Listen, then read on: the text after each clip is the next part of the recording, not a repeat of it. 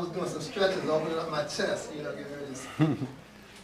Yeah, I'd like to thank you all for coming out.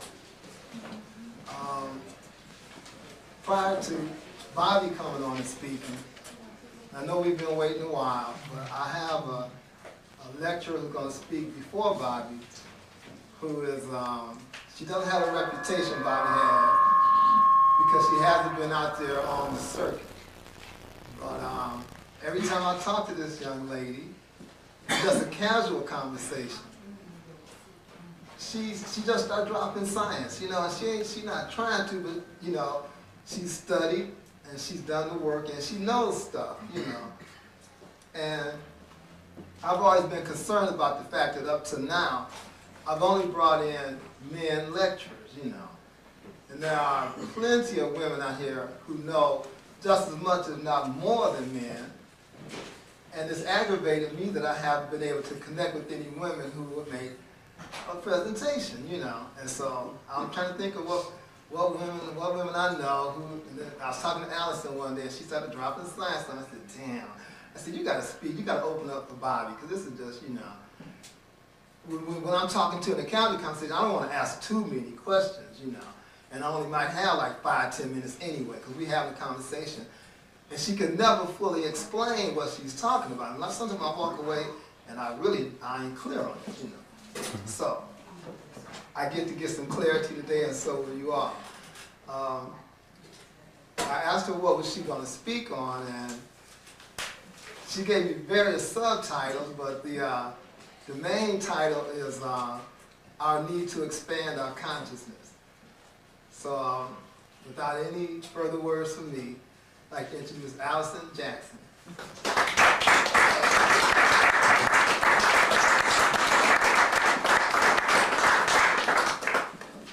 Hello. Hello. No, we're all waiting for Bobby Henry, who is coming very soon. I started reading too many books, so I got confused about what I was going to talk about.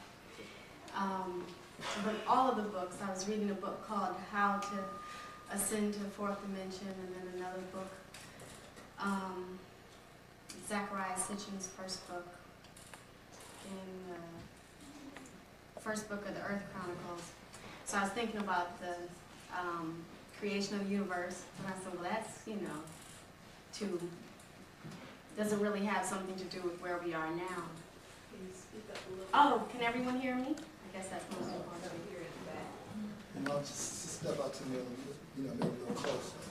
Okay. I have to take my quote with me. I was just saying that I was reading several books before coming. So I thought, what am I going to speak about? Because at first I told the team, I'm going to speak about this. And then I started reading, I was going to first speak about Lilith, because my study in astrology was recently taking me to study other asteroids, some of the minor asteroids. And so I was recently reading about Lilith. And I usually like the story in the Bible about Lilith having an attitude with Adam and leaving him, and kind of in the garden to mope and whine till he found Eve. And so, and there's a big new I guess it happens every once in a while that the word Lilith will come up, like Lilith Fair. And while reading the book, How to Ascend to the Fourth Dimension, there was a lot of talk about expanding consciousness and change, and how the earth somehow, somehow was kind of given a promotion, we can say, to be able to exist on a higher wavelength. I think the third dimension is 7.2 centimeters or long, the wavelength, and so the fourth dimension would be higher than that, basically, the higher vibration. And some things that exist in the third dimension, like the spirit of Lilith, for example, which would be, they call her the dark goddess or the black moon, because what she does is show us a reflection of our most disturbing selves, so we can kind of climb out of that and become better people and more progressive spirits. And that's the same thing that the third dimension is asking of us, to know evil or negativity. And basically,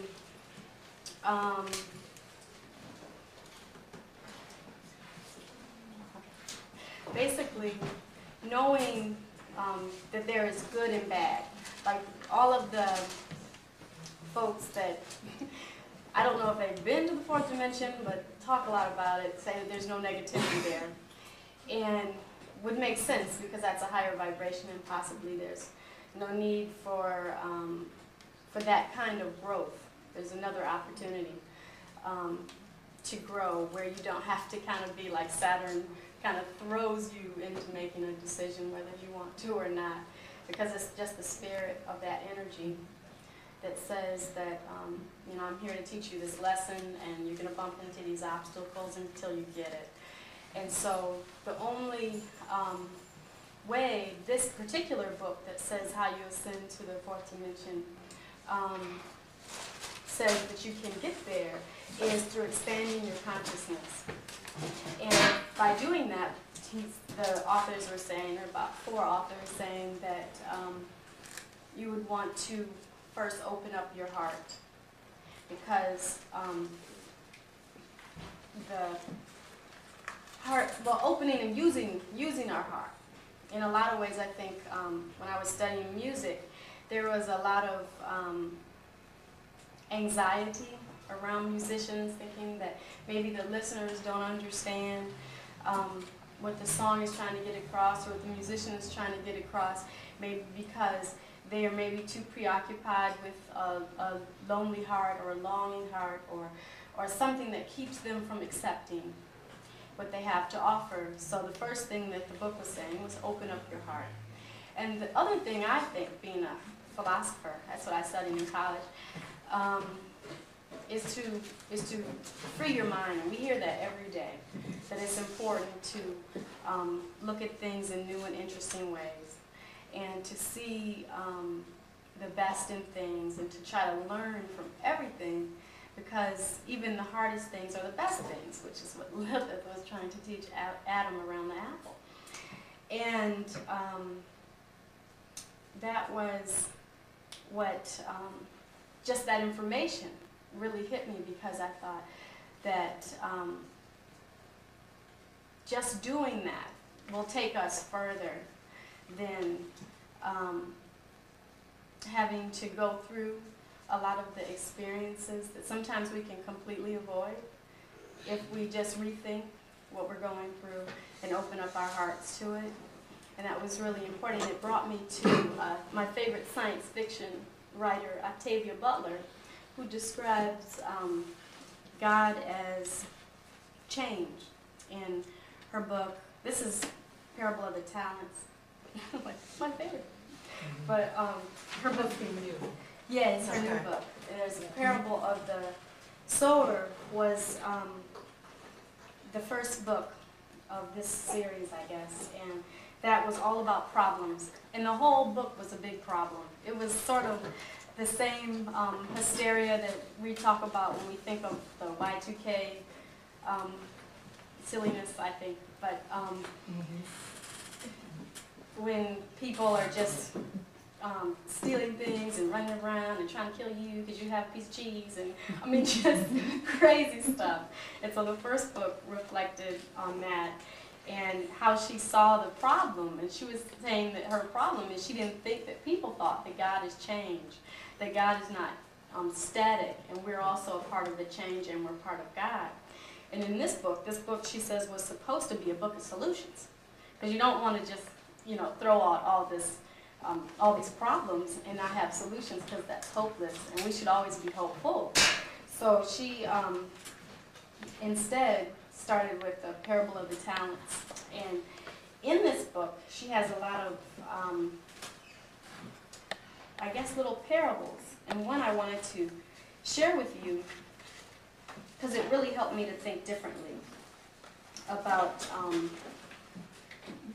just how I look at things, for example.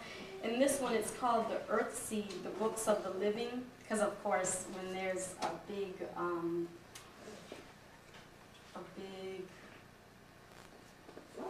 cataclysm, or when things happen and people are dying all the time, and people are getting things taken from them, and they're depressed, and all this is happening. This is from the Books of the Living. These are the people that survived all those problems. Somebody would call it A cleansing, yeah. And so, this is one. It says, God is change, and in the end God prevails. But meanwhile, kindness eases change, and love quiets fear, and a sweet and powerful positive obsession takes the pain away, diverts rage, and engages each of us in the greatness of the most intense and of our chosen struggles. And so, I mean, in all of her books, there's some message, whether it's good or bad, or something that we'd like to accept. But in this particular book, all the parables kind of sit like that, you know, that there's hope. And even in the Y2K scare, which I've been reading articles on that, and it's just a lot of fear, basically, that people have, that what they have with them now won't be with them, or how that their comfort level will change. And then you have, you know, books like How to Ascend to the Fourth Dimension, so you have people that are thinking about changing everything. They don't even want to be on this vibration. They're like, forget my luggage, I'm going, you know. And they're just taking, you know, themselves, and they're going. So it's really it's important to find different ways to look at and who we are and where we are, especially in these times, because they are, you know, changing times, you know, astrologically. We're at the end tomorrow of the Grand Fixed Cross, and so that would be, it's just like a cross in the sky. It's not in our sky, but it would be in the heavens, and it's basically it's. Let me see if I can get it. Uranus's energy is facing off against the north node of the moon, and so Uranus would be unexpected change, and the age of Aquarius, basically. So that's an all for one, one for all kind of energy against something that's mutable or changeable, which is the north node of the moon, which is what receives energy. And the other part of the cross would be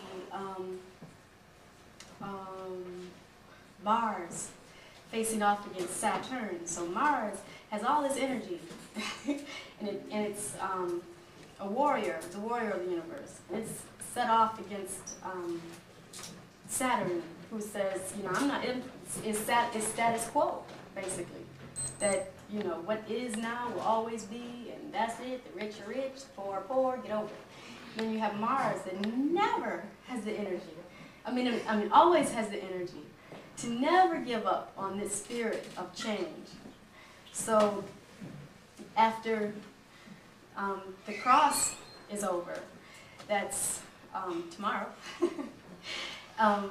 the planets are going to line up in the sky about, can't remember the degrees apart, but all the planets except the Earth, so the Earth has to make a decision whether they're going to step up or we're going to step up.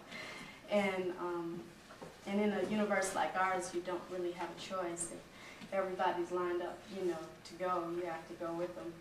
And that's why there are so many books coming out on this new idea that we would have the choice, because we always have choice. That if you want to stay in this 7.2 centimeter long living, then that's fine. But at the same time, if the energy increases, then you have to learn how to deal with that. You have to have a consciousness that can exist in not only the age of Aquarius, which is all for one, and that everybody has to be a productive part of a group, whether it's the whole group that we call Michigan or the whole group that we call our families, or else. And so there are a lot of choices that we have to make, and I think the biggest choice that we can make is to find a way to expand our consciousness, whether it is reading, to gain more information. Just today, earlier, my husband Christopher and I were at a little event. The mayor, who's not my favorite person in the world, but he was giving a little something for parents, and that was good. And so we were speaking about Ritalin and to parents, and we work for a cooperative, and we were kind of trying to get them to come and see some alternatives over our way for natural ways to help the children to calm their central nervous system. And I just thought that if it was possible, and I don't know if the book has it, but a way to help people to think about health in a different way, that and expand our thinking about that. Because if you know, or even if the parents knew that that every organ, every cell replenishes itself, that they would have a new stomach in 30 days. And so their ulcer didn't even have to be there for 15 more days. But I'm not sure what it takes other than just kind of educating people. If you know about whatever you know most deeply about, help other people know so they can expand their thinking on that. And just to know that the world that we live in, because we create these worlds, and that we can create something better and something different. And the best way to blast back evil would be to have more knowledge on what is, and to also open up our hearts. Because living in that way, I think in the book there was a lady that channeled somebody, like not a body, but a community from the Photon Belt was one of these books I was reading. And they were saying that when your heart is open, that your vibration is so high that it's really impossible to kind of knock down the spirit with when you're vibrating at a really high level. And so, that's all the safety I think that we need, and we don't need to be so fearful of things like Y2K, and because even if the things in the universe happen, if the planet makes a decision, and the decision is that they're going to be a step up, transformer and move to a higher vibration, and even split the vibrations, saying you could live here or you could live there, then the earth, it's possible that the earth will go into a state of darkness. But it has nothing to do with the Edison at all. That the state that the planet can't transform, existing in all the light, So that all of that's possible. And even if we have, 50 pounds of brains that know that all of that is fixed, as vibration is fixed. That if like, we'll say if we're 7.2, we'll say it's 9.4 or something. If we go to a 9.4 vibration, everything we see here would be there. Because everything that can vibrate on a wavelength can also exist on any wavelength. It just would have a different vibration. You're right. And it would, of course, be a different atmosphere. Let me make sure. You're fine. You're fine. Because I'm so excited about hearing Bobby Hemming. I remember I went to college in Atlanta, Georgia, and I have a friend named Cosmo Miller. And when I first learned about Bobby Hemming, he told me, he said, you have to hear him, and if you don't, you're really not taking care of yourself, you're not doing things for yourself. And I just thought that, what are you talking about? And one day he picked me up and he said to my friend Ivy and I, we're going to hear Bobby Hemmett and I'm paying, and I don't care what you think. And so we went, and we've all been hooked ever since. So I'm glad of that, and I'm glad that he's back. Are there any questions on anything that I've said? Yes. I say that we came down here to do something, and I would say now that it has been accomplished, and it's not so much achieving the heights again as much as it is the coming to the understanding that we have Yeah, accomplished. that we're already And there. once we collectively come to that, we automatically be there. Yeah, yeah, the realization, which is the Realization. expanding of Yeah, consciousness. that's the whole. Yeah, it's to self-realize, Yeah. most important. Yeah. What's the name of the book again? How to Ascend to the Fourth Dimension, or this book right here? Yes, ma'am.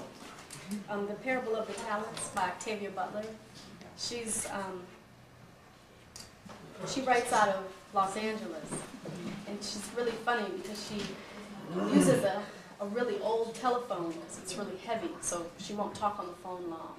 And she refuses to drive a car, and she's like the tallest black woman I've ever seen, and I felt like her only fan. It's like, oh, did you sign all my books, you know? And everybody else is like, who is she? And so all of her books are really wonderful. She has a series called it's Wild Seed. It's one of her books, and Pattern Master and Mind of My Mind. And it really helps to understand telepathy and the power that we have already inside ourselves to communicate mind to mind and things, if we choose, because we always have a choice. Yeah, what does ascending to the fourth dimension mean, as far as what's the result of it? Well, there's the understanding that, for example, in the Bible, when they went back to find Jesus and they were like, where'd he go? You know, everybody was amazed. Where did he go? Well, some people feel like he's an ascended master, that he actually decided to just get up out of here. Like, I'm just going to the next. Every dimension is supposed to be 90 degrees apart, I believe. Perpendicular. Yeah, and so so we exist on the third dimension, but we also exist with all the other dimensions. And it wouldn't be heaven, but it would be another vibration. Everything that manifests here manifests because it vibrates within a wavelength that this dimension can sustain. And so the fourth dimension would just be a different wavelength, which is 90 degrees away from this wavelength. So it's possible, they're saying, instead of death, I have no scientific research on this, but my readings, that if you choose, you can decide to, instead of dying, if you wanted to leave, you could step up when the window is open to go to a higher vibration. And on this vibration, it's said that negativity, there's no need for negativity, and that there's possibly no need for currency. And I mean, we don't know about the fifth, the sixth, and the seventh, you know. I mean, there's all kind of stuff, like Melchizedek, which is also in the Bible. Jesus inherited his order of Melchizedek. He's supposed to be residing in the fourth heaven, so that's even above the dimensions.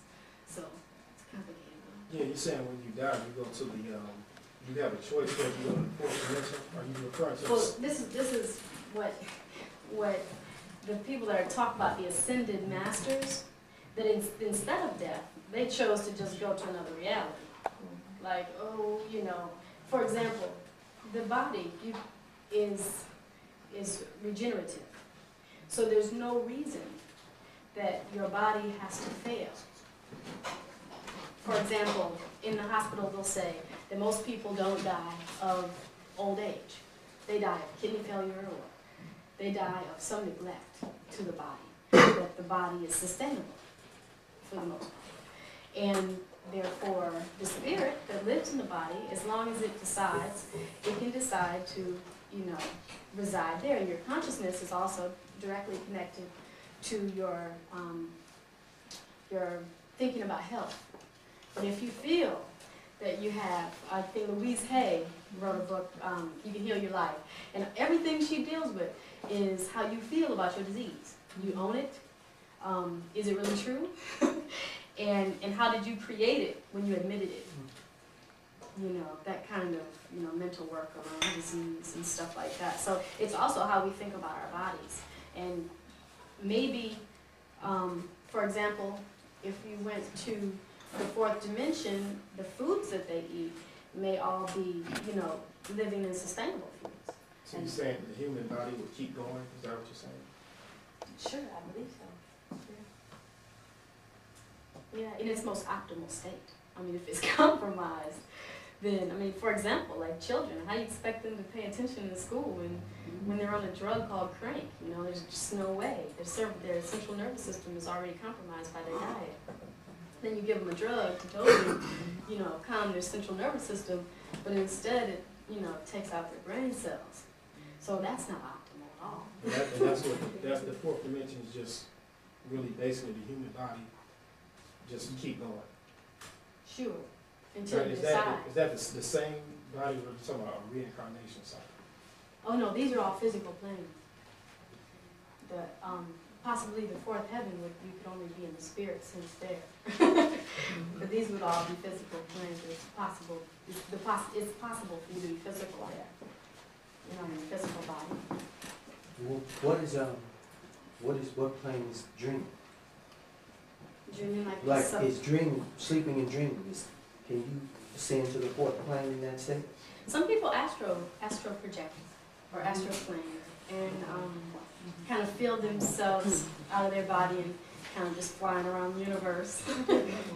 Yeah. And I've never done that. But I'm sure that if you can experience yourself outside, you know, completely outside of this, because when you leave your body, it seems like you'd be out of this vibration. And if you're into the universe, then, you know, that's fun. If you can't get back in that body, you're gonna die. You can't die. Yes, you can. You will cease to breathe here, because I've been there. Yeah. And I saw it too. But I never let it speak. The first time it came, I couldn't let it out of my feet. So you're saying the spirit has a lot to do with your I breath? traveled. Yeah. Yeah. And it can be done. But the question I want to ask you about was Lilith. Yeah. She was Adam's first wife, but they had no children. But she had some. She had Who are they? It said that she was married to Lucifer or Satan. Allow. Was Or it those were the children? and- Well, I know I saw that they said they But there's were been, demons or something like that. yeah, there's But been a they lot still of, different than a demon. yeah, there's been a lot of And kind of that's beating up Lucifer. on Lilith. Oh, Yeah, but I mean, she was very courageous. She was the first yes, woman to use Stand silence up. as a weapon and stand to a man. and to stand up make and them say, you know what, I don't like your equal decision to making. you. That's right. But that's part of why she's so dangerous. That's why she's been debased. Yeah, for so Essentially, long. you're Right. being full of thought because that's what she did. And the And totally, is blind. yeah, and totally Blind. sexualized. Yeah. When that wasn't, you know, her mission. Her That's mission was That's right. very much to help and to, But that's who I call the great mother here on earth. yeah, yeah. Okay, for those of us who don't know, and I've only heard it once, I'm not clear on it. Could you explain some of what Lilith's relationship was with Adam and how that went, how she got put out or whatever happened to her? Well, I'll try to make this really short. Adam and Eve were in the garden, hanging out, and so let's just say they had an argument, Lilith and Adam, and Lilith said, "I'm out of here." He didn't kick her out. She said, "I'm out of here." He said, "No, you come back here." He said, "I'm out of here." So she left. And so Adam said, "I'll show her." So he said, "Hey, God, send me 3 angels so I can find my lady." And so that's what God did, send 3 angels. And so the 3 angels went after Lilith. And Lilith, whatever happened when the angels got to her, she tricked them or they saw to leave her alone. And, and so there was no retrieving this lady. And so the angels went back to Adam and said, hey man, there's just no way. Sorry, we're going back home. And so what happens is she, looking for a companion, or decides to be married again, or to have a companion again, and chooses Hello. And they have children. And so it was supposed to be sort of like her curse or something, that she would have to kill children instead of help them. But we're not sure how that story really pans out. And it was said that she was the snake that went to Eve and said, and that's why the snake was talking, because it was Lilith. And it said, hey, tell him to eat the apple, you know. But there are many ways to interpret that. Because she could be saying, you know, to Eve, you know, look at how this cat makes decisions. You know, I'm talking to you, I'm a snake. He's taking your word. God told him not to do it. You know, so who knows? But in astrology, she is represented as an asteroid, which is we think a major asteroid, but in the category of a minor asteroid. And she represents, there's a book here called The Black Moon, in the Dark Goddess. And so her lesson, or her way to help, is to show you difficult situations or disturbing situations, so when you come out of them, you're a better person. And that's, you know, sacrifice, because that's what she did in the garden for the most part. She sacrificed, you know. She had to probably marry darkness to become a snake, to help out, you know, in that situation, because there was a major lesson learned. Now, I don't think it was always the lesson that we hear about. That first they were naked, then they ate the apple, you know. But, you know, maybe there's a deeper lesson in just, you know, the garden story. That even if she was actually the snake, because even there's some talk in biblical works that say that Eve actually turned into a snake and talked to herself. So, so it's just women. We've got a bad rap in the garden, you know. And that's funny, because I was at work and there was a guy. He was talking about that there was a fruit in the Garden of Eden. I'm just saying, this is how stories get so messed up. And he said that Adam was supposed to kick over the fruit, and Eve was supposed to, you know, prepare it, and then they were supposed to eat it. And instead, they picked this apple, and that's why it's all bad. So there are so many stories that aren't even printed in the Bible that we take as true at times. But really, the spirit of Lilith and Jezebel and all of these women in the Bible that are associated with darkness, but really growth. That all of these stories propel us to think about, well, one thing, evil. and is evil really evil? And is some, you know, evil for good? You know, it's about how we decide to look at it. And sometimes, in the case, I think of Adam even eating the apple and then, you know, throwing the blame back on Eve. You know, and that's all Lilith really needed to see to get giggly. I mean, you know, that's really what she was looking for. Like I told you so. You know, that kind of thing. So all of these forces are here to help us, you know, and make us, you know who we are. You know, like you said. Yeah. Ultimately, we all have to make our own decisions. Oh yeah. And it's like Adam, it was all him anyway. Oh yeah. He could have said, I'm not eating this apple. Are you crazy? You know, he could have been like, that's my first wife. She's a snake. There's no way. So, are there any more questions? No? What was the title of the book again? What's the title of the book again on Lilith? The Black The Black Moon Moon? book. There's another book by Is that ephemeris? yeah, it's this is just the ephemeris. Okay. Yeah, would you like to see it? Dedra George is the author. She writes most of the books on Lilith. She has a book just called Lilith, and that one is the ephemeris for the black moon.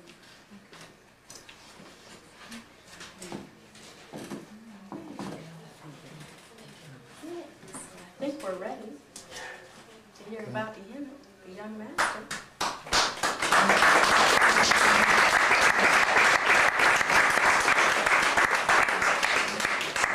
And his topic is the Death Gate Rising. Yo, Bobby. The first rulers on earth were women, and they were called queens, and the men were kings. And they were buried with those people in the Valley of the Kings. You heard of that? But that was before they had pharaohs and other nationalities going into Egypt, and they had taken over control. And it was during that time that they wrote that Bible. They did not include those black people on that side or the queens. So this book here is for men. And men are ruled, because White Lady got free in 1992. Yeah, I think She the started getting job. You know what they did to us, but they didn't even free their own women.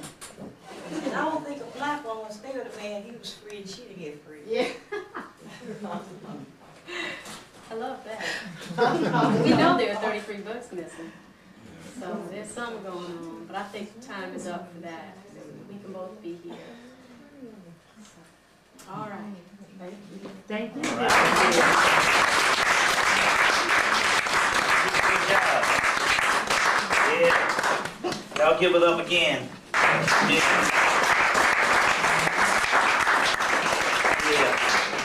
I knew her from somewhere. But when she said Cosmo, I said, yeah, okay. Around, I think, 95, 96, Cosmo brought Steve Coke there, and I used to do a lot of speaking over at Morehouse in Spelman. And she finished Spelman, yeah. Supposedly, it's Spelman, right? Yeah, well, you got out of there just in time, because they got them on lockdown now. Lockdown. Mental lockdown? But I gotta face the crowd to get the energy. That's what I'm saying. Oh yeah, right over here. Oh, I see what you're saying. Yeah. Oh, right over here. Yeah, well, what I'm gonna do is take the table. What about? Well, I'm one of you brothers help you set up. No, I'm good to go. I can do it. Yeah, but I remember I knew the face, but see, I see so many people now, so I'm saying I wonder, is it from a lecture or whatever you see? And but one thing is interesting though. By me being in a lot of different places each month, I find out that basically conscious people, there's no telling the difference between the conscious people here and the conscious people in Indianapolis, or if I even go down to Florida. And although we could always distinguish the North from the South based on the language or based on certain looks, I'm saying when it comes to the conscious people, it's almost like I'm in the same place all the time. The same place all the time. So, which is still good. The interesting thing is the brothers and sisters up in New York, when I was up there in June the last time. I'll be there next week, up in Harlem. They was like, everybody in the community, the conscious thing has gotten so disintegrated and degenerated amongst the people who didn't get into consciousness. Till they saying that the conscious people are saying now that the regular people or the dead people are now looking at them like they're crazy. Like you all are some type of clandestine type of real spooky and scared people. And that's also when you can understand the difference between two different dimensions. I might have mentioned this the last time. Whereas two different dimensions is when you go around a certain amount of people is dead, you have to suspend what consciousness you have and go into another dimension of ignorance, because by no way are they going to bear witness or, they don't want anything to do with consciousness. Also, we know that there's all forms of mind control, as well as we don't know what's down here, clones, mind control, all types of things. But one way that you can tell is you can take one of the best a person that's really open-minded and a person that's basically has a basic conversation on everything, and they can talk about automobiles, they can talk about finance, they can talk about the stock exchange, they can talk about all types of stuff. As soon as you get on consciousness, they get quiet. I've seen this happen. And that is because either something is programmed them to shut down, or there are clones, which also mean it's programmed for them to shut down. That, single ring of you see what I'm saying? Single ring, one ring of consciousness. So this is very interesting, but this is prevalent. Also too, like I said, there's a Christian epidemic going on based on mind control also too. And what I mean by that is I've even got some stuff off the internet where they're going up to people and basically saying certain words subconsciously, and these people will go back to their holy sanctified mode or whatever. And the next thing you know, they up in T.D. Jakes. Y'all heard of T.D. Jakes? Talking about woman art thou loose. And this kind of bull, you know. Woman art thou loose, you know. But this is, but on that case, we must understand that the whole T.D. Jakes thing, they have Creflo Dollar. I don't know if you heard of him. Creflo Dollar, T.D. Jakes, there's a brother in Atlanta called Bishop Eddie Long. All those particular people, and I already got another guy that's real big now. But all those particular people are basically government operatives. What happened was the government looked up in the early 90s and they saw that the only people who could draw mass crowds was basically the Minister Louis Farrakhan. And they found out that basically that people literally with the Afrocentric movement, the people was basically finding out other things other than that same old time religion. And so as a result, they waited till the Afrocentric thing kind of died down a little bit, and then they basically reinvested into a new type of preacher, which is mind control, because all you have to do is just get a younger type of preacher, you know what I'm saying? And then here come the whole sexual thing, especially when it comes to the females. You know what I'm saying? You know, we've had that tradition going on for years. I remember when I was back in 1985 in my hometown, Mullins, a new black preacher came to town, and the church was packed. And this is one of the biggest AME churches they have. I mean, it's got a upstairs and downstairs balcony. It can hold about 200-300 people. And the church was packed for like 3 weeks. The church was packed, and on the 3rd week he announced that he was getting married. And the next week, they didn't have no more than 25 people in the church. But they reinvested back into these particular young preachers and basically gave them all of the airtime and the promotion. This is all a government thing. Basically to get people's mind off of what they're supposed to be dealing with right now. We're taking this stuff another a step further. And in so many words, with the woman art thou loose bullshit, excuse the expression, that also means that in actuality, it puts you back on that guilt thing and that subconscious thing that you are a wretch. You see what I'm saying? So all of this particular stuff is what's going on, but this is also government programming. So T.D. Jakes and all of that, the reason why you see this enormous amount of a Christian epidemic. You see what I'm saying? You know, I mean, he drew 104,000 people in Atlanta. And the day before that, he drew 70,000 women alone. You know, and everybody, you know, and one woman, and one, you know, and he touching on all the black women, all on the damn floor, laying all, we going to the year 2000, and niggas is laying all on the floor, all so-called touched. And they all on the damn floor. And one woman had a heart attack and died. But they didn't know because everybody was all on the damn floor, about 200 damn women laying all on the fucking floor. So hell, they was cleaning up the goddamn place and found out this woman didn't clean this shit up. She didn't get up. And kill somebody, you know. By the time they start to clean up the place, she's still down there. And kill somebody in Atlanta about 2 months ago. See? But that's, you know, it's crazy. And they're giving $20 here and $30 here and $40 here and $100 here and just tithe and tithe and tithe. You see what I'm saying? Now, based on what Honorable Elijah Muhammad said in the prophecies of the theology of time, and hopefully this won't come true, because it said in actuality that in the last days these particular charlatans are supposed to be killed. And it said there'll come a time when they have to cut these doggone preachers' heads off. Yeah.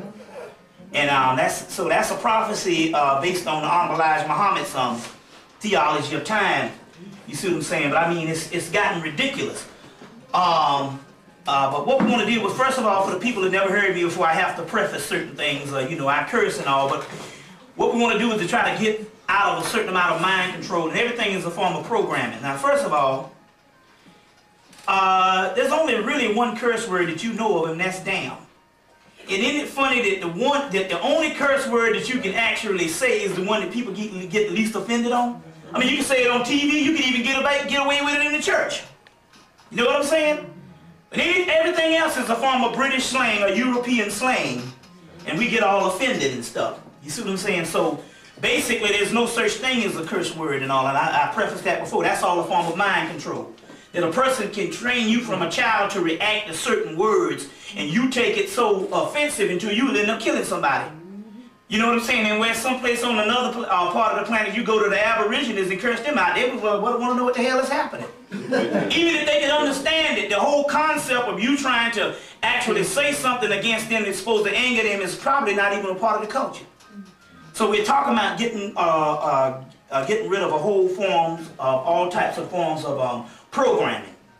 You see, programming.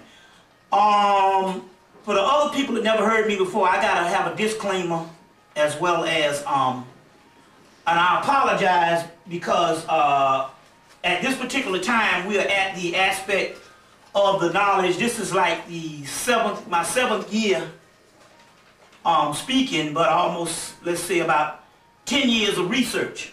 So therefore, we are on the ends, the end of the actual cycle, or we are on the latter part of the cycle of this particular research. So at this particular time, this stuff is very advanced, and I've come to the point where I'm very exclusive, as well as dealing with real advanced ideas.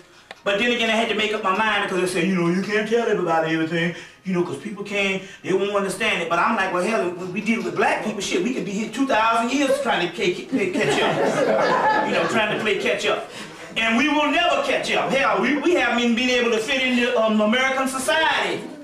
You see what I'm saying? On a grand scale. You see what I'm saying? And now you got the little Mexican boys coming over here doing shit better than us. You see what I'm saying? Because whether you like it or not, they ain't got no shoes on, but I found out one thing about them. They know how to behave. Seriously. Behave? Behave. What I mean by, and I'm not talking about behave as far as the system or something. I'm talking about, man, when you literally see them interact with each other. I mean, it's amazing, the camaraderie of the racial thing. You see what I'm saying? Although they might be from all over Latin America. You understand what I'm saying? But basically, we're talking about a certain unity.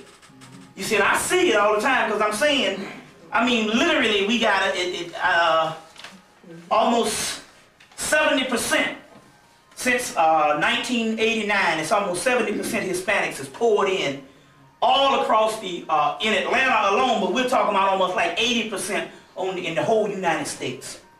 You see what I'm saying? I'm talking about whenever you go places that's in the north, someplace in Connecticut, and you got a whole big Hispanic shit looking like down El Segundo, you know that this particular thing is based on literally putting one race of people and basically getting rid of another. So for every Hispanic that you see, remember there's somebody that's dead because of that particular person. So basically, and we'll get into the science on that also too. But what I want to do is I guess we'll pour libations, and basically how we'll do it this time is we don't necessarily need the water. The water could also be your voice, which is energy, the spoken word, which is also words of power. It could also be your voice. It had a little bit of that in the movie The Mummy, which was all right, but they made two mummies. They made one. The British made a mummy during the same time that they was making the mummy here. But once they found out that Universal had picked up the mummy, they knew that they couldn't compete with Universal. So one went straight to video and one went to the theater. The one that went straight to video was the real deal. And it's called The Tale of the Mummy. I'll get the name of it in a few minutes. That's the one you want to get. The Tale of the Mummy. The Tale of the Mummy, and that's the one you want to get. So, let me see. I need me some water also. Yeah, just give me a little cup or a jug or whatever you can find. And we'll just pour the libations. For sake of putting on tape about libations, could you explain about how it lines up your energies and your ancestors? Yeah, no doubt about it. I usually do in most of my tapes. And there's so many words in actuality, which I'm going to explain also too. Each person consists of their own universe. And what you're going to find out is that when your ancestors die, they don't go live in the heavens. They go live in you. There's two systems that we need to understand, and we're going to get into those two systems. They become a part of you because we're just talking about energy. And in so many words, you'll see it on the movie Highlander. When they quicken, when they cut off the head, the one gets the other one's energy and he quickens. Especially in Highlander 3 with Mario Van Peebles, because he went to kill the Highlander. He said, oh, you got a lot of good magic here. Can you teach me that? And the guy said, no. He said, don't worry. When I cut off your head, I'll gain all your magic. That's Highlander 3. So basically, they become a part of you, your energy. So when you literally pour libations, you're not just paying homage to the gods or your ancestors. You're actually lining up the energy inside of you. You see what I'm saying? And so what we're going to deal with the next 2 days is to worship a God other than yourself is to worship a God inferior to yourself. That's the first page of the Message to the Black Man. And I don't even think, he put it in there, and I don't even think the realization of what was even being said at the time of the first page of the Message to the Black Man, I don't even think Elijah Muhammad knew it. But it was something that was supposed to be something that you're supposed to get now, and that's what we have to do also too. So like I said before, I gotta apologize because if this stuff seems demonic, evil, and basically blasphemous, horrible, hideous, satanic, or whatever you want to call, be sure to note that it is. You see what I'm saying? But then again, I must explain to you what is that and what is that particular science. You see, outside of the physical realm, outside of the physical realm of what you know as evil, as immoral, if there's no physical realm, then what the hell are we talking about?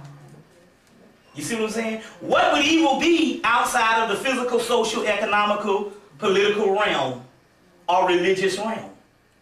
You see what I'm saying? And why is this taught against? So the next 2 days, we're going to really get into some advanced information based on that now. So that's the, now this is my libation, that's theirs. Is this? This is all for you to pour the libation in. Okay, right. Okay, yeah. This is my cup of water. That's the one. You want the water, that's for the libation. Okay, cool. Okay, I'll say, y'all want a cup. So we're just going to pour it in here like this now and give them this stuff, you know, straight up. I'll shake it. Okay. Then we'll go and do the libation. So I got to get pumped up. Like I said, I don't get up till 10 o'clock every day. So getting up at 7:30 is like getting up at 5 for me. You know, getting up at 5 for me, so you know. So you line up your own energy when you pour the actual libations. You actually, and when you redirect the energy from going to some mystical outside into the inside, that's when you start literally manifesting and in actuality taking care of business where things will actually work for you. As remember, I suggested the last time to get the book The Magician. Anybody got that book? The Magician, Philip Cooper's book, The Magician, Studies in Effective Magic. That particular book, Studies in Effective Magic, The Magician, is basically tells you that, oh, that's mine. Oh, man, okay, you pull out all the stops there, man, yeah. You know. Okay.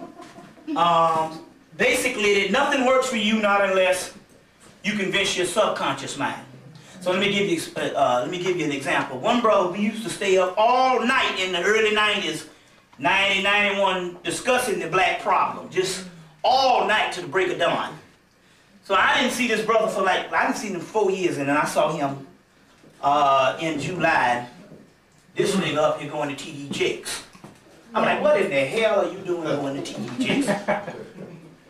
You know, this is a brother responsible for bringing Naim Akbar to Syracuse University, Rochester University, a whole lot of things, and all of a sudden I'm like, wait a minute, what's going on? But see, this is where things being redirected and things that not understood can happen.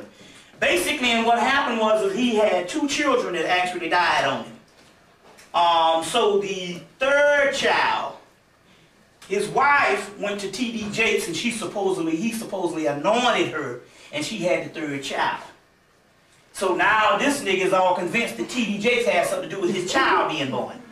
And see, what he didn't understand based on the actual spiritual realm was his wife grew up in Mississippi and her ass is still down in Mississippi. So the only archetypal image that she ever knew was Christianity. You understand what I'm saying? In the book, Philip Cooper's book, your subconscious cannot produce anything for you until you convince your subconscious that it is real. So by her, Allah, Obatala, Amin-Ra, Osai, that wasn't going to hit it for Miss Mississippi. She needed the iconology in which she grew up with. That was her reality because she was taught that way from a child. So I even gave her some magic before. And the magic didn't work because Miss Mississippi, she ain't down with it because she hadn't convinced her subconscious, or she hadn't programmed her subconscious that the shit was real. You see? So when T.D. Jakes came, the same energy that applied if doggone some brother on the planet, there's a Yoruba master would come and anoint somebody, basically telling a person to open up and let the energy flow. You see what I'm saying? That person would get it. Because she only knew Christianity, the only thing that was going to apply, not unless she got some severe deprogramming and other knowledge of greater other realities, the only thing was going to work was good old Jesus. She let it happen through the church. So she used the iconology of a system to program her own flow of energy that her subconscious got and cured whatever was wrong for her to, that was blocking so she could have the baby. You understand what I'm saying? And they had shit to do with cornbread eating ass T.D. Jakes. You see what I'm saying? But that was the way that she was programmed from a child, because the subconscious can only deal based on what it is being programmed. It's the same thing based on I got a friend named Brother Basisi up in Philadelphia, and his wife died I think last October, but she lived 10 years with cancer. And she became the ultimate vegetarian. He was a vegetarian years before her in the 70s. She became the ultimate vegetarian. She was even, would even wash with spring water, cook with spring water. I mean, literally. I'm talking about the literal, I got a brother, I'm talking about the real fanatic aspect of it. But she still never got rid of the cancer. That is because she didn't convince her subconscious mind to get rid of the cancer. So it didn't matter how much she cleaned the vessel. You understand? The cancer is all based on the psychological aspect anyway, and there was some things that she was not letting go. You see what I'm saying? And that's all it was, is a blockage in the first place. You dictate what the cells do anyway. So based on that, going back to this, he's thinking it's T.D. Jakes. You see? So based on that, I'm saying also you line up the actual energy, because it is your energy that you're lining up. And at this particular time, look for no God to lift you up but yourself. And what we're going to deal with the next 2 days, and I hope you stay for the next 2 days, is you have an enemy. And unfortunately, your enemy is all what you think is divine and spiritual. And we'll get into that type of information also too. And we're not just talking about, well, this brother is coming up with some just crazy ass concepts. No, we got enough scholarship here to understand this, and we will point out a lot of references on the way. So let's deal with the libations right now. Sophia, I say Diana, I say Oshun, I say Lilith, I say Lilith too, I say Layla, and I'm gonna break some other stuff down with Lilith. First of all, Lilith is nothing but the great mother. So there's some other things that what the rabbinic lure cuts off, because the whole Lilith thing is not indigenous to rabbinic, what you would call the Hebrew Lu. It's a Mesopotamian deity. It has its origin in Babylonia. So basically, it's the great mother also too. So the reason why some things, by the time it gets to the rabbinic Lu, or when it gets to what you call the whole Judeo-Christian thing, she's considered second class or whatever the type thing is. And but now don't take her from out of her divineness of being evil. She is evil. Depends on what you understand what evil is. We did to line this thing all up too. So I'll get into some other esoteric works of the Lilith thing and also give you some documentary. If you, it's a good book you need to get on this, which is a serious work on it, is Raphael Pates, P-A-T-I, Raphael Pates, Hebrew Goddess. Which, if you heard of the Barbara Black Couture, have you heard that book, the Book of Lilith? Her book is coming from his book. The main crux of her scholarship is coming from Raphael Pates' book, Hebrew Goddess. So that's the one that you want to get. That's the real serious work. And the Couture book is actually good too. You see what I'm saying? But she has many names, but basically, and it's interesting you said it because we'll go also to go into some other stuff about the whole Lilith thing and show you her great mother aspect. You see what I'm saying? See, the thing is, the female in Hebrew mythology has to become second class because they want you to believe that the father is alone and didn't have a mother. You see what I'm saying? Didn't have a mother. You see what I'm saying? And in actuality, you know how you have asshole children or brats? You know you gotta, no matter what you do, the motherfucker just ain't gonna never be no good. The father that would reduce her down to being evil is that asshole type of child, and we'll get into that stuff too. You know what I'm saying?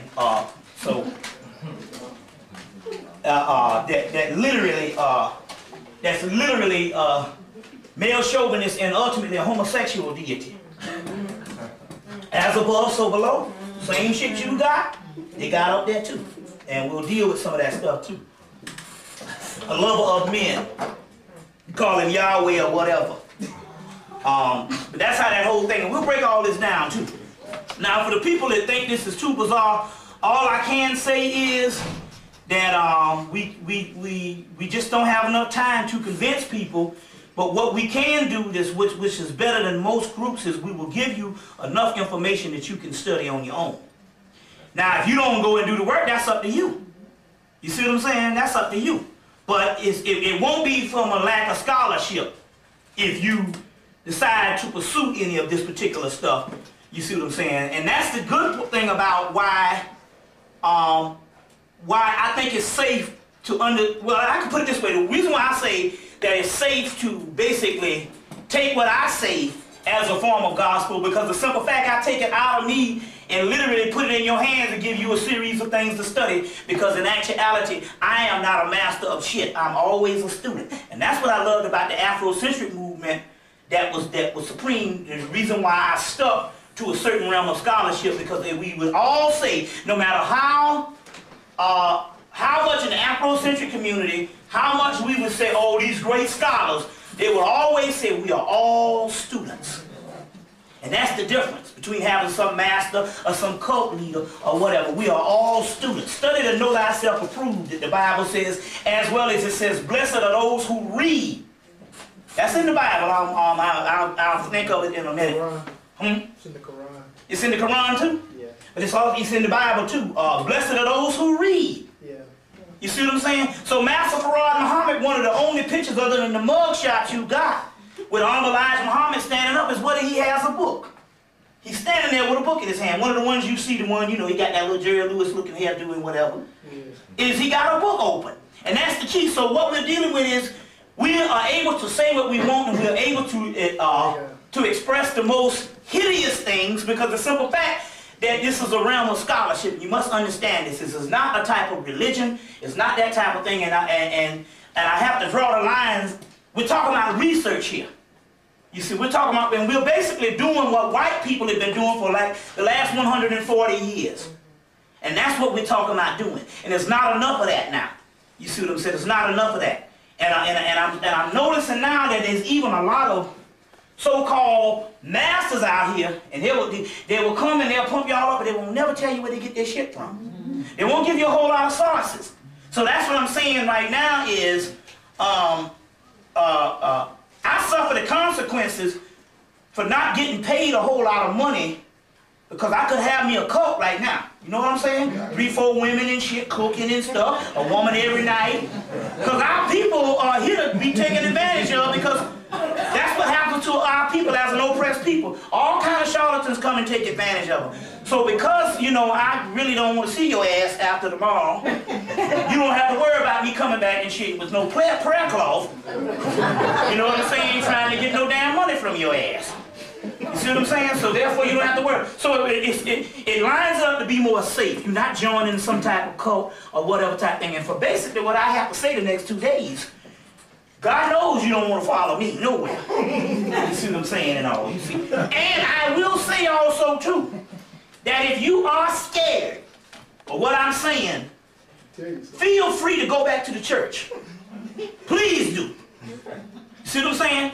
Go back to the church and call me the devil, which I am. And you have the right to believe that.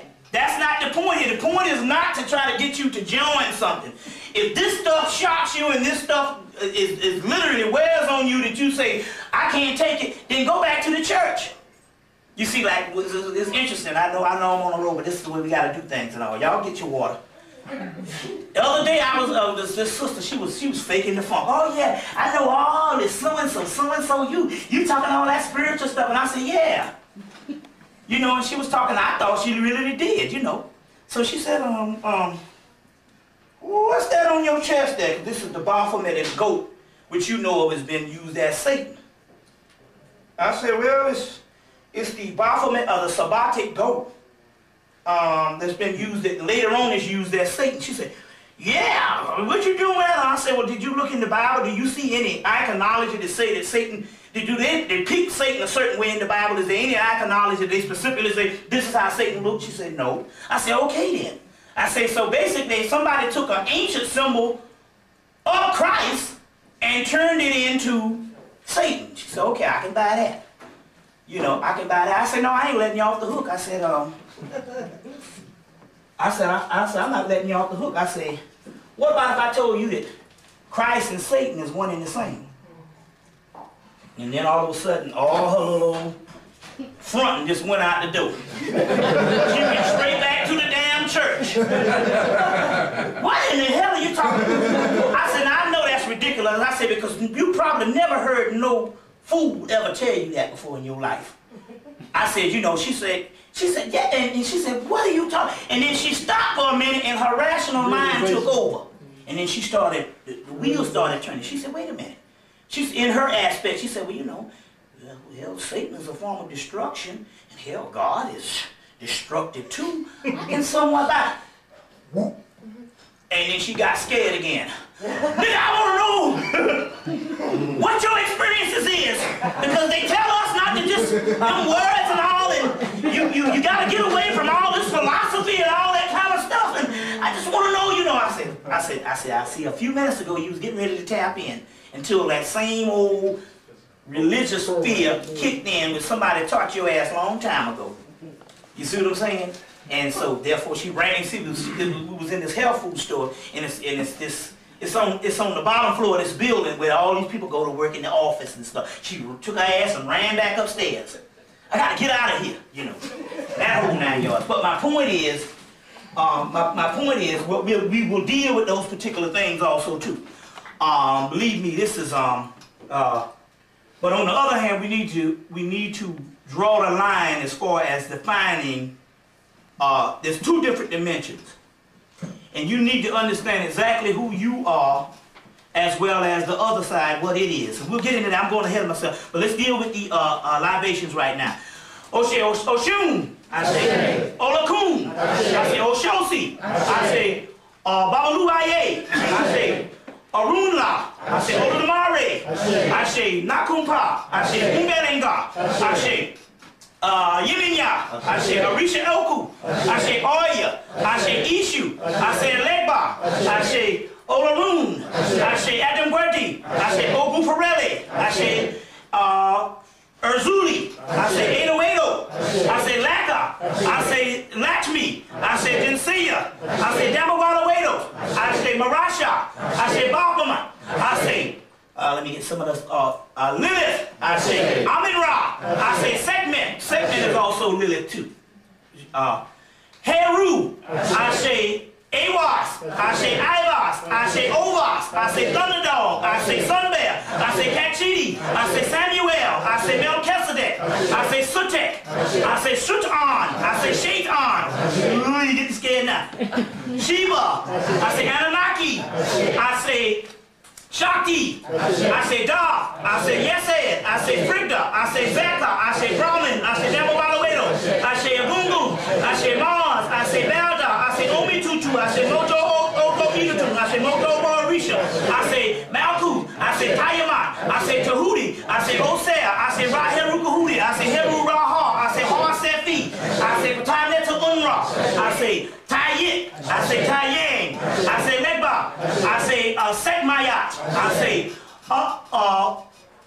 Asura, I say Rudra, I say Vetra, I say Anu, I say Nirlanhotep, I say Olakun, I say Tekum, I say Shakma, I say Han, I say Timurit, I say Helios, I say Sandal, I say Vishnu, I say Marasha, I say Atha, I say Rhea, I say Alapi, I say Omitutu, I say Anitutu, I say Kosika, I say Kosi Opo, I say Mercury, I say Raheru Kahudi, I say Newt, I say Abbott, I say Apep, I say Bass, I say Ani, I say Maya, keep on going to Lava, you got a few more.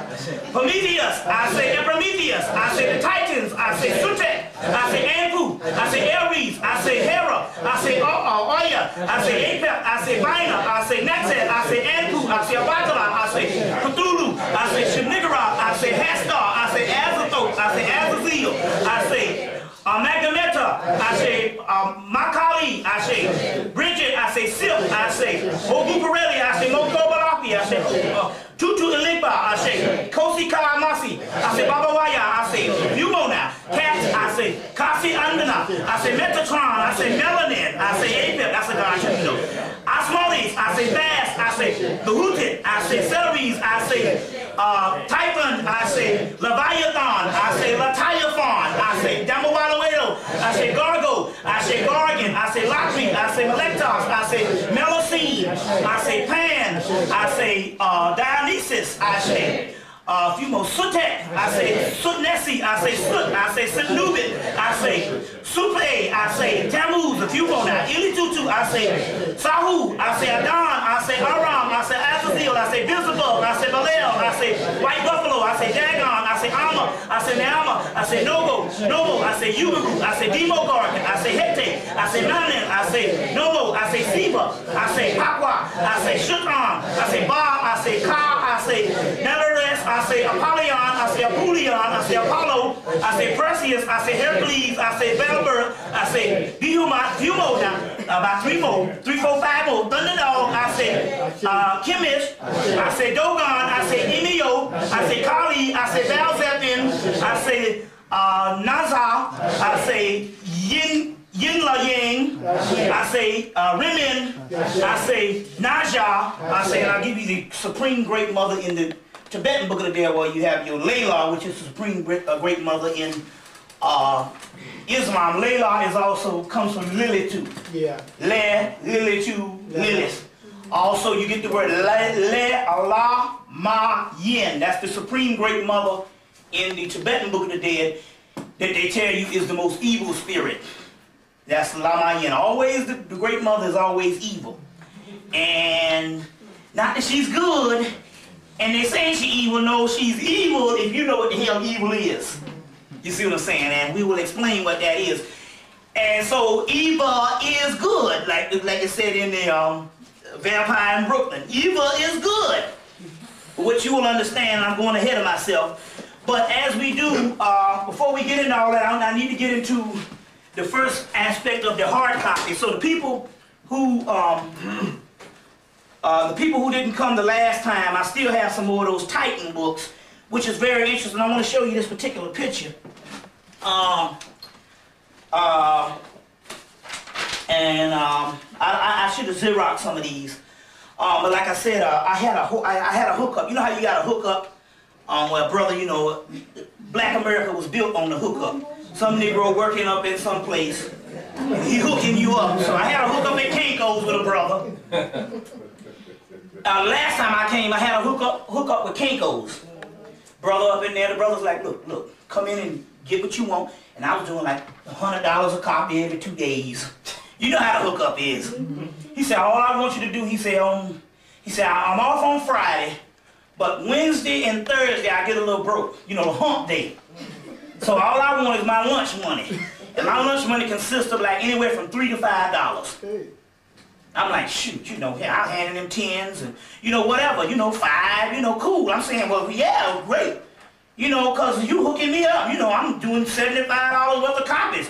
But, you know, I wouldn't abuse. I tell her, I don't want to abuse it now. I'm going to come like once a day. I'm going to come once a week or twice a week, and that's going to be it. Now, I just knock it all out at one time.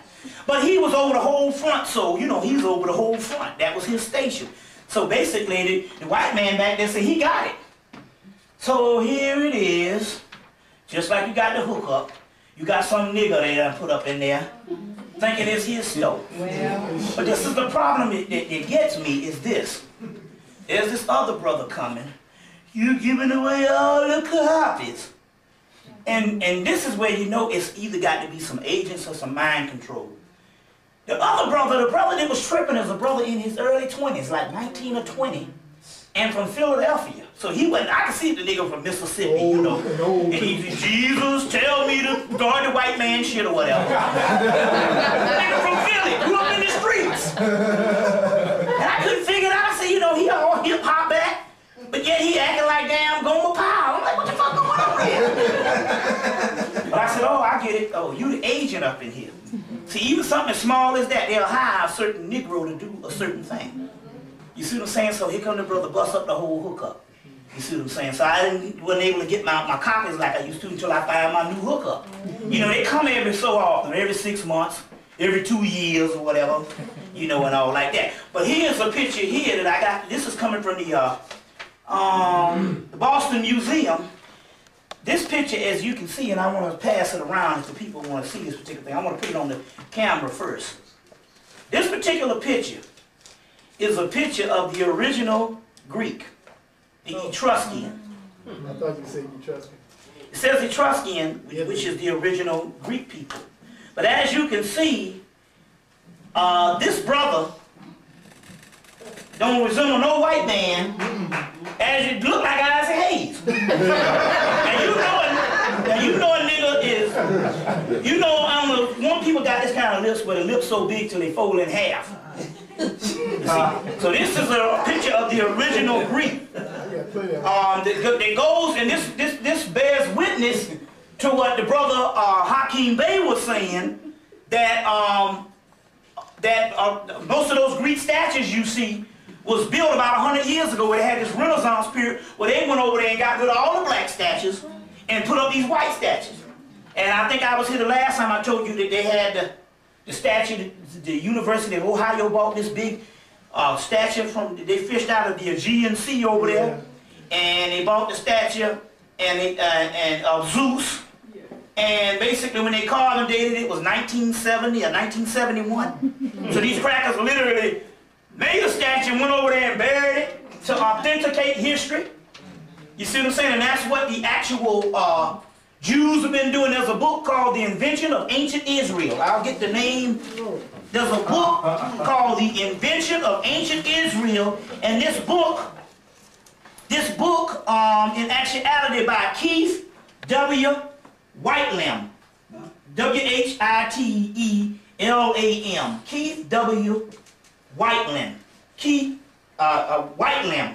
The Invention of Ancient Israel, in this particular book, shows how these white Jews, which are the fake Jews, you know, converted into Judaism in Spain, literally their whole job for the last, let's say, 700 years and especially for the 20th century, was to try to authenticate themselves into history. Now, there's a brother down, when I go and speak down in Indianapolis, the brother was saying that they got these Jews, and every time the sister will put anything historical origins of the Jewish or the African origins of the Jews, they get some white people to go up in there and buy all the copies. The Jews will send their own people up in there to buy all the copies, so that they don't want the rest of the people in the area to get this particular information. So this book, The Invention of Ancient Israel, it says that this is what they're doing to authenticate themselves. And remember I said the last time that I was here that they didn't even, before World War II, the prophecy in Psalms of a people that would suffer only lined up with the slave in the diaspora of black descent. Up until after World War II, they became the suffering people. You see, and that was all made, and it was all planned by the Jewish head of state that put Hitler up in there to do that. Say, well, we're going to allow the German Jew to go through the Holocaust. You see what I'm saying?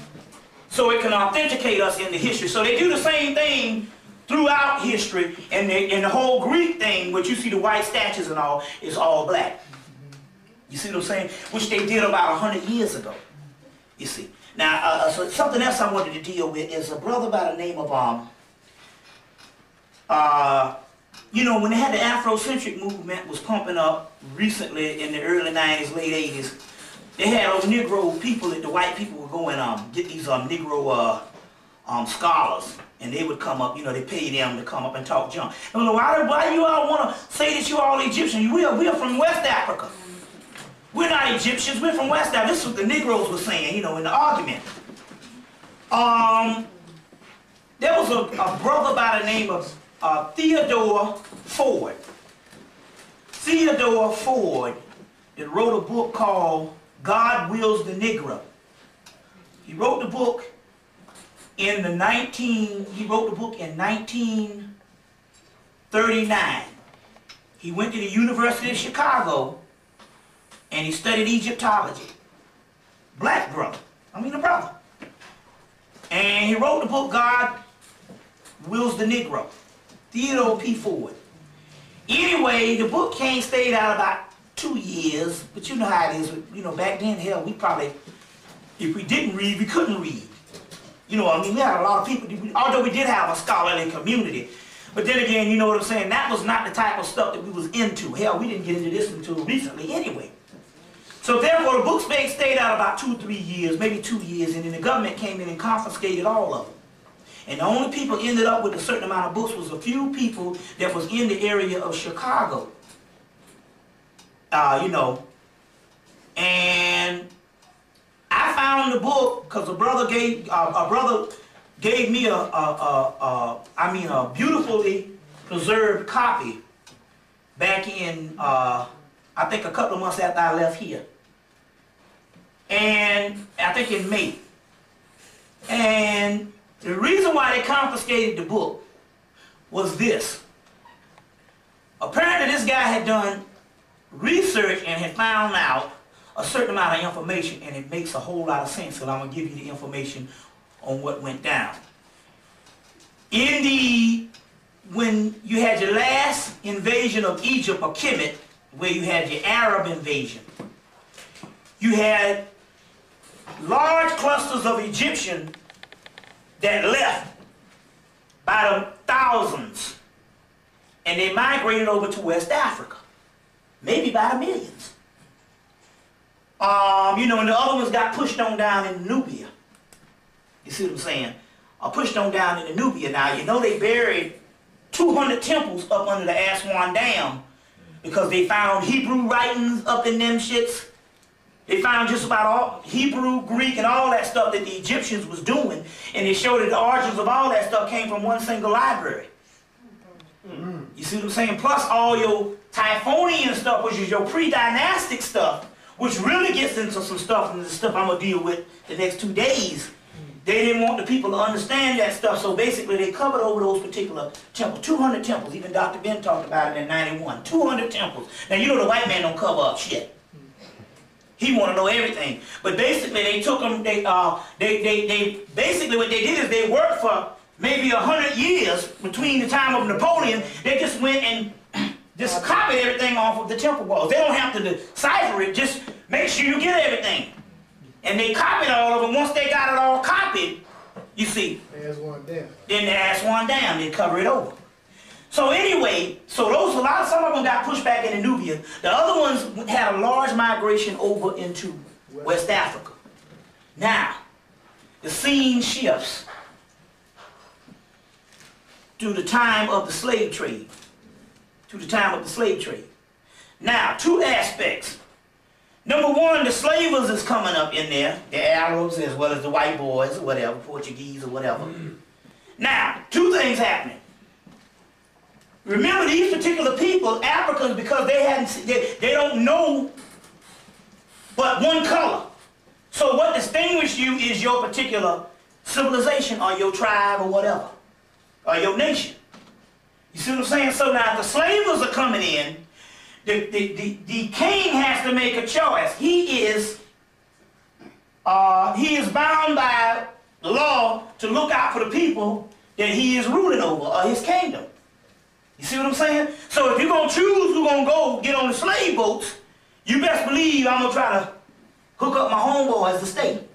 So therefore, the Egyptians or the Canaanites being homeless, because they didn't have a home because their home was in Egypt.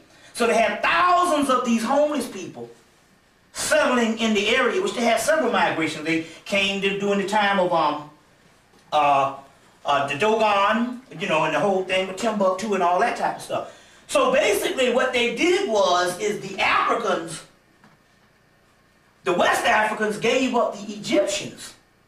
And so your major influx of people that came to the West are the Egyptians.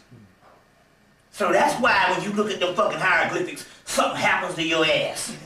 You remembering your own self when you were living in Kemet.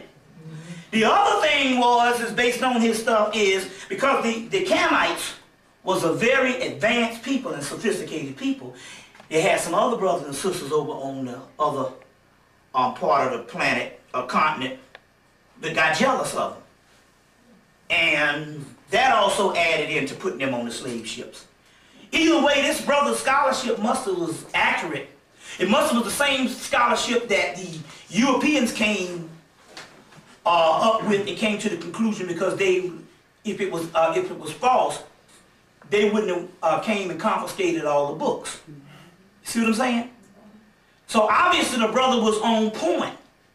You see what I'm saying? Which also breaks this thing down to who we are, and we'll get into some other information based on the whole Camelot thing. We'll get into some of that particular information in a few minutes too. But I wanted to put that particular information out. The book is called, it's called God Wills the Negro by Theodore Ford. Now, if you can't get a copy of it, I do have a nicely preserved copy. It won't take anything. I didn't bring it with me, but I can just ship it back up to Brother Teva, and basically you can get a copy if you want to, you know, however you want to do this particular thing. Just want to get into a couple of things, you know, before we deal with this thing. Go get the movie Johnny 2.0. The movie Johnny 2.0. Because this movie is going to be dealing with cloning.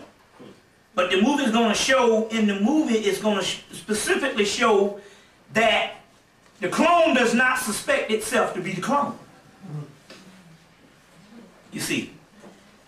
And so get the movie and all, you know, this, the guy who was dealing with the genetic engineering himself, who was Johnny, literally got hit in the head.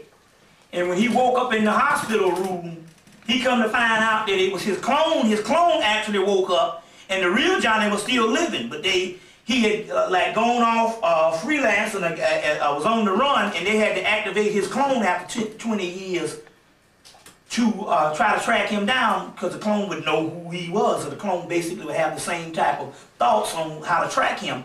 But basically the clone actually thought that he had woken, he was awakened from the night he was knocked out, which just so happened to be the real person got knocked out or got hit in the head 20 years before.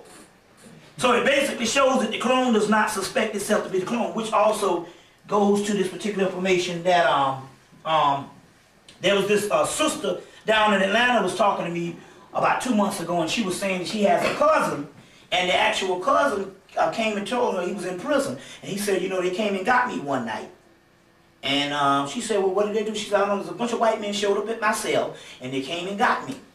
She said, you know what happened? She said, all I know is I ended up back in my cell the next day. So in so many words, this clone that's talking to her didn't suspect himself to be a clone, but the original host was killed. You see what I'm saying? So that's very key. Like they said, please stay out of the prisons. Also, too, one of the key things, and they're going to be doing this a lot to the so-called upward mobile is, and some of you might notice, and they might convince you to this bullshit, that basically, if you're working on a job, that basically they can preserve whatever drugs or whatever you own. It's best that you give you a strand of your hair other than your damn urine. Don't give nobody your damn hair. Because that means if you're giving somebody your hair, it's more than likely, like the old people say, your ass wake up dead. And somebody else be in your house look like you cooking the dinner and screwing your husband. See what I'm saying? So don't give nobody your hair and all that. So this is going to be mandatory. Very big that's going down in the next couple of months, years, or whatever. So they're going to convince all the Negroes, but then again, we don't have to worry about it because we already know that black people are going to do what the damn white man say anyway. You see what I'm saying? But that's one of the keys. Don't give anybody your hair. So some people say, you know, well, man, you know, brother, we need to just get over this stuff. You know what I'm saying? We need to get over the past. But look, I'm going to ask you something here. And here it is that it's interesting that the European has, and this is what mind control is. He has such a power to define. So he can define a certain reality that he does, and it's acceptable. When you try to do the same thing, it's something different. Now this is the key. They're telling you to get over the past. But yet, basically when this white man deals with you and deals with anybody in this society, if you really look at his system is comprised of keeping a record on your ass. You know what I'm saying? From the day you born to the day you die is a series of records. Right now, you 50, going to get some loan, and they done found some shit you did when you was 12. Now, how is it, you say it's valid. You accept it as law. Might even accept it as being righteous. But how is it that this cracker constantly can keep a record on you? Of the past. Of the past. But yet you can't keep no record on his ass when he's been hostile to you 99.9% of the time your ass been here. See the form of mind control? Everything that he does is a damn record. From your credit, like I said, if you go to Radio Shack, you see what I'm saying? Like I think I was here the last time I told you, went to the cleaners, and the address that I was at before I moved showed up on the actual computer, and they say, McFarland, that's your girl or something. I said, how the hell you know that? She put some clothes in here 4 years ago. I'm like, what? Y'all tracking niggas down based on fucking cleaners? You see, so my point is everything, even this whole internet bullshit, is all based on a series of records. But you can't keep no records on him, or you racist. And the key here is looking at basically the form of mind control, whereas it's going to the point whereas he has the power to define. You see what I'm saying? And you think that his definition is valid. You see what I'm saying? You think his definition is valid. It's very key that you understand that also too. Now, I don't know if I mentioned this book because if you're going to get into the magic thing, a lot of the books that you see in a lot of the books you see, those ritual books that you see if you go to Barnes & Nobles or you go to Borders and all that stuff, you see a whole bunch of books on magic.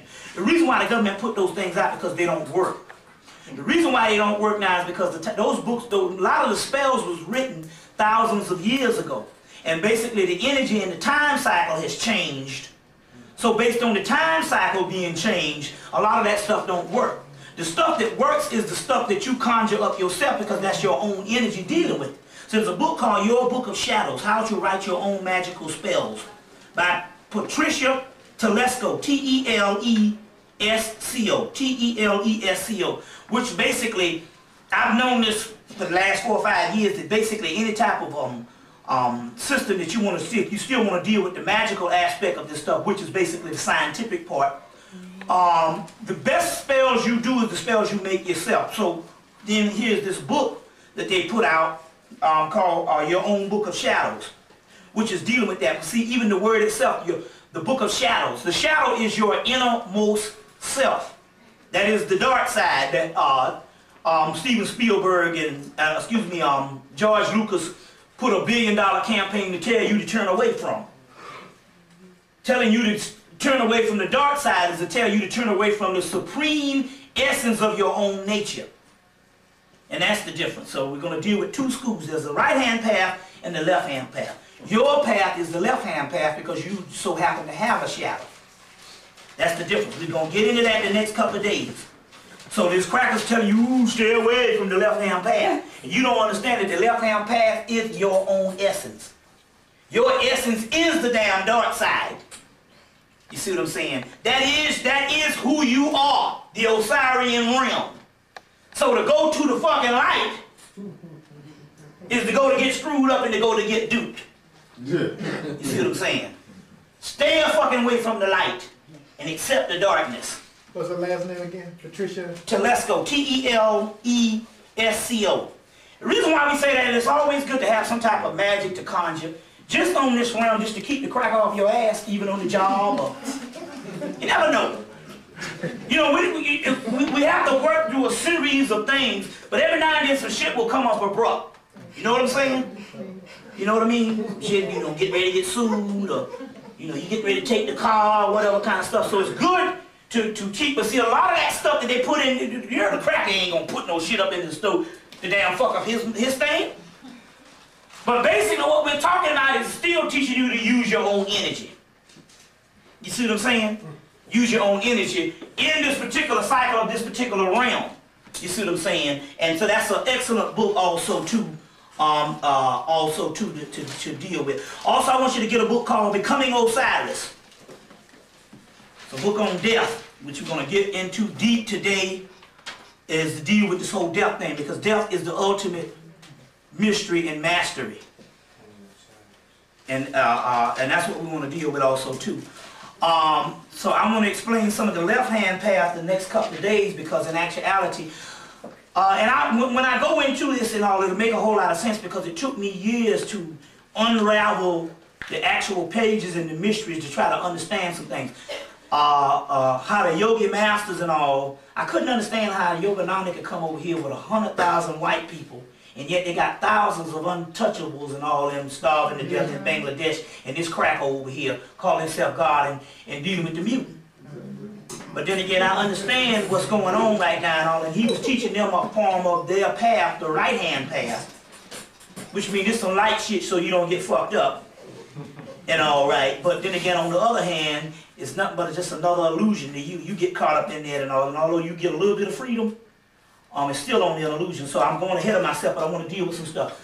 Let me go on. Here's a picture here. We're dealing with the stuff that's going on right now. Here's a picture of some brothers right here that paid, I think, a couple of $1,000 to get this picture of Tupac Shakur painted. Tupac Shakur painted. I'm going to put this on the film. You know, some brothers, you know, they got the gang symbols and all that kind of thing. Now, guess where this is? South Africa. Wow. You thought it was a continent? No, South Africa. South Africa is where this is. Now, this is also a form of mind control, too. You see, in order to kill off a people with gang warfare, you have to introduce that element with the drugs and everything else that you can kill off the people with. So therefore, you get them into the element that coincided with our Holocaust that went down, you know, the gangster rap and all that kind of stuff, and therefore, you can kill them off also too. So this is a form of mind control, as well as a form of basically setting some people up for genocide, you see. So therefore, now they're over there killing each other off wholesale. All over the continent, but yes, all over the continent, they dealing with this shit here. That's part of the civil rights movement. You see what I'm saying? Well, see, the whole key here is also, too, you got to realize, although Tupac and Biggie represented some of the last good talent you had in rap, especially Biggie, man. If you really listen to it and all, you can literally see the talent compared to the Master P shit now. But the misfortune of the Tupac thing is he introduced the whole thug thing. So therefore, under that banner, they can use this as a form of a government system to kill off a whole bunch of people based on the Thug Nation shit. You see what I'm saying? So let me explain what's going on also with the whole rap thing now. Every time we create something, they will come in and take it. So now they announced about a month ago, because you know they got all these white boys coming up, you know, Eminem and all these stuff like this and all. But they say the new face of rap. But before, you know, we had people like Third Base. They kind of went over. Beastie Boys went over. They didn't accept Vanilla Ice with the one little track that a black person was singing until they got tired of this nigga. But basically, in order to go over on the rap scene and stuff, you literally had to be humble and be down to the T, have some real good talent to be a white boy. The House of Pain thing went over, that first little thing, jump around or whatever. But basically, they had a hard time breaking into this thing because it was left up to black people whether we accepted them. But now, since the white children are the 70 to 80% of the buyers of rap, they don't necessarily need the black audience no more because they're going to get supported anyway, because the majority of people buying rap now is white people. You see, now this is the key. First of all, I don't really even get into thing whether they take it or not, because you introduced it and stuff. I mean, shit, the Eminem shit was smooth. I mean, hell, you gotta be true, but I'm like, this shit, it sound good. But then again, but I'm gonna tell you what happened. This is the key on what's going down. Basically, what they did was, they found that this rap force was a huge economical maker and an actual zone that was sweeping the whole world. Chinese motherfuckers rapping. Shit, you know, Japanese on the continent. So they say, no, we gotta buy into this thing. We gotta get our children to make some of this cash. You see. So basically what they did was, is after Biggie and them, what they did was, if you notice, your boy Bout It came out in like June of '96, and by September of '96, they killed Tupac, and then they killed Biggie in that January of '97. So they got one of the major forces out, and they put the actual Master P, and what he did is he directed people into a whole nother area of rap. Whereas it doesn't even resemble the stuff prior to it. You know, the early '90s, the mid '90s, where it was real deal talent going down. You see what I'm saying? This stuff here is just straight up hollering and, you know, I got all this money and look at my car and all this shit, you know, this is just insanity. Meanwhile, they pumping up the white boys and they saying, no. Now you go back and we're gonna produce the good shit. So they call in Dre, they call in a whole bunch of people. And so if you listen to their shit, their stuff sounds real good. Like the Eminem thing, I was like, yeah, white boy, I said, man, this thing sounds pretty good. You see, and so what it is they're taking the basic elements in what built rap, you see what I'm saying?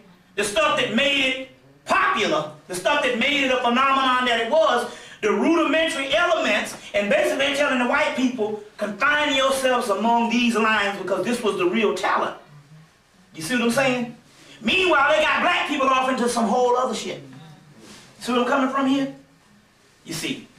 And basically, so what they would do is, they got several of these white people scheduled for the next couple of months to come out, and basically they can create a whole avenue. It's just like you had all kind of good dance music in the 80s and stuff, so now all of a sudden the Britney Spears and all these Backstreet Boys, they jamming out the same shit that you was jamming in the 1990s, and all of a sudden they came back in because they don't have a talent. They done reactivated full force in the boys, which is the black people that couldn't get no jobs because niggas always abandoning their shit. They got all these black people that was making money in the 80s, they going and working for Britney Spears and all these white people, and they done took that from you. Same thing that they did when it was all rock and roll in the 60s and the 50s. You see what I'm saying? And then they phased the shit out and took it from you, and they call it rock.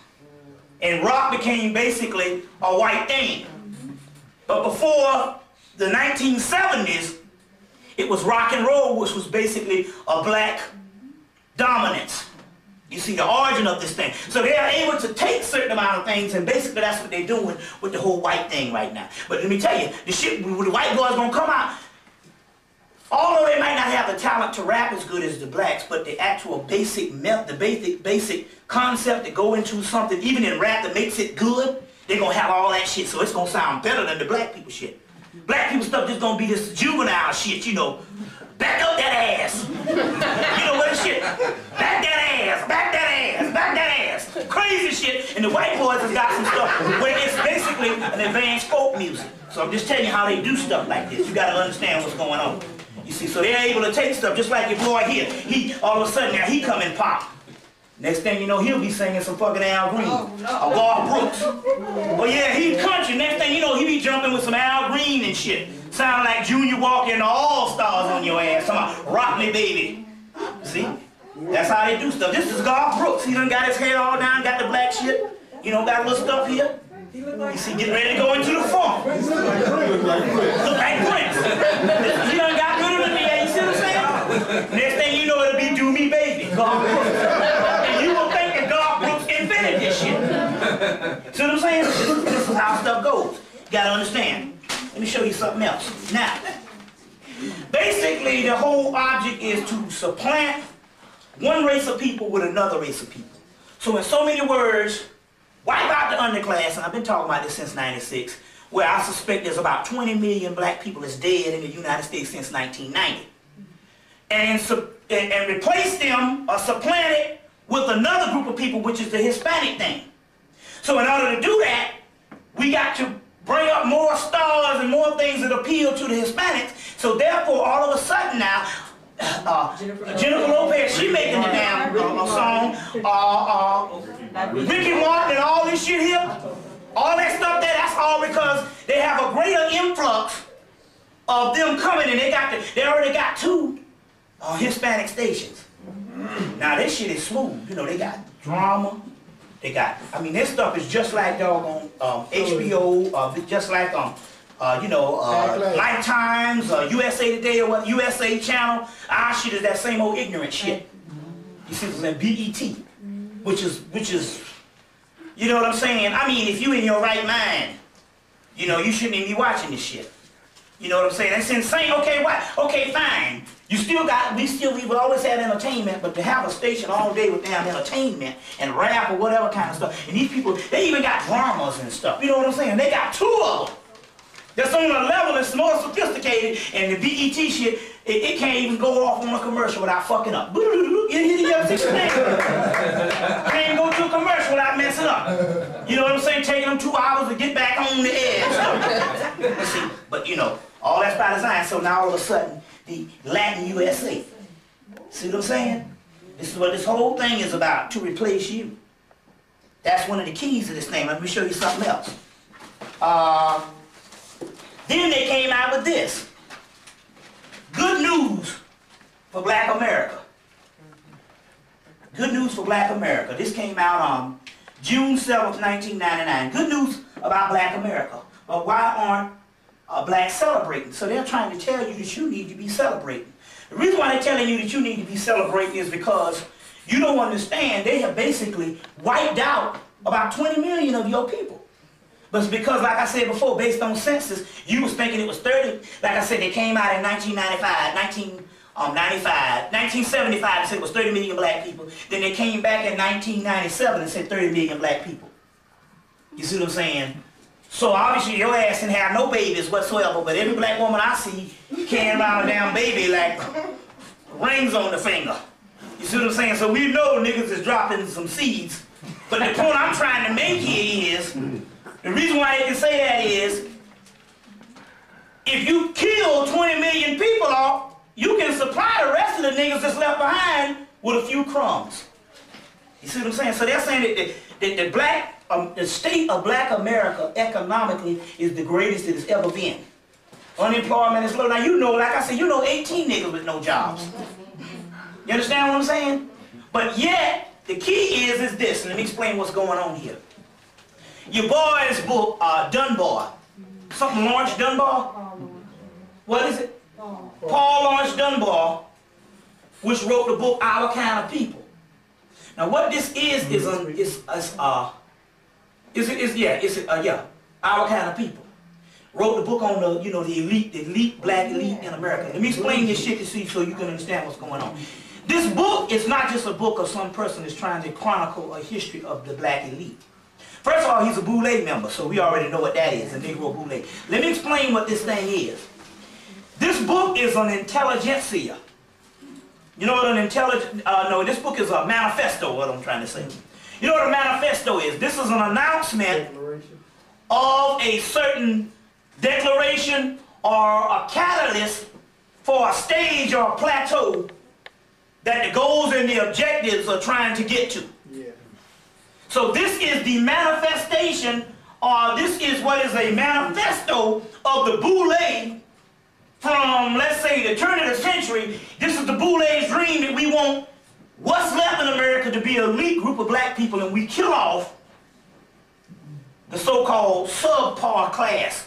They put in the movie Ants. They have one group of people in the movie Ants that want to kill off the other ones. So this was a manifesto of what the Boule, so this book is introducing to white America that we are here and we are elite. Willingly elite. You see, and also too, Betty Shabazz is a Boule member too. Yeah, go get the damn book. Go get the book. Her ass up in the book. Yeah. The links. The links is the male, the female aspect of the Boule. Her ass on the front row of the links. Betty Shabazz. And you can understand how her behind died an awful death. Oh, she just didn't get killed right then, she out of the body and said, I'm free. No, her ass suffered for about a month. Lips all burn up and all this kind of stuff here. Because they say for whom much is given, much is required. Yeah. No lukewarm shit. Now you know doggone well, I know your husband got killed by maybe some brothers or whatever. But my point is everybody in here has pondered that the FBI, CIA, and all them was behind it too. So you know damn well, if you pondered that, you know she had 30 years to think about that shit too. You see what I'm saying? But she, right up in the front row, they got her name down there, Betty Shabazz, in the book Our Kind of People, by the Dunbar Cat. You see what I'm saying? But anyway, getting back to this particular book is a manifesto of the Boule's dream in which they were actually came into being to do. You see what I'm saying? Instead of the trickle-down talented 10th, it's just the talented 10th. You see what I'm saying? With no damn talent. Right. Just imitating the damn white man. The key here is, this is what you gotta understand. See, you gotta realize, you gotta understand, things just don't come out. Things just don't come out by accident. Around the year 2000 and all that kind of thing. You see what I'm saying? Certain things come out for certain reasons. Now, based on the West Africans say, because we all had prophecies. So one of the West African prophecies was, because they said, well, why is it that when the white man came, you just laid down and just died? They said, well, that was a part of the grand plan. We understood that certain prophecy had to manifest. You see what I'm saying? This is the manifest destiny. We got manifest destiny too. So our manifest destiny was to basically go in exile from our kingdom. That was prophecy being fulfilled. But they said, well, what? They said, well, we would be in exile from our kingdom for 2,000 seasons. That's the West African prophecy. We will be in exile from our kingdom for 2,000 seasons. So based on the white boy saying, well, if these Negroes going to be around in the 2,000 season, they're going to be elite. And even if you are not a part of the actual structure, we're going to hook it up for you so you can be elite too by easing the finances on the ones that's left behind. Meanwhile, we'll still be trimming the fat and cutting and isolating the rest of these people and killing them off. You see what I'm saying? Now let me give you some other science right now that's going on. If you notice white people, just watch them. You notice white people don't drive no old cars. Only time they drive an old car that means it's a classic. You go in the black neighborhood, you got your old beat up jalopy and shit riding around, some fucking Impala from damn 20 years ago and stuff, you know what I'm saying? But white people don't drive old cars. Now let me explain what's going on with white people. so you can understand this, because this is just stuff we're going to get into the science, but you need to understand what's going on in the world right here so you can understand. The Europeans right now, they're getting paid a subsidy for I think it's about anywhere from $20,000 to $40,000 to $50,000 a year. So let's say if you're making $50,000, you get an extra 20. If you're making 20, you might get an extra 30 or 40, and it varies. Now the reason why you don't know about this particular thing, and they're doing it not necessarily just because they're doing it basically if you are a citizen, basically. Just for being a white citizen of this particular, we're not citizens, we're property of the United States government, basically.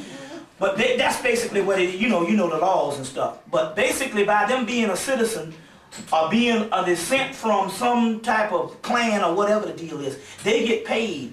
And the reason why you don't know about it, because they put it in their bank account. So you know how white people just seem to just do all right, period? I'm saying, you see them get fired on the job too, but you know, they don't end up sleeping in no goddamn car. And if they do, it's because they was outside of the loop. Thoroughly trifling. You see what I'm saying? Outside of the loop. Now this is what the deal is now.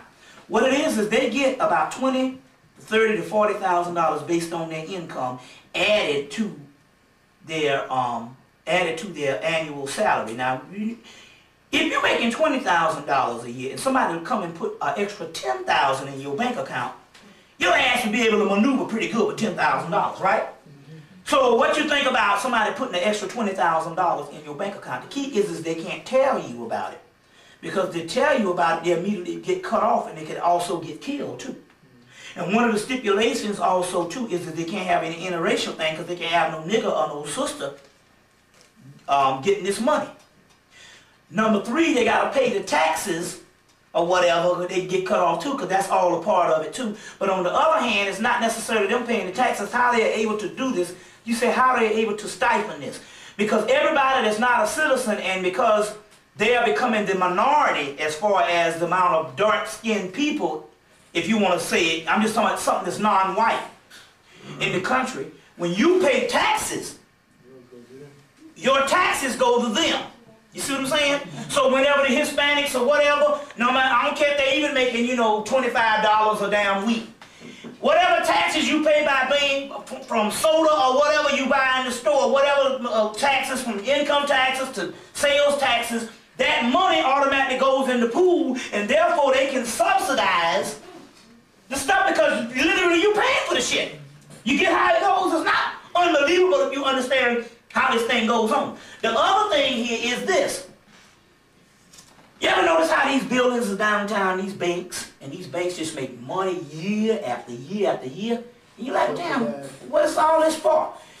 These banks also, they get tax breaks if they also put into the actual fund or the pot too. So the banks, the corporations get tax breaks and all this basically by taking some of the money and funneling it also in the system to give to the actual citizens too. You see where I'm coming from? And basically this is what's going down. And they're not telling you. You see what I'm saying? But you know, us, we always think that everybody, and these people will tell us things because we always think that everybody our goddamn friend. You see what I'm saying? Also too, if you are not at a certain standard of living as a certain cracker, and I'm talking about as a group, like they got a group in Baltimore, Maryland. You know they got a ghetto, a white ghetto in Baltimore? Anybody ever seen this shit? They got literally a white ghetto. I mean, blocks after blocks of white people. Just like Good Times and shit. But you don't know that. They got one in Atlanta called Cabbagetown, but it's become smaller over the years. But they have a huge one in Baltimore, Maryland, of them Appalachians crackers doing the migration like we migrated from Mississippi, and they right there, but you don't know that, based on perception. But my point is there's a certain group of them that's considered Negroes too. You understand what I'm saying? That somehow didn't go up the gene pool based on proper breeding or whatever, and then get that hillbilly out their ass or whatever. You see what I'm saying? And so this is what actually happened. Now, but they get paid money. So therefore, the reason why they're saying, another thing also too, this is, so you remember how all of a sudden, you know, in the 70s, everybody, all these white people was liberals. It's cool to be the liberal. And all of a sudden they became conservatives. Because they told them, listen, if you chew the fat between the Reaganomics era, or the Reagan era, because you know, there was a whole bunch of white people that became homeless in the 80s. Then all of a sudden, them motherfuckers disappeared. You see what I'm saying? You still out there and shit. They said, if you chew the fat for like 10 years until we get this system set up, in the 90s, we'll start paying you all money. You know, they do it over in some places in Saudi Arabia, where they have a lot of oil money and everybody lives in the particular city for free. That's why, like in the late 1980s, they started the subsidized era where they had the HUD housing. It's because of the white trash, the white lower class, they needed housing and subsidized incomes and stuff. The people that didn't have jobs, the white population that didn't have jobs. That's what I read in one of those magazines, like I think it was Ebony or Essence, that's where like the white population came and had subsidized, and then after all the white people had their little subsidized housing and HUD housing, that's when they gave the rest, like the leftovers, to the black population. See, that was probably to pull this whole homeless thing up, but they had to chew the fat. They said if you could chew the fat for 10 years, you could get subsidized, you could get a stipend on whatever you make, but you gotta have a job. You see what I'm saying? You gotta have a job. You see how the whole key goes? So the whole thing, so all of a sudden, in the 80s, I mean, 79, they liberal. You know, these motherfuckers voted in Carter and shit. 80, these motherfuckers conservative. You see what I'm saying? But see, they have meetings. They come to the meeting. It's not like over the gradual time. No, these crackers, they go in and have a meeting. They said, no, we gotta chew the fat. Don't give no niggas nothing. So what they did was, is Reagan came in and he skimmed off all of the so-called government spending. You see what I'm saying? And he, you know, and until now, even your so-called Democrats are basically neoconservatives. You see how this thing goes? So they skimmed off all of that so that this lottery can go to the masses of the actual people. And so that's what the whole, all of a sudden, it's conservative. It's conservative. And the reason why they skimmed off all of that and they're talking about this conservative, because these crackers is getting paid by this shit. Now, a few more things on the hard copy. Let me go into some history, because certain things need to be documented. You see what I'm saying? We go into the part of the 21st century or whatever, and hopefully we won't make that, but if you know what I'm talking about. But my point is, because I don't never want to wake up the next day and see nothing this round here, period. But the key here is this. I want to go into a little bit of history of the Klan. I want to show you some stuff on the Klan. Basically, the Klan, I proved it last couple of times, that the Ku Klux Klan was an advanced secret society organization. It wasn't no chewing tobacco crackers and all that stuff that you think it was. That's some stuff that got out of hand. It was an advanced secret societal organization that started with the Albert Pike, which is Scottish Rite Freemasonry, Southern jurisdiction of Scottish Rite Freemasonry, started the Klan. Also, do you know that the ADL, Anti-Defamation League, was a Confederate organization that formed based on the slave-owning Jews that was to fight against the Union? And the ADL, Anti-Defamation League, as well as the Jewish Defense League, as well as the Br'nai B'rith, all started out of Charleston, South Carolina, and later on hooked up with Albert Pike, and they started the actual Klan together, which also led to your Spingard brothers, who started the NAACP. All that shit is Klan organization.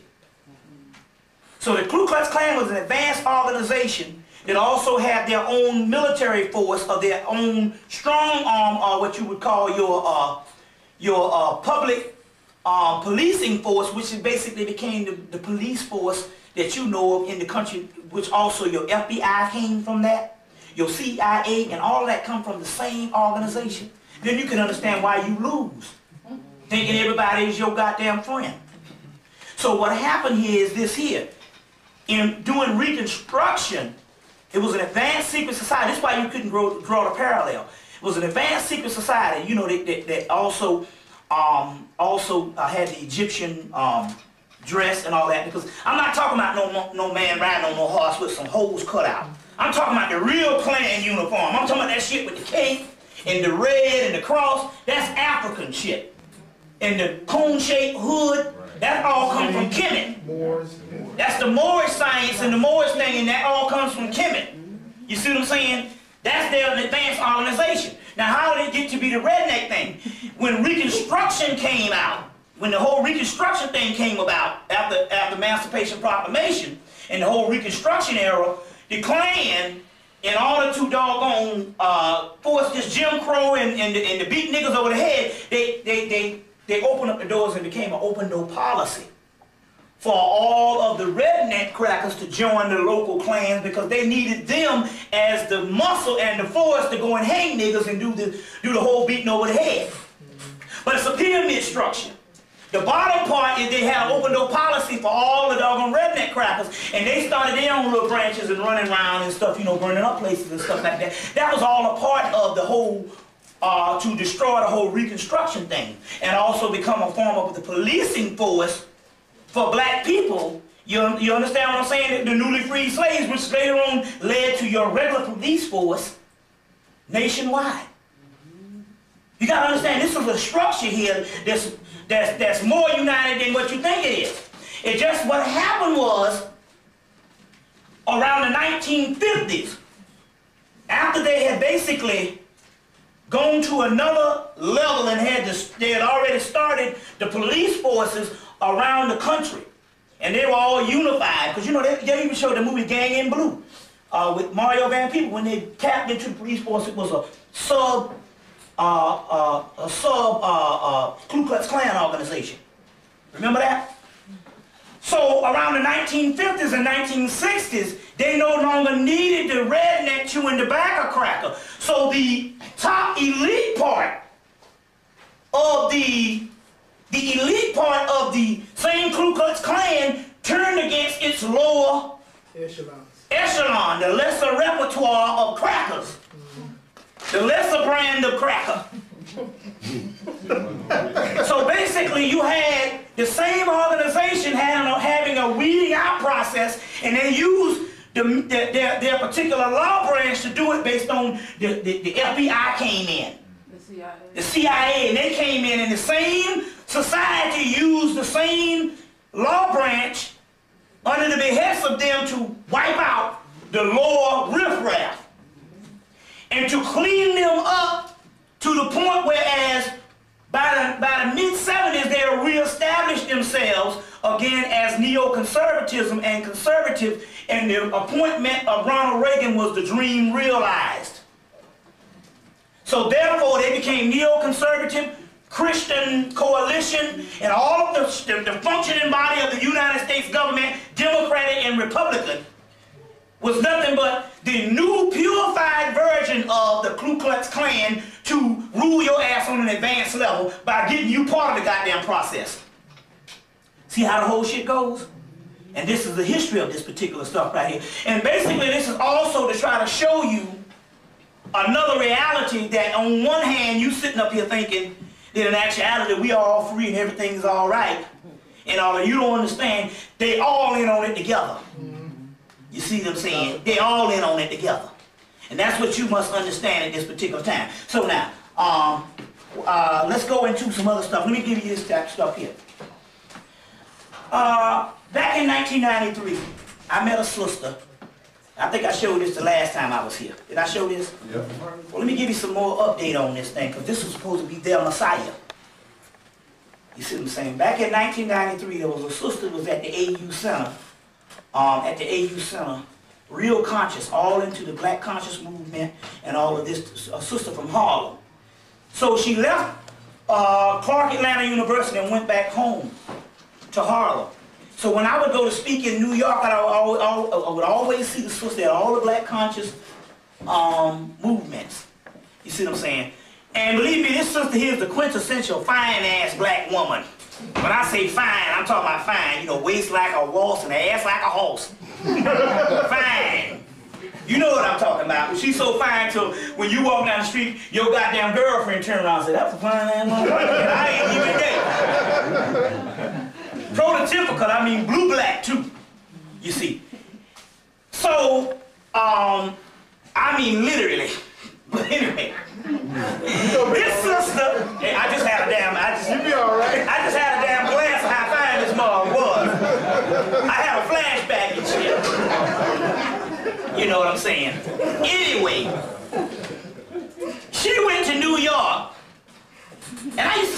off and on, in the spring of the year, I saw the sister. She moved back down to Atlanta. All of a sudden, I'm seeing this sister with 4 or 5 Bibles. And the sister, but she kept saying, she said, look, I got an implant in my arm. She come up, I saw her about 2 weeks ago. She said, I got an implant in my arm, and I believe I'm a clone. Serious shit. She said, look, she said, I got burnt one day. She said she was studying to be a Yoruba priestess. And she said she got burnt one day and she had to go to the hospital, and that's when they put this implant in her. And she said she was working on Wall Street, and she said all the jobs started disappearing, and she started getting fired from all the jobs, and she couldn't keep no job. And she said she looked, and they had all these records and stuff on her, and she saying, well, what's going on? Why are they gonna implant me? You see what I'm saying? And so she said, I'm sitting here and this sister telling me all this shit. I swear. But every now and then you speak on things, and every now and then the reality of it comes around. So it was spiritual, because she said, well, she said, you're the only person I can talk to about it. You know what I'm saying? And all I'm saying, yeah, and I'm gonna talk about this shit in my damn lecture too.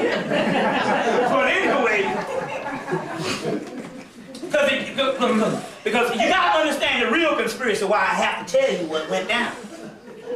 So she said that I've been having problems with this thing, and she said my mother came up and says, don't be surprised if there's another you out there somewhere. She said, why would my mother say some shit like that? She said her mother just said it, and she said her mother said, you know, you were a part of a government program from the time you were born.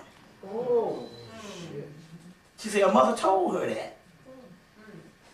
And in so many words, I said, well, damn, I said, well, I mean, what do they want with you? I mean, you know, hell, you know. And then it all started coming out. She said, look, I've been sent back here.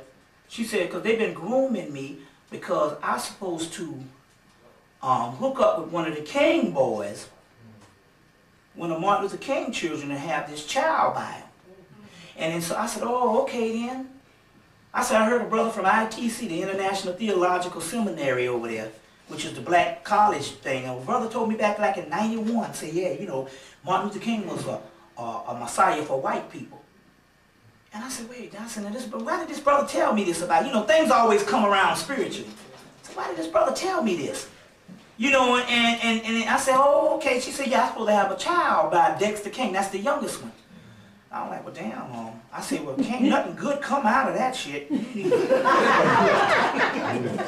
I said, because quiet is kept. I mean, the word around Atlanta, and it's not like a word, like a rumor, common knowledge around Atlanta is that nigga gay. Oh. You see what I'm saying? So, I mean, you know, hell, unless you going to do some artificial insemination and shit, you know, he might have a nigga you might hook up with. You might introduce him to a guy or whatever, but I say, you know, it's interesting that he got 4 children, ain't none of them married, and none of them got no children or whatever, and I say, that's not by coincidence when none of your offspring had no children. See what I'm saying? See, it's one thing to say, you know, you got a person don't have, because like I told you before, not everybody's supposed to have children, but not the whole fucking offspring. He got 2 males there. You see what I'm saying? And the youngest one, man, this nigga could get, if you ever saw him and shit, you know, this nigga can get any woman he want. You see what I'm saying? But even if the old one, I don't give a damn if the old one look like damn fucking Festus Hagen. Hell, he Martin Luther King's son, shit. You know, I was Martin Luther King's son, what kind of rap I have on this? Shit, you couldn't tell me nothing. Shit, I have here a string of them, shit. You know, but got a nice, the younger daughter, she look pretty decent, you know what I'm saying, and all, and, you know, but I'm just saying, anybody, you know, and then the nigga say, you know, nigga back, I'll hook up with her, I just say, I'm married to one of the King, you know, ain't got no problem, and you mean to tell me none of y'all can't find nobody? You see what I'm saying? But see, that's all based on a conspiracy. So the sister was saying, you know, I'm supposed to hook up with him. And this sister was homeless when I saw her. And a few days later, this babe was she was up in the upper echelons of the Ebenezer Church. And they real, you know, you don't get up there now unless you're a dignified, a dignitary, or whatever kind of nigga. She was up in this shit. She said, come on, walk with me. I walked her ass to the front door of the church, and niggas coming out greeting her. I said, you hooked up. She said, yeah. She said, you know, and not only that, she said, you know, I got guys. She said, I'm living with people. They got giving me the whole free ride, and I don't have to give no sex. I said, that's truly amazing. Looking at your ass. But the key is and so I saw her a few weeks ago, and she said, you know, she said, I still do believe I'm a clone. But my point here is, for this sister to be conscious and all of a sudden end up back in Atlanta, and literally, we walked from Peachtree Street down to Auburn Avenue to the King Center. And I saw it with my own eyes. I'm at the front door and Muggs coming out greeting her, and she go in the damn room with them in the little place where they got some study, some Bible study or whatever kind of thing, you see what I'm saying? But these people coming in greeting her and stuff 2 or 3 weeks after she came to town and was homeless. You see, and my point is things are very mysterious, and you must understand that basically I think that basically they're going to try to front that whole thing as a messianic line.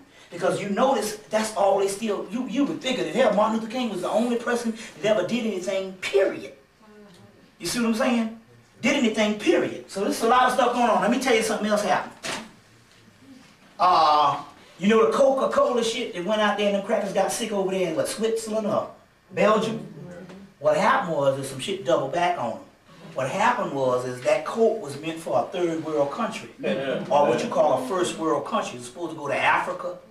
You see Australia, you know, to the Aborigines. So it's supposed to go to some people outside of the European aspect. Yeah. You see what I'm saying? Could have very well been here too, but my point is they got their own division on how they fuck niggas up over here. Yeah. But it was supposed to go, but I'll explain something to you in a few minutes what happened also too. But I think it was supposed to go to Africa, and some shit got switched up on the truck, and it went over there and fucked them crackers up and got them all sick. But then again, that's also telling you if they got all sick, that means in actuality you don't supposed to be messing with it. But let me show you something else too. Also, because you know Jack Felder, the black biochemist out of New York, originally from South Carolina, said that, you know, he was doing the same thing happened. He was working on vaccines after getting out of the service, and so they had a red box that would go to the black community and the vaccines, in a blue box to go to the white community. And one day they switched up the red box to the blue box, and he said he don't know what was in it, but it took 2 damn helicopters and a whole bunch of damn trucks and stuff to hunt that red box down that was going to the white community. You see, so this whole thing that went down with the cult shit was based on that. Now let me explain something else what happened. There was a brother that comes to a lot of my lectures, down in Atlanta, and he's like a personal trainer, exercise trainer. And he said that about a year ago, I don't know, it was all over the country, they were selling these on Wednesdays. I know it was all down south. On Wednesdays, the McDonald's was giving away these free hamburgers, like a 99-cent hamburgers. But he said he only eats fish, he was a vegetarian. He said he still eats fish and he said he don't know why the hell he's gonna eat some fish from McDonald's. He said that day they had a double, 2 fish, Same you. two things, 2 fish sandwiches for $1.99. And he said that the spirit told him, don't eat that, don't go in there and eat it. But he overrode the spirit and went up in there anyway. And he said he ate it, and he said, and his lips started getting numb. And he said, wait a minute, he said, I remember this someplace. And then he said, then his throat started draining. He said, wait a minute, I remember this someplace. And he said what happened was, when he was down in Mississippi, he said he had a first cousin that used to sell damn cocaine. This was before the crack thing. He had a first cousin that used to sell cocaine, in like the early 80s before all that shit became crack. They freed up the cocaine. And he said, that he didn't used to take it or nothing. He said, but what he used to do, he said he remembered one day taking some of it and putting it on his tongue. And he said, and his lip got numb and his throat started draining. You see what I'm saying? The throat started draining. Now it's interesting he said that because me being the asshole that I am, one day I'm walking down the street and I said 99-cent spicy chicken. Like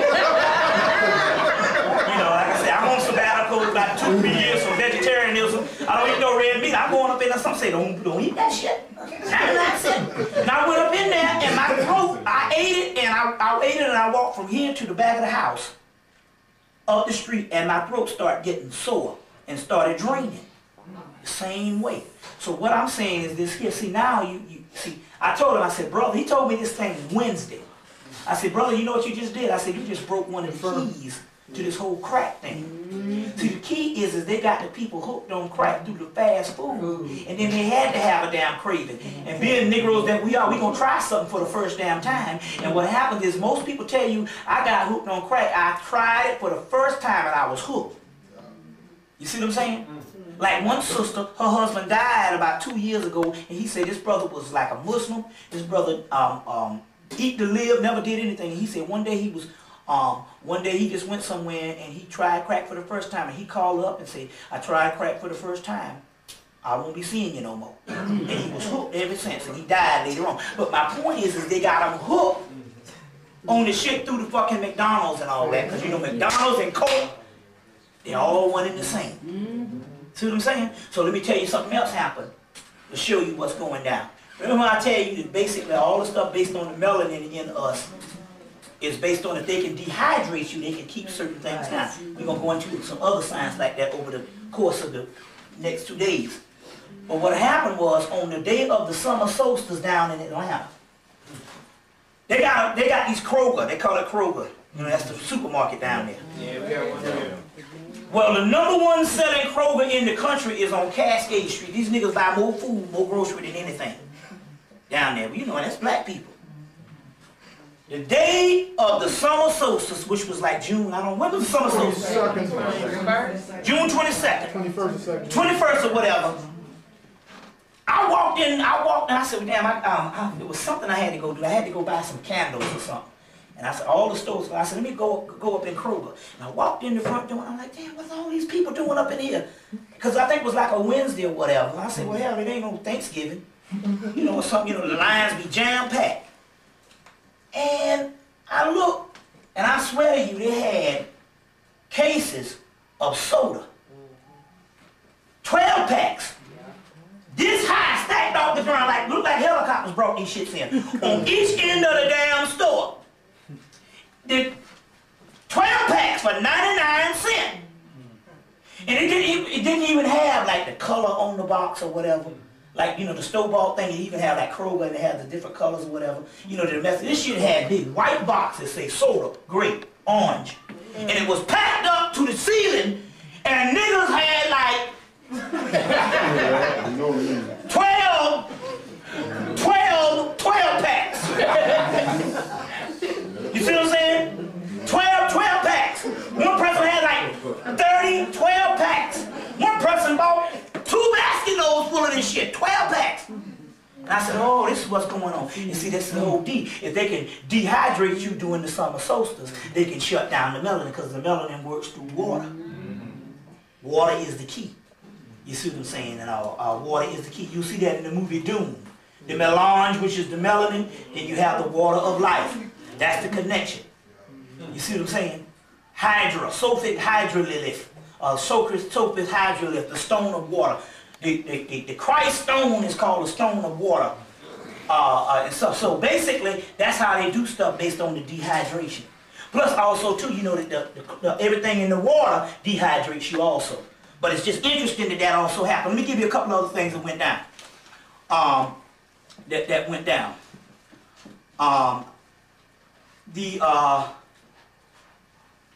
Also, if you can distract the subconscious mind, if you can distract the conscious mind, you can leave the subconscious mind wide open. So all these damn shootings and killings you had, that's all government shit. You know, this summer, all the shootings and all that stuff, that's government. Also, even that earthquake over in in Turkey, that's all government. You see what I'm saying? As a matter of fact, they got a movie out now called Storm with Bruce Perry, where the crackers came on the movie and told the people we started Hurricane Andrew. Yeah. They show this shit where they got this electromagnetic pulse thing that lights up and they can create a storm. Yeah. And so Luke Perry broke into the secret and the black man ended up killing himself, or he got killed. They told him to stand down. It was a black man that had a conscience, you know, because they always got niggas working on it. As a matter of fact, it was the brothers' research. That's how it always is. It was the brothers' research that they benefited from in the movie. This shit is real now. I'm gonna tell you about that. In the movie, I seen that.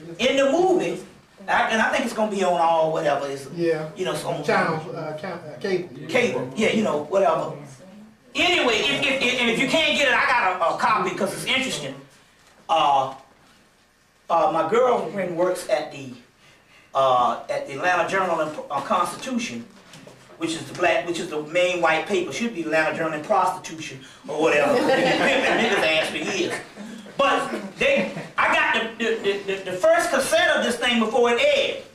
And then I sent one to some brother, and then she ended up getting another one. I said, I'm supposed to spiritually have this, but in the movie, your boy Martin Sheen in the movie says, he said, what is this all about? He said, look, we ain't got to have no nuclear shit with no nuclear mess. We can pull a first-class storm up to somebody's ass and put the storm on them and stuff, and basically, in so many words, he's saying, and we can move in the next day. No mess or no nuclear mess or whatever the deal is. But they're showing and telling you if they got that, it's the same electromagnetic force field. They can do the thing with the earthquakes too. So the whole thing with Turkey, huh? I was gonna say they have 4 of those. They're called harps. Yeah, I know it's a harp. Yeah, okay, from Turkey you can draw a straight line through the pyramids down to Cameroon where they got one of them. And I'll tell you something else too. In Turkey, one of the Moorish bases. See, you gotta realize when you see, anytime you see somebody wearing that fez, you know that was basically a hub of Moorish installation. You see what I'm saying? So that whole thing, you see, all that stuff is related. The same time that happened, if you trace it a year before, it was Kenya where they blew the shit up. Everything is all related, you gotta understand. But also a form of mind control also too.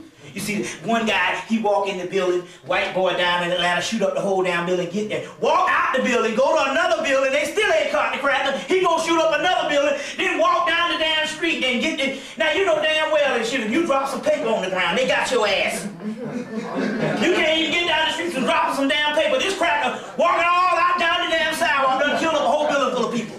Cameras everywhere. See what I'm saying? All that shit, and then you... the guy, the Ku Klux Klansman in Texas, the thing that just happened the other week, all that shit is government mind control. You gotta understand what's going down. Including the major ritual that went on also too. Because the same time that was going on, they had a major ritual. Let me explain what this major ritual was. You must understand that the book Messianic Legacy, this book teaches you that the white boys take the same Jesus Christ script and they run their whole system based on that. So your president is your Messiah. Well, they got that shit from Egypt because the Pharaoh was the Messianic embodiment. But you can either do it to raise the people up, or you can do it for mind control also too. So basically you look for Clinton to say to change your life, make your life better. So therefore he is the Messiah. It's all in the book, The Messianic Legacy. So in so many words also too, they also got to have, in the Christ thing, they also got to have a crucifixion and a sacrifice. So what happened was, is why you don't realize this, is they chose these Kennedys, starting with Joe Kennedy, the oldest son, years before he, the other one, John F. Kennedy, even became president. And basically what you do is that they choose a messianic family. Number one, they're from Ireland, so that's already your black link. Because get the movie Secrets of Rowan-ish. Remember I told you to get the movie Secrets of Rowan-ish? Well, I don't know, you know, you can find it in Detroit somewhere. It's about Secrets of Rowan-ish, and basically it's dealing with the African origins of Ireland, as well as your book, Everything is Under Control, Robert Anton Wilson, and look up Bob Quinn. And over Drew Ali up in there and look up Bob Quinn, and you'll see the whole African origins of Ireland. And that whole 9 years, I explained that the last time I was here, the first time I was here, well, the last time I was here before Christmas. But my point here is you get the Irish thing, so that's already the nigger element. Yeah. See what I'm saying? Irish jig. You see what I'm saying? Yeah. Right. So the key here is, you know what I'm saying? They got that whole thing going down. You got this family, and you kill them off during the cycles. See, they understand that in order for them to get to a certain cycle of the Europeans, because this is all Masonic, in order for them to get to another cycle that they can extend their time on the earth, they got to kill somebody on a messianic line. So they killed Joe Kennedy one time before. They killed his damn sister. You see what I'm saying? They killed John F. Kennedy. They get through a cycle in 63, 68, they killed Bobby Kennedy, Robert F. Kennedy. You see what I'm saying? Then they just took the other one, but they stole him in the river with the Chappaquiddick shit. You see what I'm saying? Did that whole 9 yards. Then, in the 80s, one of the guys killed himself. Remember one of the brothers, one of the Bobby's sons died with an overdose. Right. Now, then the other Bobby's son, he died 30 years to the day, almost. He died, he got hit by, ran into the damn tree with the skiing accident, right, and gets killed. 30 years, he got killed in 1998. His daddy died in 1968. You see what I'm saying? Well, what's his name died in 1963, Robert F. Kennedy, but 3 and 6 and 9, it's all the damn same. So the other one died in 99. You see what I'm saying? You get where I'm coming from here? So it's a big ritual that's going on. So now you got to understand what was going on in this whole thing. This was a ritual to get through the summit of the whole 99 thing. Now what happens is this. First of all, he died. He was missing on that Saturday morning. These crackers wait all the weekend. They done beefed up the bill. The bill was like $10 million to find this cat now. All these agencies. They wait until what? Tuesday or Monday? 3 days, whatever, 3 days. They waited 3 days, from Saturday, Sunday, Monday, to raise him from the dead. Now, let you know, raise his ass dead. Meanwhile, you take 3 days to find somebody to bury in 24 hours? Yeah. Come off the dumb shit. Right. Now, the day before, the day that he was missing, early that morning, the reports for a certain amount of time. His instructor was with him. His instructor was with him. He was with somebody else. But all of a sudden, the instructor wasn't with him all of a sudden. See what I'm saying? Now, his license says that you don't supposed to fly at night because he got a restricted license, and you don't supposed to fly in bad weather. So this nigga gonna fly at night in bad weather with a fucked up foot. And then to make it more senseless, he gonna throw his wife, which was supposed to be pregnant, that came out a little bit too. Yeah. And his sister up in there, her sister up in there. So he's gonna put 2 people's life in danger. Right. And he also admitted that one of his things on his test, and he got problems landing. So wait a minute now, this is some good rational shit. I can't land a fucking plane. But yet I'm gonna throw my wife and her sister up in this shit. See where I'm coming from? You see? You know, man, it don't make no sense. So, no, then it gets even worse. They find him, and then all of a sudden, out of nowhere, we ain't never heard this shit before. Oh, it's okay, the Pope say it's okay to cremate somebody. Where the hell this shit come from? Now, up until his death, the captains don't supposed to cremate nobody. Now, the day they find this nigga, they say, oh, the Pope says it's okay to cremate somebody. But let me show you how the concept of elitism is. Even if the Pope said it was okay to cremate somebody, most elite people are traditionalists. They just don't jump on the bandwagon and do everything everybody else does. They stick in old age tradition. So traditional-wise, his ass getting buried. See where I'm coming from? But all of a sudden, the Pope come out and says it's okay to cremate somebody. But this is the other thing to get me. Oh, he's done enough public service to qualify for burial at sea. Now, wait a minute. What the hell going on? Okay. What, John, he started magazines?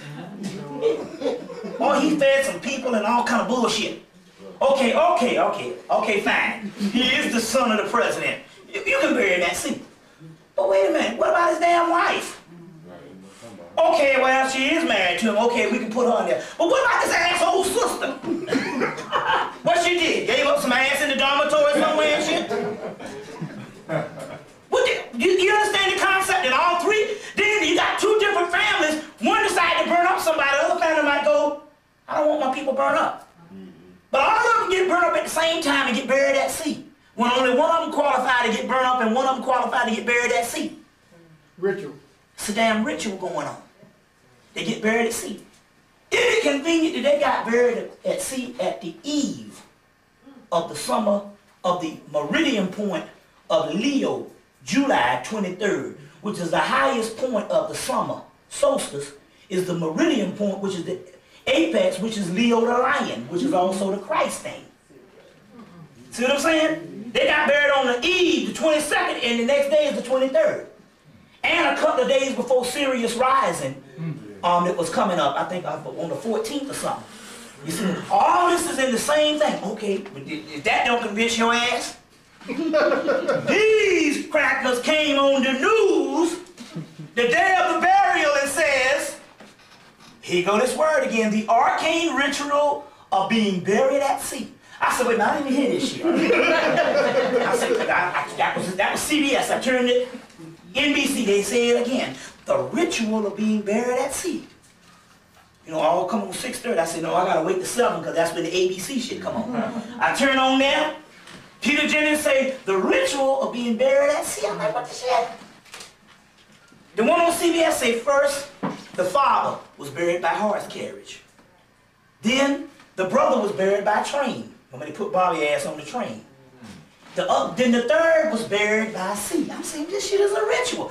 Then to top it all, they go and play a tape recording of John F. Kennedy talking about how we all came from the sea and the salt that's in the sea is the same as the salt in the blood in the body. I'm like, look at this shit right here. Yeah.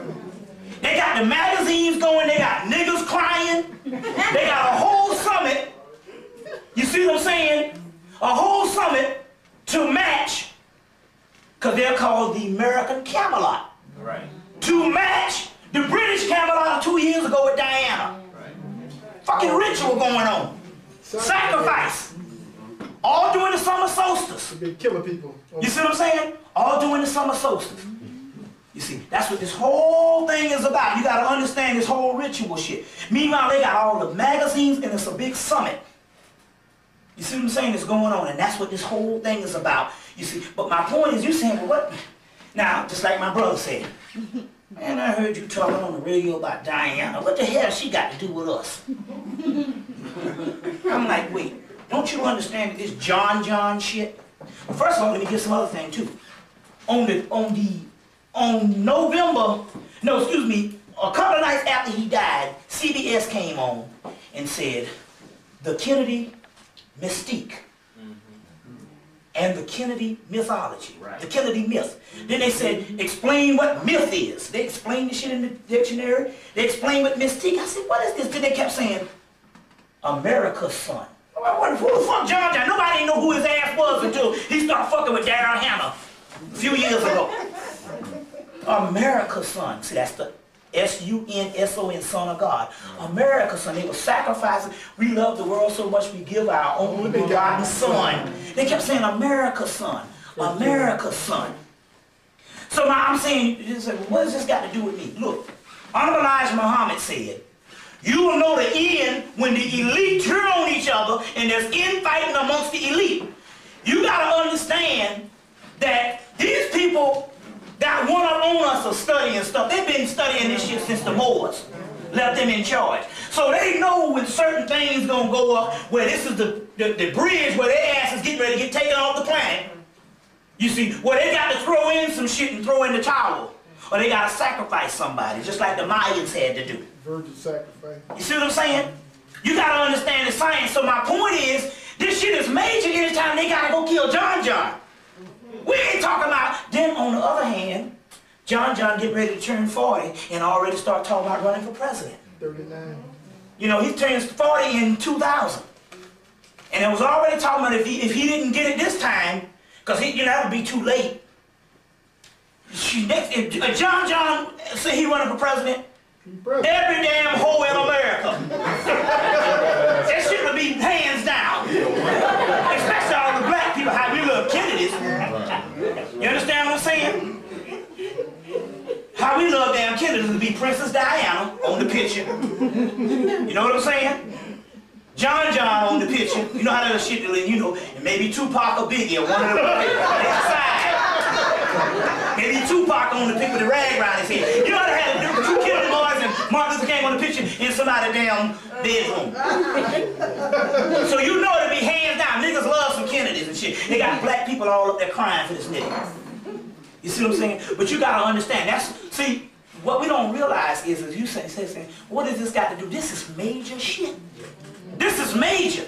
They say basically you can understand what's going on. You just watch the elite where they got to go shoot up a place every day. You see what I'm saying? They got to shoot up a place every week. They got to keep something going.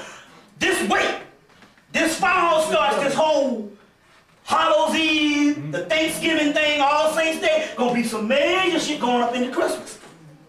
Just wait on this thing. It's gonna be big. You see what I'm saying? It's gonna be real big. So let's go into some other stuff. Who is they? You say they. We talking about the ruling elite. When we say they, we're talking about the secret societies. The names I wouldn't know. I'm just talking about the elite, the people who run the world. Federal government. Yeah, because there's no such thing as no individualism and no by the people, for the people, and of the people. You understand what I'm saying? It's a group of elite people that run everything and all. And so basically when they start shaking in their boots, that's how you can detect when the stuff is getting ready to go down. We are right in the mix of the stuff. You see what I'm saying? Meanwhile, this whole shit going down with the eclipse getting ready to go down in the eclipse code with the Grand Cross on what, the 11th? That whole thing that went down on August 11th with the eclipse, all that is in conjunction with this shit. You see, all that. Nothing is out of order. So they had to give up one in the middle of July, because when did July he died? And then they say 7 months from the sky will become a great king of terror. Well, they had to ward off that stuff. And meanwhile, they just announced in the Nexus magazine that they done found another fucking comet in April and ain't telling nobody. They got another comet, the Comet Lee. This astronomer named Lee something from Australia found this comet. Head this way. And it's supposed to doggone show up in November. Oh shit. You see what I'm saying? This is some serious stuff that's going down. You see, real serious stuff. You see, and so don't just think that they're just doing shit out of their pocket.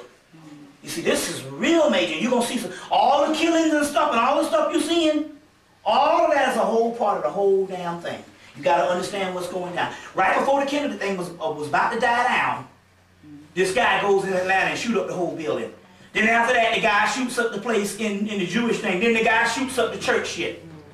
See, if it's a random act, you would see these things in the 80s, the 70s, the 60s, the 50s. You would see them always occurring.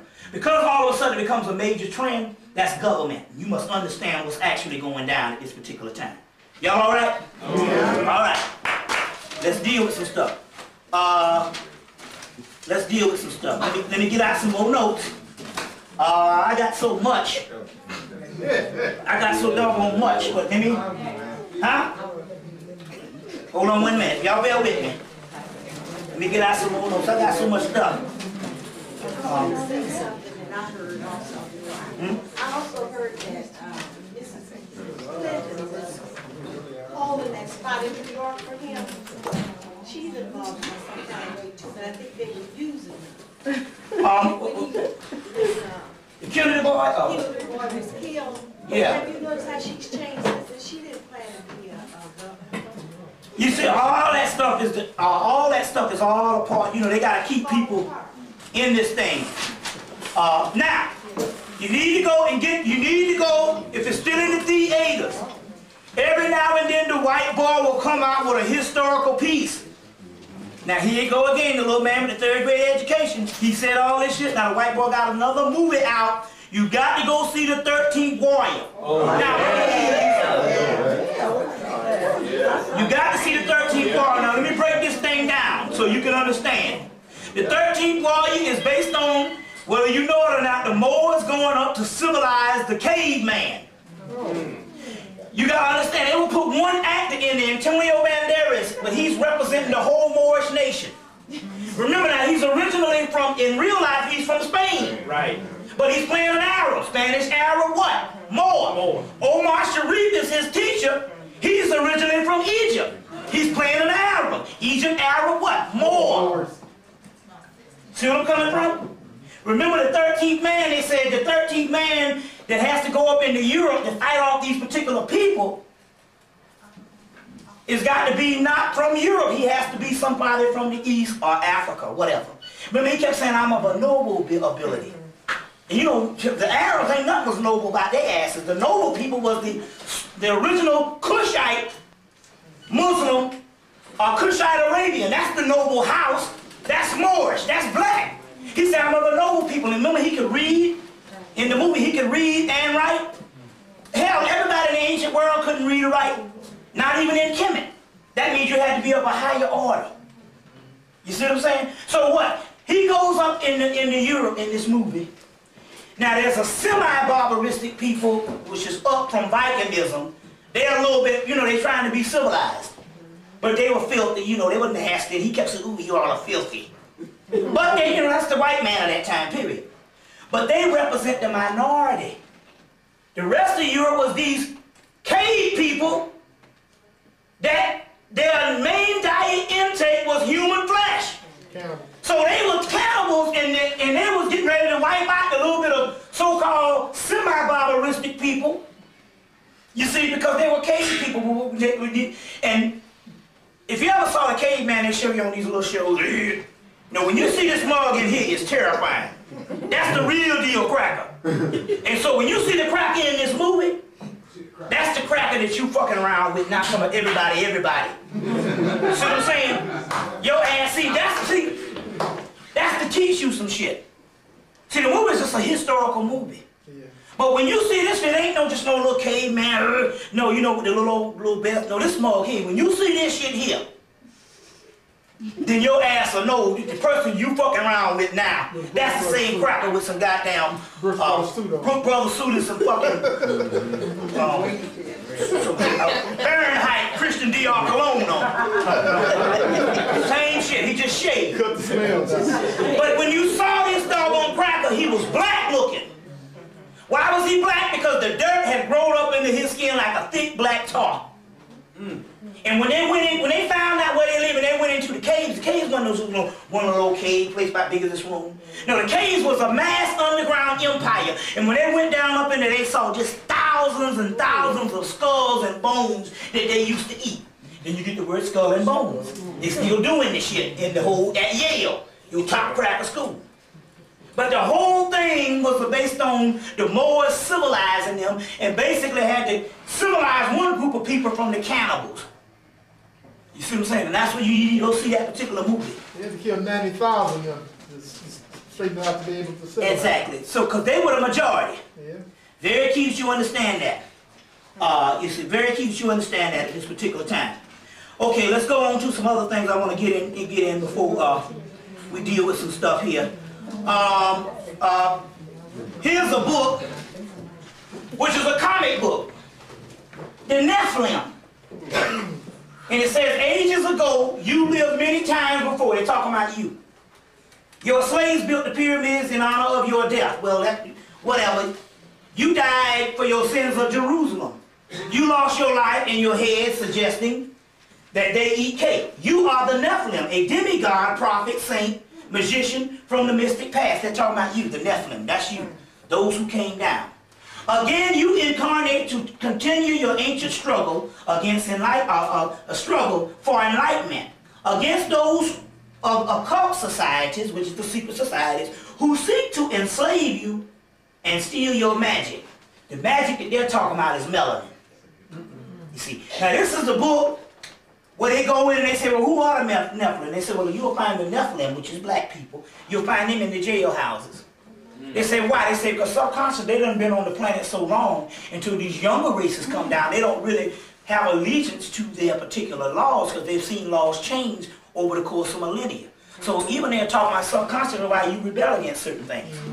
But in this particular book, it also bears witness, because it also, in this particular book, it also breaks down about, they say, for example, let me give you some things what it says here.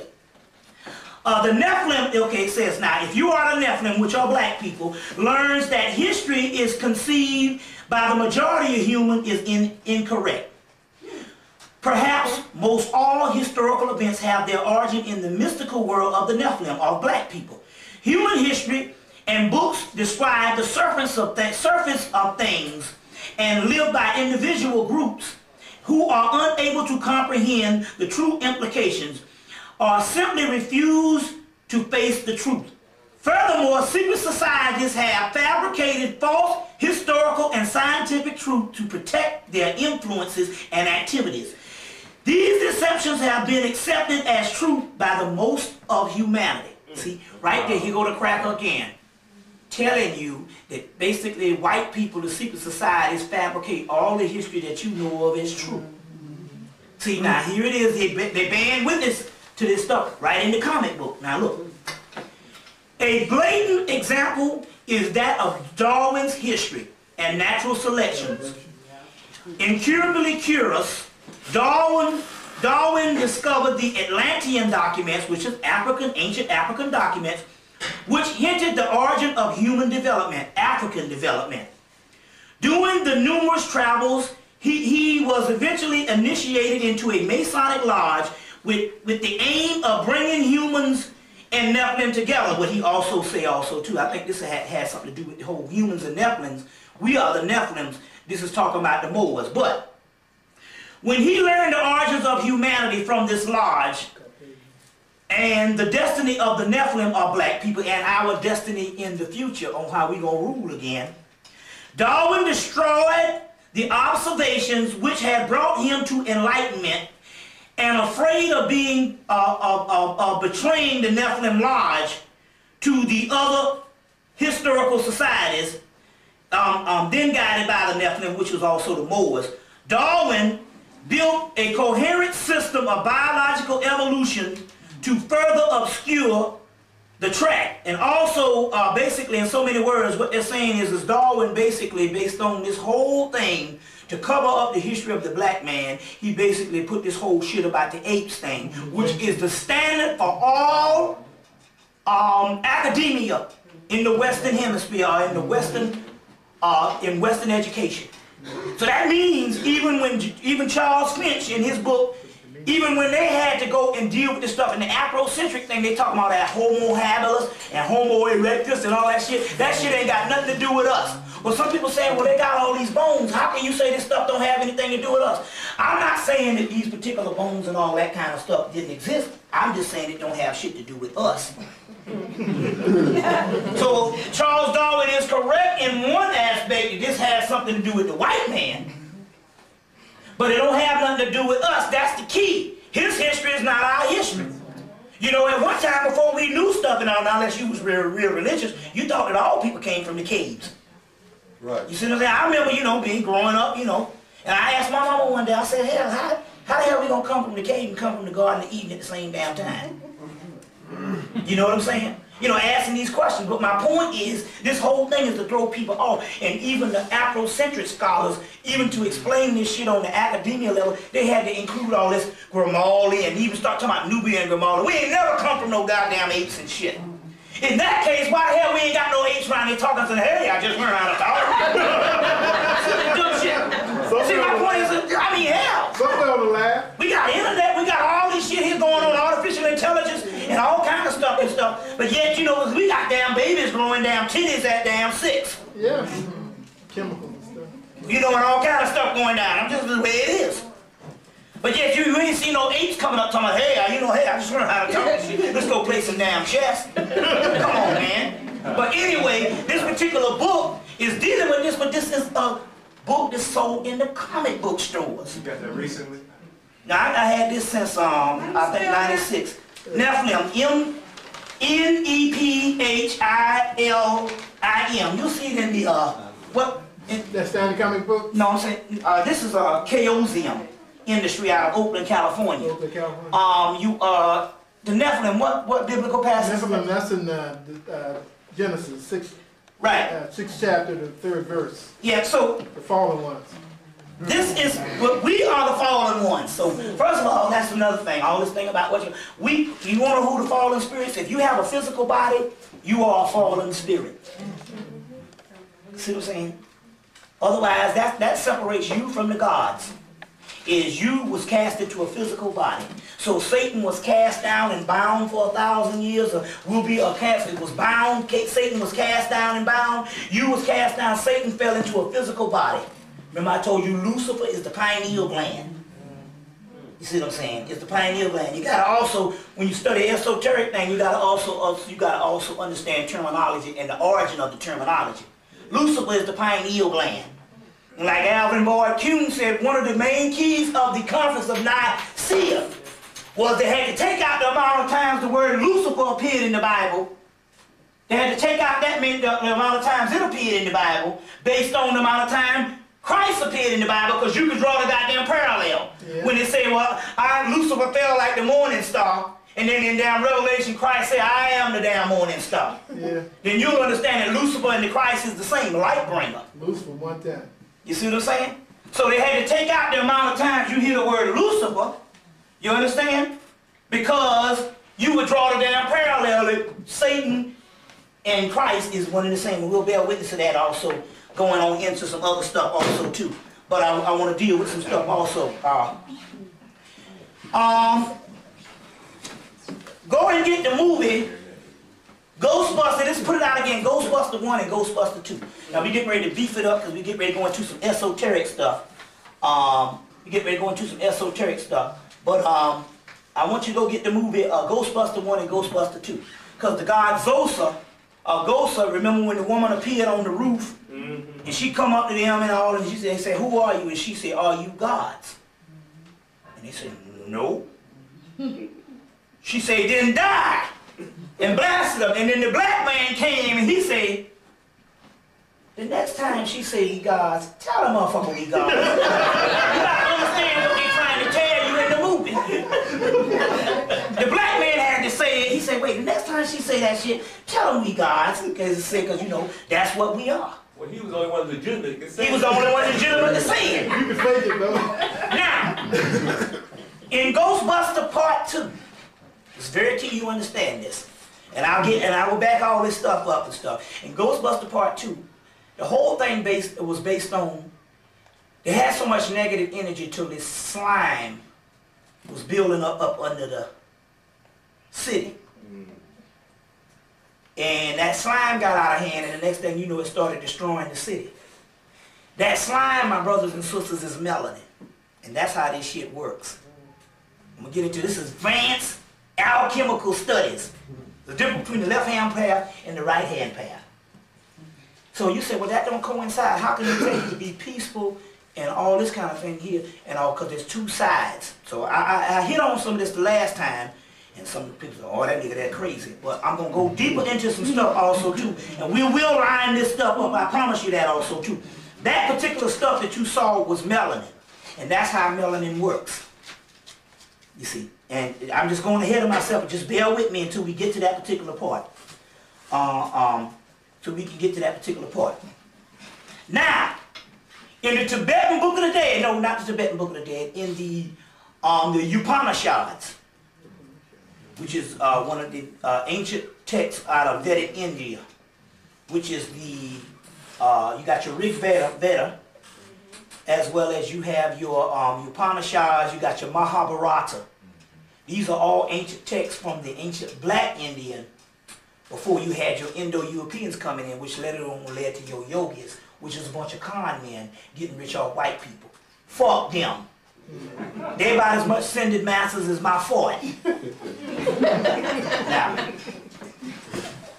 see what I'm saying? Why ain't they helping the Dravidians? Because the Dravidians is the real deal shit. Fuck some old goddamn slickhead bastard coming over here half white, talking about he a descended master.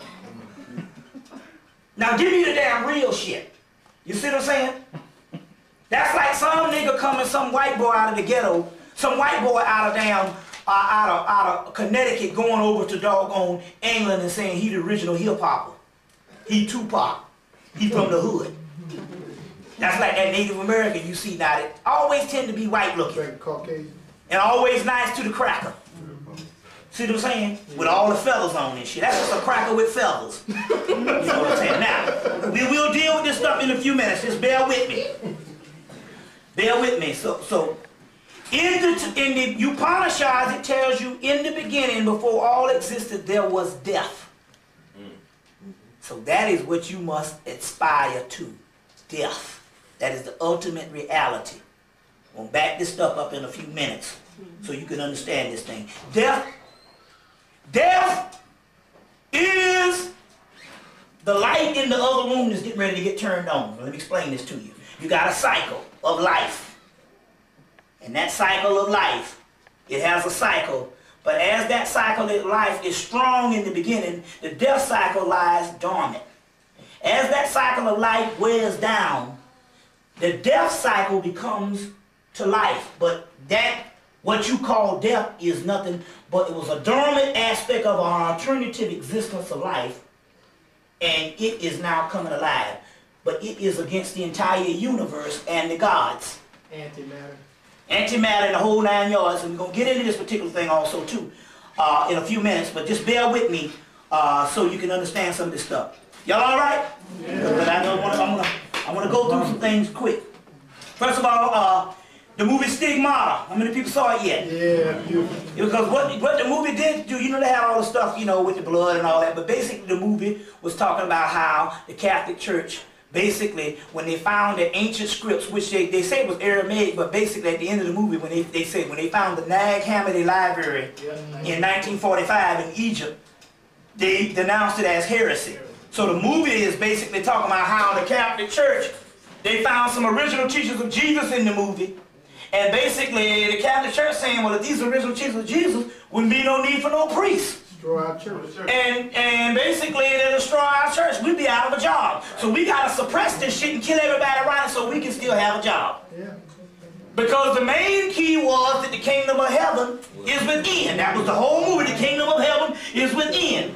They stressed that the whole time. The kingdom of heaven is within you. So therefore, what the hell, you need some cracker to tell you some shit to repent and die out. So the movie, and so now this movie is also, I got a newspaper article around here that right here that it says the Demon Seed Hollywood versus the Catholic Church at war. Hollywood and the Catholic Church at war. So the Catholic Church is all mad about that shit because they exposed them. Tell them, man. Tell them. You see, they exposed that whole thing that went down. Who did the movie? I don't know. It's just that, you know, you never know. They just got to come out with shit now. Giving each other up. You see, just like the movie, go hit the movie Bowfinger. Go see the movie Bowfinger. Now, see, you expect to see, sometimes you have to see, this is how you do some real deal research. Sometimes, just based on who wrote the movie, will tell you a whole lot. First of all, Steve Martin wrote the movie.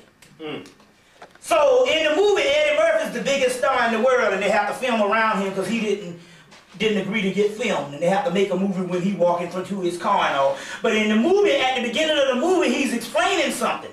He says that the only way you get an Oscar or Academy Award is you got to play a slave role. So we all know this. You know, niggas talk about this all the time. But guess what? Steve Martin is the one that wrote the movie. So that means Steve Martin is validating destruction. You see what I'm saying? If we would say this, you go, well, we already know that. But what Steve Martin is telling you is, because I'm a white boy, I'm telling you, this is policy. Then in the movie, they got the white girl, they breaking it. They got the white girl, and this white girl that will sleep with anybody to get to the top. So she was like, who in charge? Are you in charge? Well, you go to ass. and at the end, when Eddie Murphy finally agreed to release the movie because they found out he did it, what happened? She was right with Eddie Murphy and shit. Then while she was at the review, she found some damn white woman. Say, shit, I'm going to get with this white woman. So they were showing it all basically, but she got to realize, we've been talking about this with Steve Martin. They're giving this shit out, saying, you know, this is the reality. You see what I'm saying? Just like they're saying, this guy is this trainer that does all, you know. Yeah. Anytime you get into a certain business, you learn, you find out about people in the business. So this brother that I know that come to my lecture, he's a trainer, and he said he trains a lot of rich white people. You know what I'm saying? And by the way, he says, not unless they're a real brown skin, like an olive color, he said, they got to work 8 times as hard to get muscle mass. He said the brown color one and the black, you know, it ain't nothing. They can get muscle mass like it ain't nothing. They can build it up like that. He said, but them real pale ones, they got to work 8 times harder. He has to put them through 8 times the conditioning to get muscle mass. He said the only ones that get it is an olive color, and that's that gene pool thing. That's what also too, I'm finding out too. Not only was they shooting the white girls in the ass with the melanin, but now what's happening is you're seeing a lot of white girls with booties because the gene pool has been saturated so much. There's a lot of nigger up in these crackers family. And that booty coming out, that's the first thing. That damn booty is coming out. And I'm on damn dick, and I see this white girl, and her waist like this, and this white girl had a booty, man. That damn and knocked over 4 or 5 seats. I'm like, what the fuck going on? I said, this crack ain't elite enough to go get some shit. She looks stupid. I know she ain't had no goddamn melanin shots. That's that damn booty coming out. And that shit is coming out based on this damn gene pool. I'm gonna tell you what's going on. What's happening is that they letting the earth run wild because the elite motherfuckers is up on that damn space station. They got up in space. Go get the movie Contact. Remember on the movie Contact? Yeah. When they went to the rich motherfucker, he was on the space shuttle. Right. He was about to die, but that nigga was out in space. Yeah. He said, I'm beyond the fucking earth. Yeah. He was out in space. So what it is they dumping all these Mexicans and shit up in here because they up on the fucking space station. You see what I'm saying? By the thousands. And what they have done is they have replaced the duplicates down here to run the show, and you still thinking it's the regular America while they up on the fucking space station. Now, when the shit go down, they're gonna kill everything in the universe that ain't a part of the shit that's outside of the universe. We'll get into that advanced teaching. But my point is, that's not the point. They done abandoned this shit. Remember, even the Steve, my man produced he took a film that was suppressed in the 1970s, Bill Cooper, about how it was called Alternative 3, on how they was going in and they was taking these white scientists all in the early 70s was disappearing. Right. And they was taking them up to the space station. They was building that shit from the 70s. But these things are big. I mean these things is huge. They can build a football field out here. These things are like countries. You see what I'm saying? They might show you one little piece of the space station out here. You know what I'm saying? About like the armrest. You see, ooh, that's a big old space station and shit. You just looking at the damn armrest. You see what I'm saying? So they got their duplicates down here. But see, also, but everything down here is a whole, with white people. That's the white genetic annihilation that Francis Cress was talking about kicking in. You see what I'm coming from? All that type of stuff is also kicking in. But going back, this damn white girl, they got all this gene pool and they got all these booties going on, coming up. A lot of shit going down. You gotta understand what's going on. So go get that movie Bowfinger, very key. Go. I mean, it's in the theater, so go see that particular movie, Bowfinger. Now, the Star Wars movie, the one that came out, you know, they had it was, I think that he opted the storyline and putting a lot of real deal stuff in there because he got $1 billion for the toys, so the more characters he had, the more toys he could make. But anyway, they did drop on the Chloramidians. Remember he was talking about what are the Chloramidians? And in so many words, the Chloramidians were these little civilizations that was inside of each Jedi warrior. You see what I'm saying? And basically that's what the melanin is. And that's what we're going to also go into also too. The civilization that is inside of you. When I told you, I said when your people die, they go to live inside of you, they become a part of you. But that's where they are. So therefore they're not up in heaven.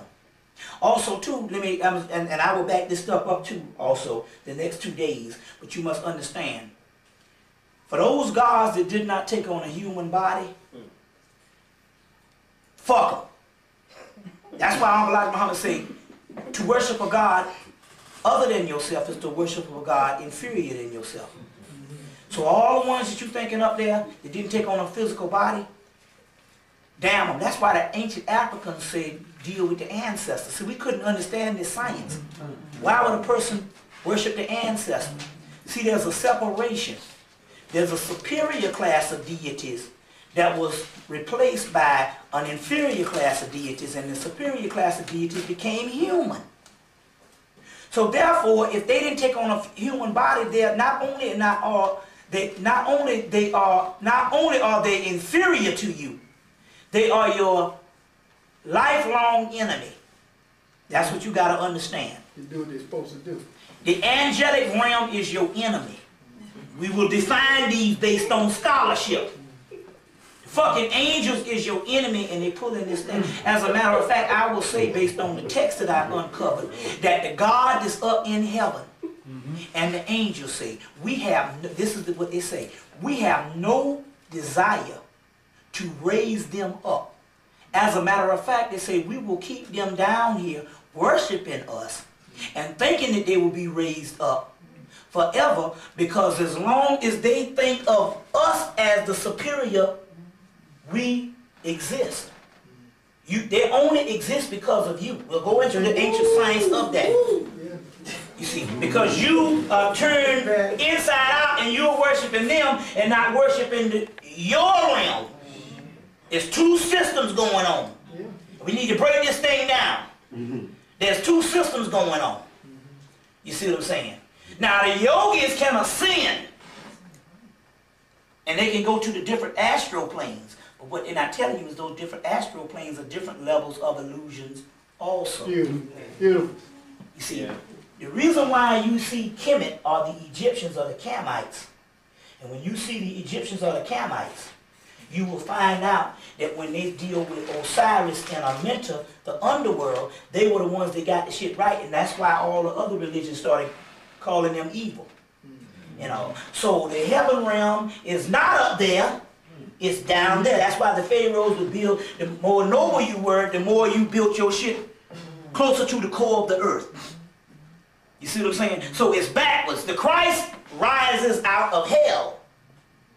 Didn't Jesus go down for 2 days and 3 days and rose and went ascended into hell? That's part of the ritual. You see what I'm saying? Ain't shit out there. No. But a bunch of faking ass people is about dead. You gotta line up the shit. So you can break through the physical matrix. Yeah. This is all an illusion. Yeah. But when you break through the physical matrix, you're only breaking through the illusionary form of the physical.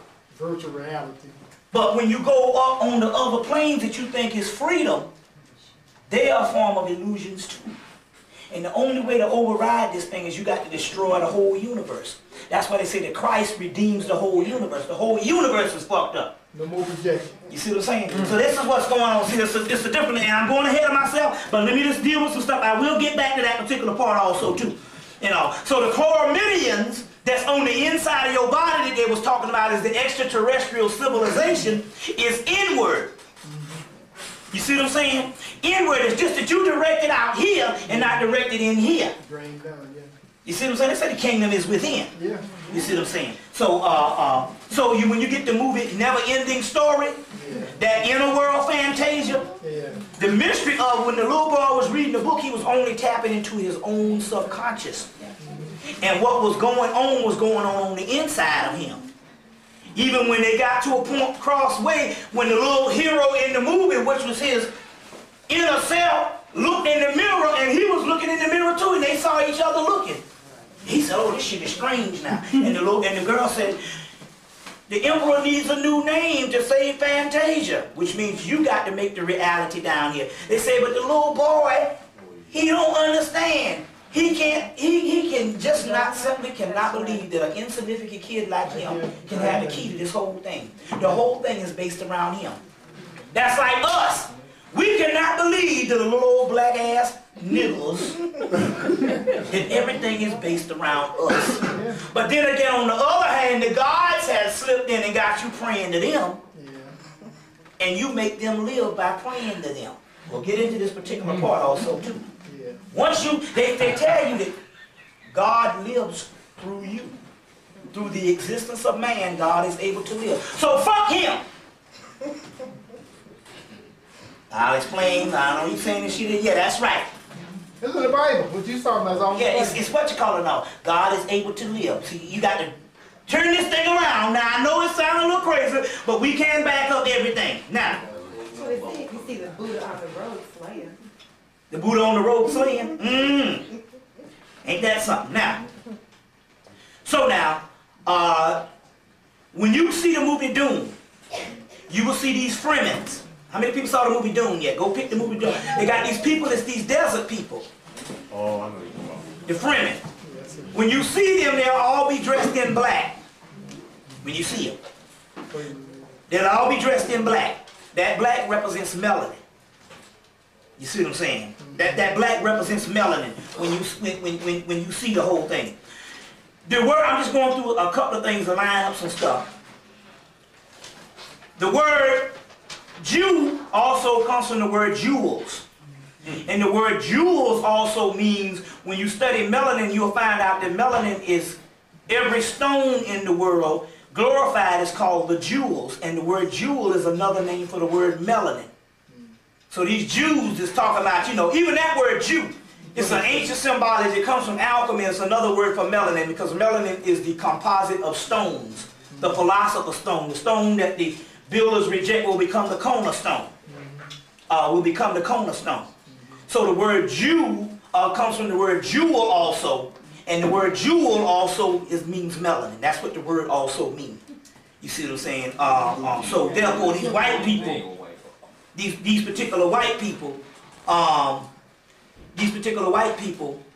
that's calling themselves Jews and don't have the melanin, that's all fake. But also go back and get the movie Dark City again and look at the movie Dark City, because Dark City is part 1 to The Matrix. Oh. See, what they do now is they take these movies and they'll put different movie companies and different release dates and all, and they be part 1 and part 2. Just like when you go and get the movie, like I told you before, you go get the movie Demolition Man, it's part 1, and Judge Dredd is part 2. They're all the same movie. It's just like you got the movie, I said the last time, you got the movie, what's the movie? Total Recall is one, the movie, no, not the one, I'll tell you the movie. The movie Running Man is part 1, Total Recall is part 2. Yeah. So that's the way they do sequels. If you go back and get the movie Dark City, is part 1. It's talking about the same stuff, and then you go get the movie Matrix and the same thing. And show you also it's the same thing. Remember in the movie The Matrix when he receives the telephone and he says, "They're coming for you. You need to get out of there." So when you see the movie Dark City, he gets a telephone call because the policeman that woke up said, "They're coming for you. You need to get out of there." So you're seeing some of the same aspects of the same movie. But when you go and also get the movie Dune again and compare the amount of stuff in the movie Dune and the movie Matrix, Dune had a guy that portrayed them. Remember they had the guy, he was real close to them and he portrayed them? But in the movie they got the same Judas in the movie also in Matrix. You'll find there's a lot of stuff. Remember in the movie Matrix when they told them all to be quiet because this thing it seeks and destroys? Oh yeah, tearing it. Well in the movie Dune, he's in his room, Paul Atreides, and this little thing comes in, and he says, "Call a hunter seeker, and I need to be real quiet because it's seeking and destroy." You'll find that they borrow a lot from these same movies and all also too. But see, in the Book of the Law, which is the ancient book, which is the extension of the Book of Coming Forth by Day, in the modern time in 1904, the Book of the Law. You'll see it in the third chapter. They say, "Oh, be ye against the people, my chosen." Be against the people, oh my chosen. That's not even talking about white people. That's just talking about people in general, including your own people who are not a part of the consciousness, because they are deadly and dangerous. Black on black betrayal. Yeah, basically. So remember in the movie The Matrix, he said those people, although we're trying to free them, they are still a part of the Matrix, and they'll be looked on as the enemy. Yeah. Because they all can be a potential agent. All can be a potential agent. Also, I just want to get a few things out of the way. Let me know when you want to break. How many hours is this? About 3 hours. That's 3 hours already? Yeah, because that's also too. You had a sister too. I'm just saying that it's something that he got food. You got food in there, right? I don't want to ask Sativa what you want to do. I'm just saying, I'm just asking, do you want to, whenever you want to break? I thought you had food or something, I don't know. I'm just saying, I just want to, you know. Did you see the movie The 13th Floor? Yeah. That's part of the time. Well, you want to do it now? It's good for you, yeah. Well, it's fine, because I mean, it's 3 hours and I don't, you know, like I said, so, you know, I forgot that the sister came on before me. Yeah. So, that, you know, I'm just saying. Yeah, we can take one now, because when we come back, we got to go deep into some stuff. And I got a lot of other. Hold up, slow down 1 second. 5 hours. Let me tell you a little something. You know, on the fly, I said, well, Chiquita from Motif Naturals was going to prepare the food. Well, she and I weren't able to get in touch with each other for the last 2 weeks. So I just had to just go and do something else, you know. And my mother prepared some food, so it's still cool, you know. Oh yeah, that's no problem. And we have to hook up. We got like 3 dishes in there. Some chicken drumette, some vegetarian spaghetti, and some vegetarian chili. If you get 1 dish, it's $3. 2 dishes, $4, 3 is 5. We have a fruit bowl, it's $1. And we have some sodas that's $1. And it's all right in the kitchen, you know, so you can go in there. I have a Minkara and Neffer gonna help me out, and Yolanda, and handle that, you know. So just go in the kitchen. Well, y'all go and do that, because I just realized it's 3 hours and I don't want, you know, because I got a lot to do. Like I say, I'm on page 1. Also, for the people that didn't get my book the last time, I got some copies here. 13th floor is part of the 13th floor.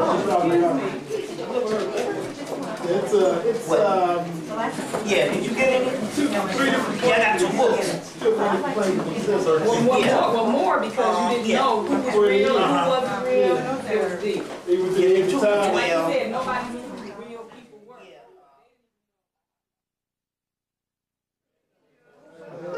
Okay.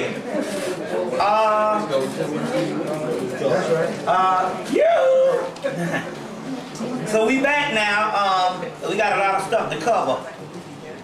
First of all, to start back off, coming to find out that all your mind-based drugs, like Prozac, all that stuff is melanin-based. Coming to find out that just about everything that they use now for any type of psychological remedy for white people, all of it is based on the synthesization or synthesizing of melanin, in so many words. Just about everything that you can think of, Rogaine for the hair, all of that type of stuff, the hair stuff, all of that. As a matter of fact, what we're understanding now is just about 98% of most healthcare now, in the advances within the last 20 years in all types of pharmaceuticals, has something to do with melanin based. You see what I'm saying? All coming from the Human Genome Project. You see what I'm saying? So basically, literally, we were the guinea pigs for all of this. And so it's not just basically melatonin, and like I said the last time with the Viagra, we all know that that's melanin based. And like you were saying that they was telling them to get off that Viagra because it's killing them.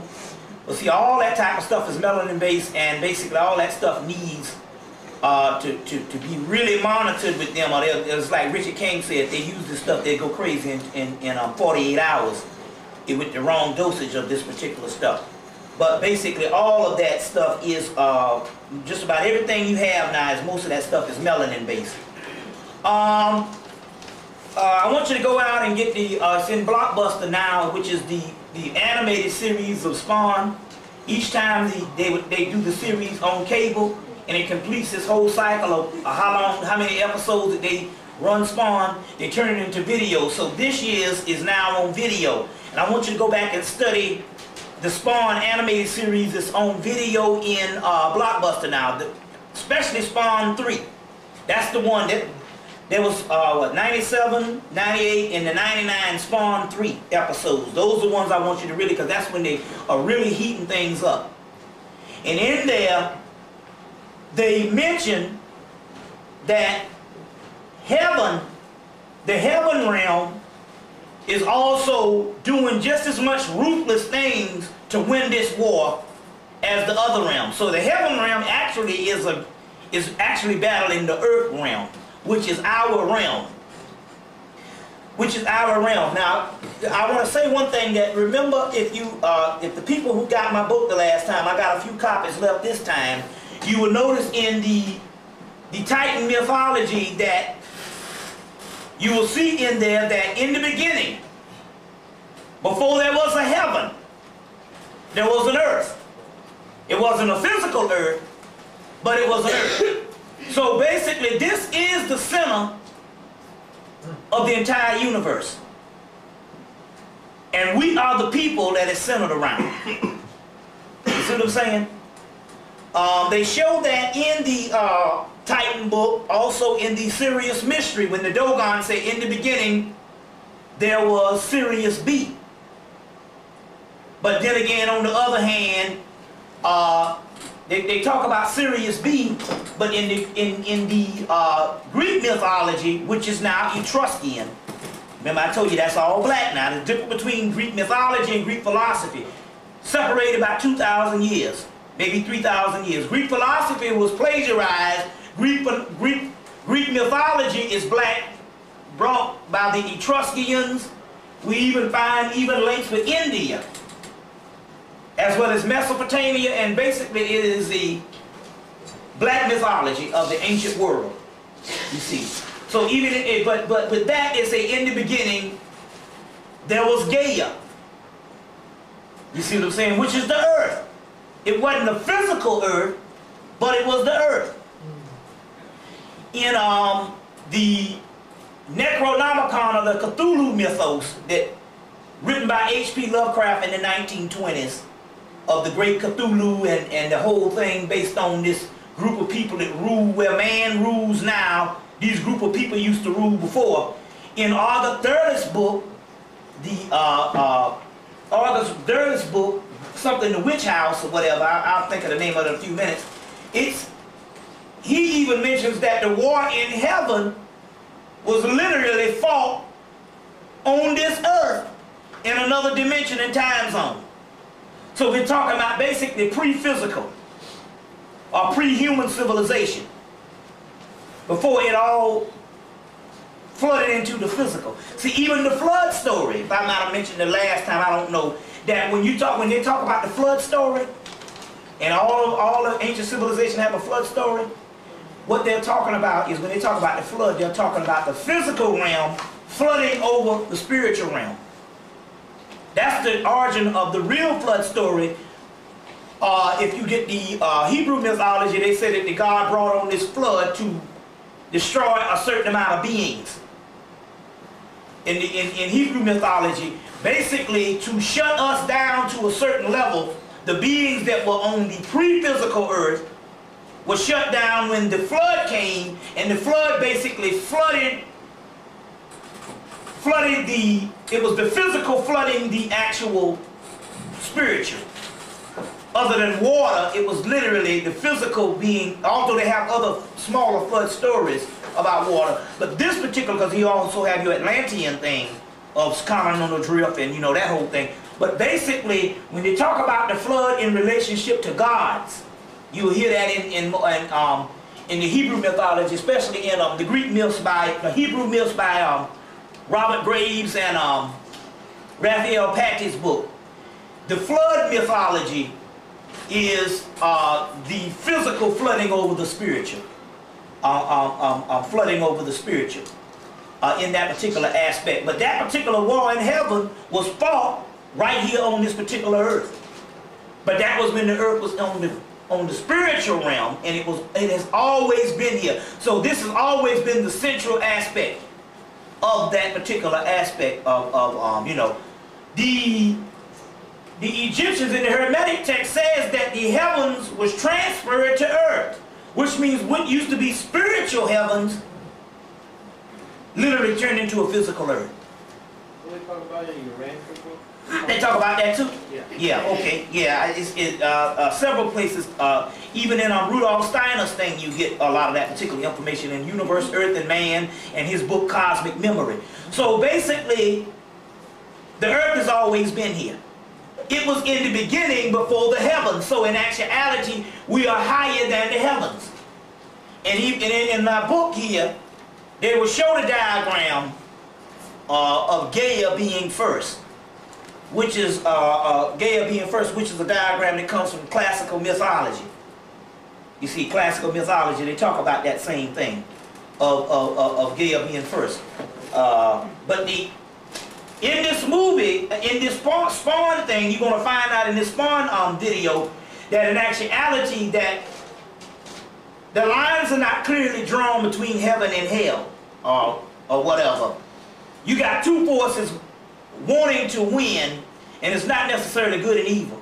As a matter of fact, you're going to find out as we go today and tomorrow, that in actuality, that what they call the divas, we are the Asuras. There's a difference. The Asuras you get the word Asura, is also you get the word Asur, Osiris. Osiris is what? Asur. We are the Asuras, an older class of deities that was suppressed by a younger class of deities. The Devas are the younger class of deities, is a solar Devas, but anything solar only has a period of time before it burns out. So it's not forever. The Asuras come from the triple blackness of space, or the dark matter, or the antimatter, Ayin, antimatter, and that particular, those particular ones are older, they predate the Devas. So the astral plane is called the Deva-Shanit plane. And this is the key based on, well, I guess I can explain it now on what's really going on here with the with this whole thing. There's a movie you need to go get called, it's called Eden, 1996. The star is a woman by the name of Joanna Going. She also starred in the movie Phantoms, Dean Koontz Phantoms. She was one of the girls that was in the movie. But she's in a movie called Eden. And in this movie, she basically has multiple sclerosis, and she's limping, and she doesn't have long before her body deteriorates. But she's walking and all. She's walking with a limp and all, and she's married to a guy. They like they live on the campus of this prep school, and the guy's an egomaniac, like most white guys. And he's real conservative and real strict and all, and he literally takes the students through a hard time. But anyway, her body is failing her as far as she's going to get to the point where she has to be in a wheelchair and all this thing. But in the course of her sickness, she learned how to astral travel. So as a result, she gets to a certain point that she leaves her body for like a month or so, and she goes in this coma. And the whole time she's on the astral plane. She's on the astral plane. Meanwhile, while she's up there on the astral plane, she's witnessing the freedom of being outside of her body. Then she gets to the point, she said, I don't know if I want to return to my body, because it might be to the point whereas it will be so damaged or whatever. But she realized one thing about being up there for a certain period of time on the astral plane, because her body was laying in a coma or whatever. And she realized one thing. She said, I'm beginning to find out that I am literally being dissolved back into the fabric of the universe, and I will have no conscience at all. Now first of all, that's the difference between you and white people. Because it's a lower frequency and all, they just be dissolved back into there where they just become a part of the nothing. The nothingness. By us being the nothingness, which is the absolute, our consciousness or our essence is forever. Energy can never be created or destroyed. So she decides she's going to try to go back in the body, but it's so badly damaged, she's deciding, well, I might as well just get dissolved. But what made her go back was she found out her husband did love her, because that was one reason why she was in the coma. And so basically, when she found out that her husband loved her, he told her so, standing over her body, she decided to go back. The name, but, the name of it is? Eden. Joanna Going. But the point I'm trying to make here is this. And I'll give you the information on how this thing came about. I used to be a student of C. Freeman L. as far as meditation student. My other knowledge is basically doing my research, but his knowledge is based on by the way of the meditation, and basically he was trained through the Yogananda or the yogi system, not just necessarily Yogananda, but all of the whole yogi system. But I saw the whole yogi thing as a form of contradiction, because I said, well, why is it that they fucking around with all these white people? You see what I'm saying? Also, I realized also too, we got all these hundreds of people meditating, and so-called Tibetans and the yogi people, and I say, well, hell, if all these people so-called meditating, and meditating is supposed to be the thing to turn the world around, and you got damn people in Tibet, and I'm talking about black people, it's been meditating for 40, 50 years, and ain't shit happening. Right. what the hell going on here? Then I'm like, what the hell going on here? And Bangladesh is one of the poorest places on the planet. Yet they're supposed to have all this.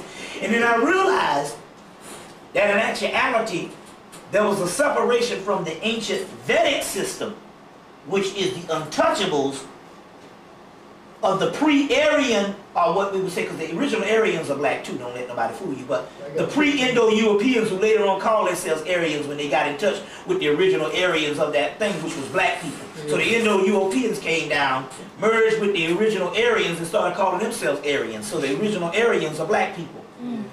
And over the course of years, this whole thing got muddled as far as the knowledge got dwindled down into basically it's a more advanced religion, but it's a religion in the aspect that they are dealing with another system than the original Vedic people that inhabited that land, and that was your Dravidian people, which goes all the way back to the African thing. You see what I'm saying? The yogis and the Tibetans that do all of this particular, damn, this came off a shoe. I must have, whatever.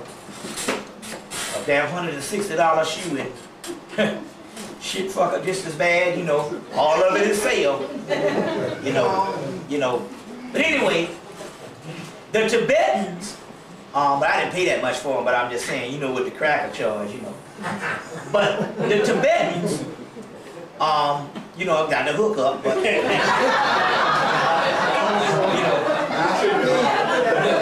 but it's still all just cheap junk, man. They just put them on the high price tag on the shit.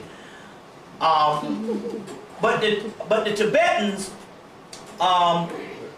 they do all this particular meditation and all this system and all this yogi thing and all, and supposedly they're supposed to be ascended masters. Well, it took me a while to figure this out. If the earth was here in the beginning, what the fuck are you ascending to? See what I'm saying? All this ascension shit, this is all the white new age. Ascension. Well, if this is the command module, if this is the central location of all there is, what the hell are you ascending to? You see? And then you understand why the Egyptians or the Kamites and pre-cultures of before 2,000 years always talked about going to the underworld. You see what I'm saying? As well as its connection with death. So what we have here is we got two systems. One that was developed later on. And yes, they do ascend, excuse me. And what we're talking about here is this. About the meditation things, and you must be clear on what's going on. They do all this meditation. And like I said, I was a part of all this, but they do all of this, but they miss one thing. You can misdirect the energy within your mindset and you can go from one path to the other path. And what's happening is this. They are able to break the physical illusion of the earth, which is the physical earth, and they are seeing, and they go on the astral plane, but that particular astral plane is just another series of illusions, although it might not be physical. It's another series of illusions. So you might have these different dimensions and these planes, but it's only a plane of existence or an illusionary plane. The New Age movement is trying to get everybody to ascend.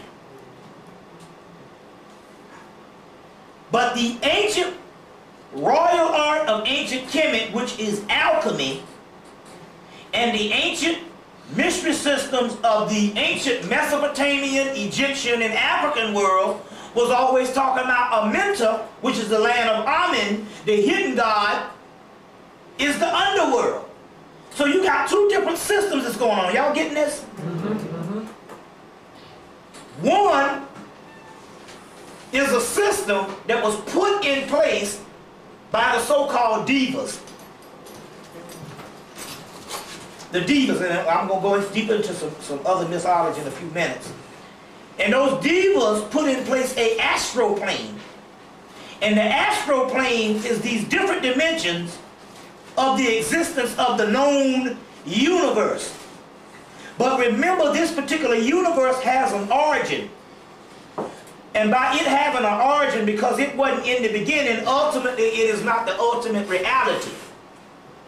The left-hand path, or the underworld path, or the dark side path, is a different system which is talking about the overthrow of the whole entire universe to the original inhabitants, which in actuality, in a course of being shut down so long, it becomes new. So that's the New Jerusalem.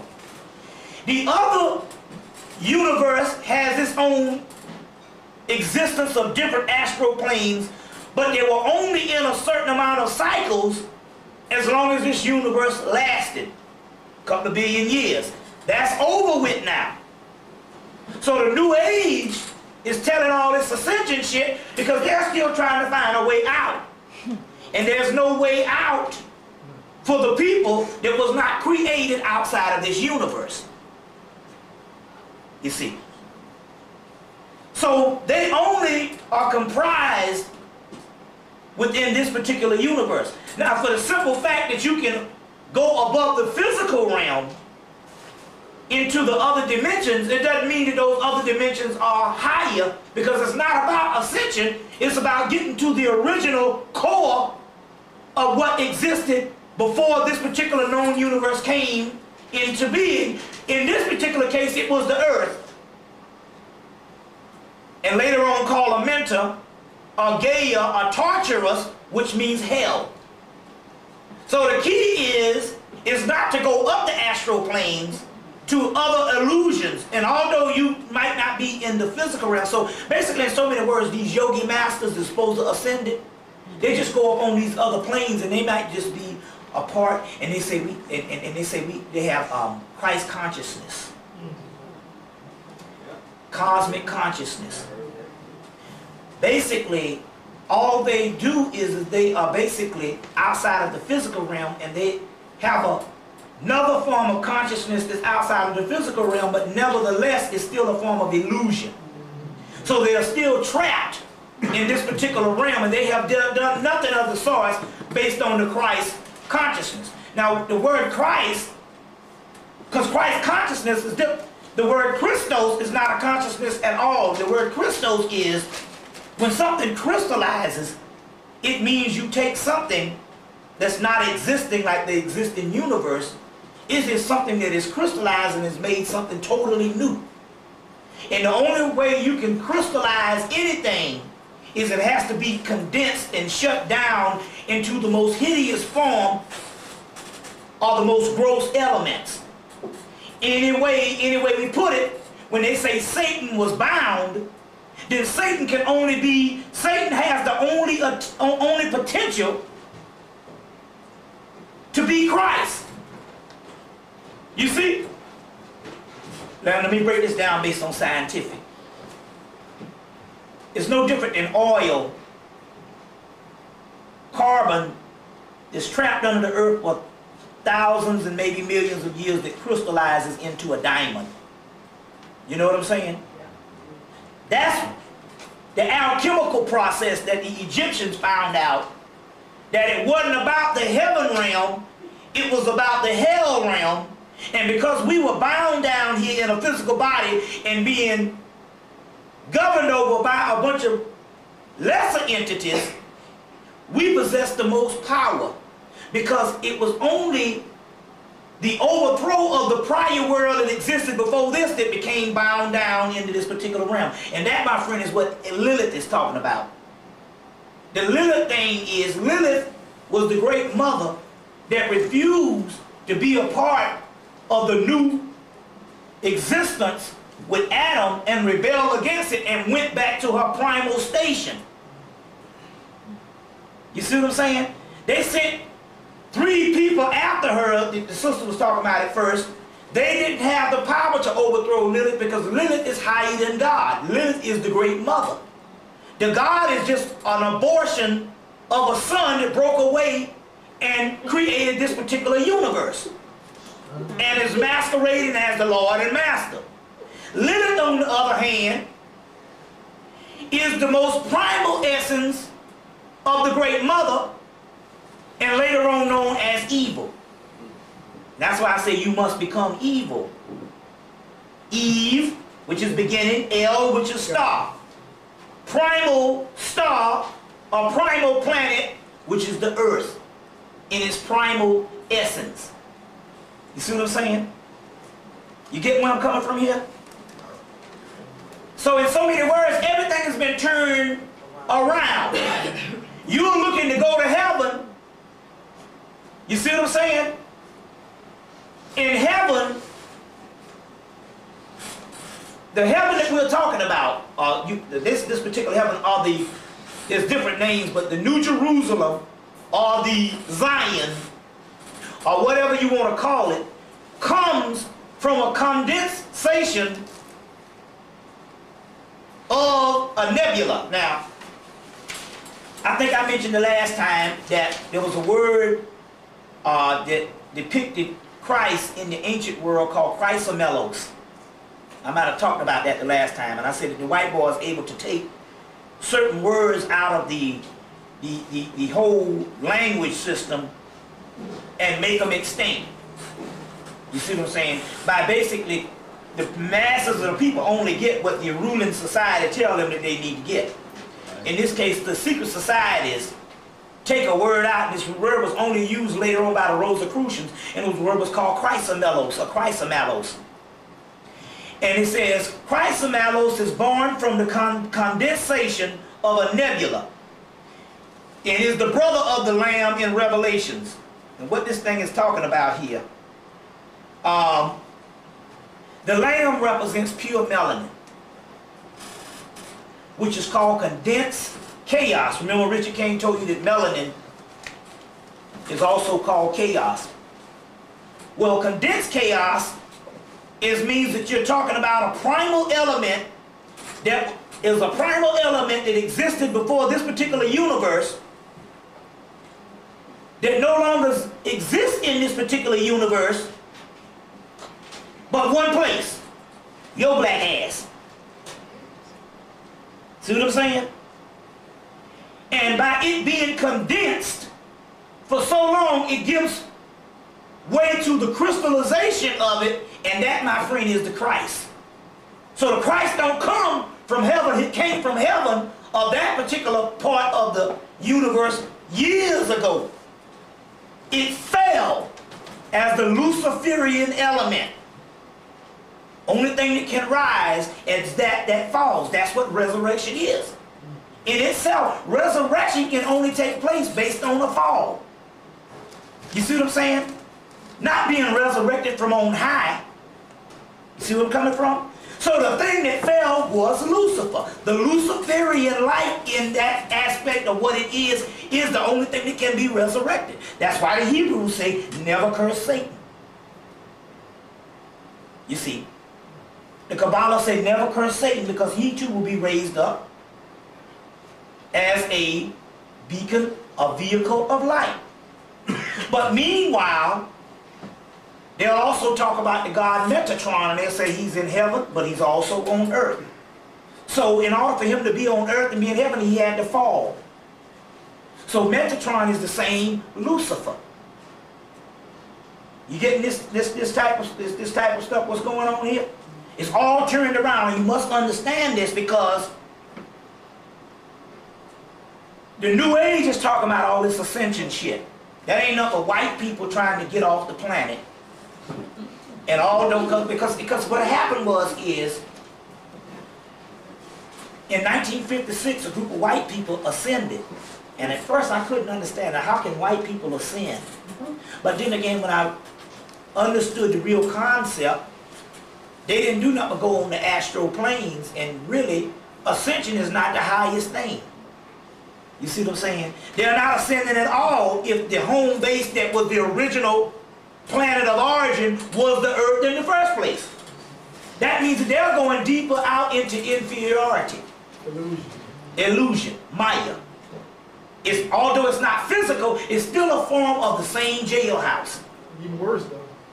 Yeah, it's even worse because it's even worse because most of the people that are sin still thinks that it is reality. Now in the Rig Veda text, which is the oldest text in India, it also says that this illusion is created by God. And it says this illusion, I want to get this thing, it says that Maya, y'all bear with me. I want to read this. It says that, if I get this right, hold on 1 minute, y'all bear with me. It says that God creates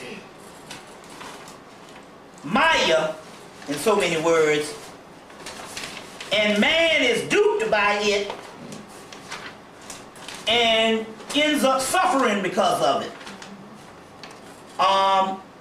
One aspect is an Indian text about this Indian text is called the suffering king. Now this king is suffering because he kind of went insane. And when he went insane because he was brought to a certain reality. Now the reality in the Tibetan Book of the Dead says that your reality, enlightenment, he was brought to a certain enlightenment. Well, in the Tibetan Book of the Dead they say enlightenment begins. Man is enlightened when he realizes the unreality of existence. You. So anybody saw the 13th floor? Yes. Yeah. That's what that whole thing was about and all. And there was two and three different dimensions they was going back and forth from and all. But there was only existence, which is a plane of existence, but there was all illusionary phenomena. So man's enlightenment, you are enlightened when you find out that this shit ain't real. They say the matrix is not real. What is the matrix? The matrix is what pulled over your eyes. A world pulled over your eyes to blind you from the truth. And what? You are slaves. To it. So, this king became enlightened. When he became enlightened, he found out that the kingdom that he was governing over wasn't real. It didn't exist. So he couldn't handle it and he went crazy. Everybody was telling him in the kingdom, why don't you act like a king and govern like a king? So his father found out about it and went and sent for a spiritual sage, which is a master or a teacher. And the sage came and told him, I understand why you're going crazy. And I understand that you're saying, how am I going to be able to face with the task of governing a people and a kingdom that does not exist?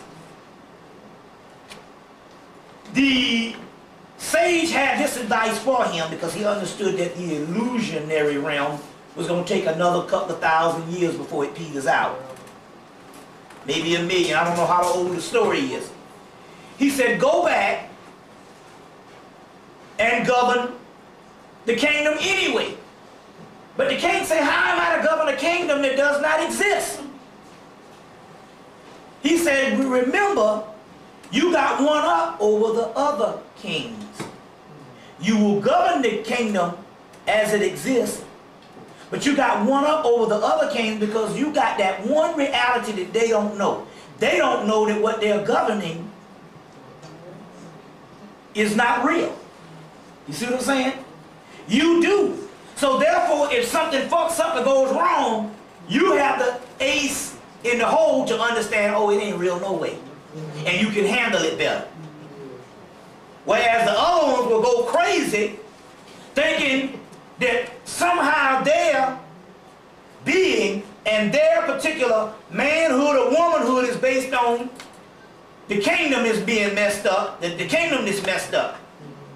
It's gone out? Oh. The kingdom is messed up. You understand what I'm saying? So in so many words, it's also a story that talks to us. All the fucked up shit we going through it doesn't exist in the first place. So once you understand that and enlightened and is enlightened by that, you understand also that's your way out. You see what I'm saying? Yeah. So, I got about 10 more minutes on this tape. So. oh, 10 more minutes. So, now, going back to this thing, that's what the woman Joanna Goin in the movie Eden found out. That number one, although she thought that, we are going to ascend to this particular universe, since she didn't exist no way, because only thing she is a bunch of energy, but she does not have the Christos melanin compound, which is the pre-Adamite substance that existed before this illusionary universe came into being. Ultimately, she couldn't do nothing but come a form of the same fabric of the same universe and lose. So her own consciousness was only on the physical realm. That also has something to do with the gods that created this, because they are an abortion and they do not possess that particular energy that is in the outer.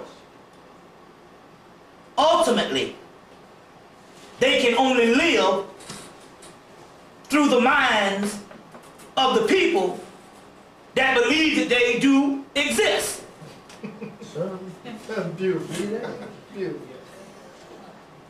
So once you stop believing that God exists and believe that you are the original being that was fooled into thinking that this particular person up here exists and his angels, you understand, he disappears. But we don't have to worry about all the people following religion and T.D. Jakes. The only thing we got to worry about is the people in this room, or the little bit of people in consciousness. And go by the same principle: to worship a God other than yourself is to worship a God inferior to yourself. And that's why the Africans used to worship the ancestors, because they understood that the ancestors represented that aspect of the people who, if they were down here in a physical body, that means that they came from the realm before creation. And that was the only thing that was real. So ain't no sense of fucking with them gods up there. Deal with their ancestors. Even when it came to their African gods, they always used to say that they were once human like we were. Because I often wonder, how could a man worship another human? Then again, you don't understand what humans are. Humans are the one true gods of the prior universe, since our world is built on universes that existed before it.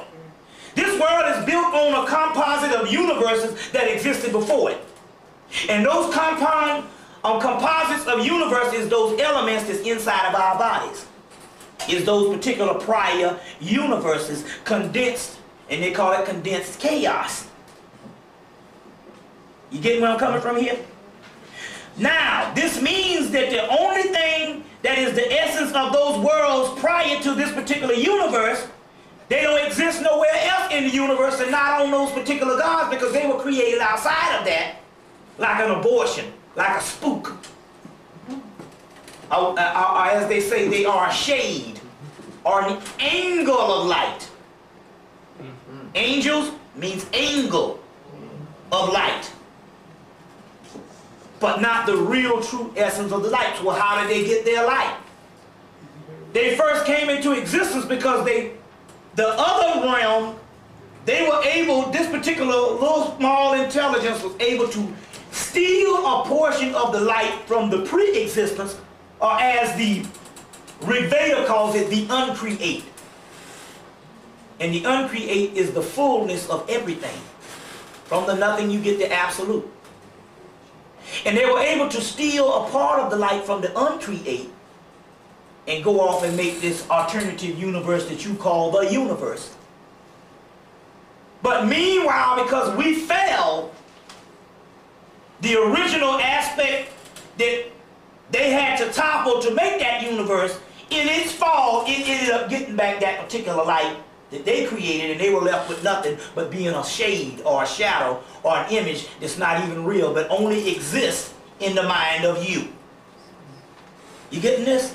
If you're not getting it, this will be when the tape comes back, it'll be an awesome tape. Try to understand this shit. You see what I'm saying? You see. That's why the God of the Bible says, I am the God of the living, not the dead.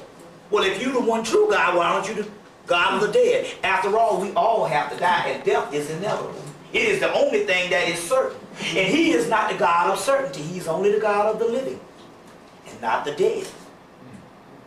That's what the God of the Bible. That means he only comes into play doing only creation.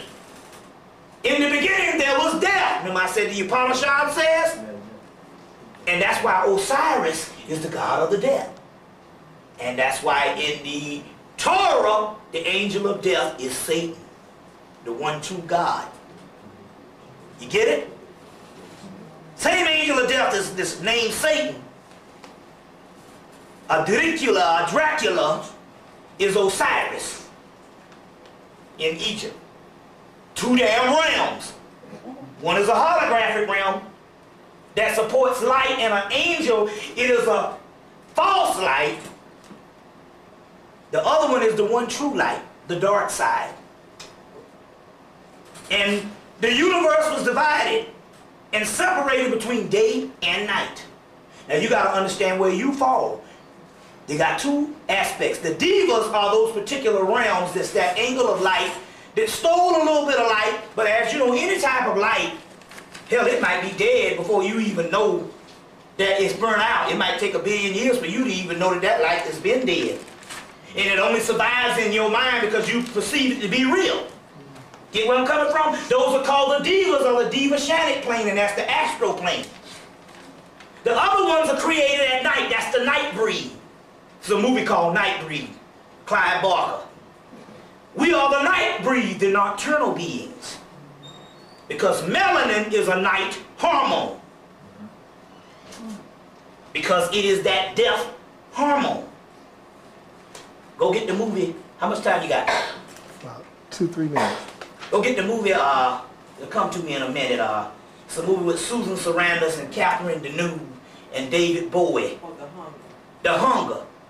And Captain Deneuve and David Bowie, they put something in Susan Sarandon's random arm, Captain Deneuve, and they say, you got an alien element up in you. That was melanin. And when she came, she said, oh, you turned me, you got this shit in me. She said, hell, I gave you everlasting life. It is because of that night hormone that you can live beyond the fucking daylight that is going away, because it's only a light that's been cast eons ago. And we are the only true beings. You getting this stuff? Go get the movie The Thirst, The Hunger. The Hunger. The Hunger. Catherine Deneuve, Susan Sarandon, and David Bowie. You see what I'm saying? David Bowie. And he turned old in there, but it took him, what, a couple of hundred? He was one of the older vampires. He's like a couple thousand years old. And he finally started, when he deteriorated, it took a couple of hours, but shit. Hell, he'd been on the earth a couple thousand years. I'm going to change the tape. Go ahead and change the tape, because y'all getting this?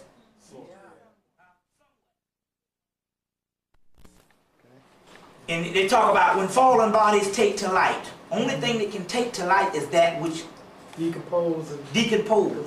It's called putrefaction, and from putrefaction you get illumination. Yeah.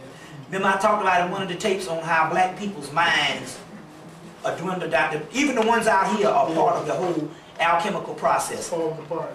Basically just falling apart, whereas even what we call good common sense and rational and logical thought with us is something abnormal. Yeah. You look crazy. Think about it. Abnormal thought when it comes to a lot of niggas out here. We crazy.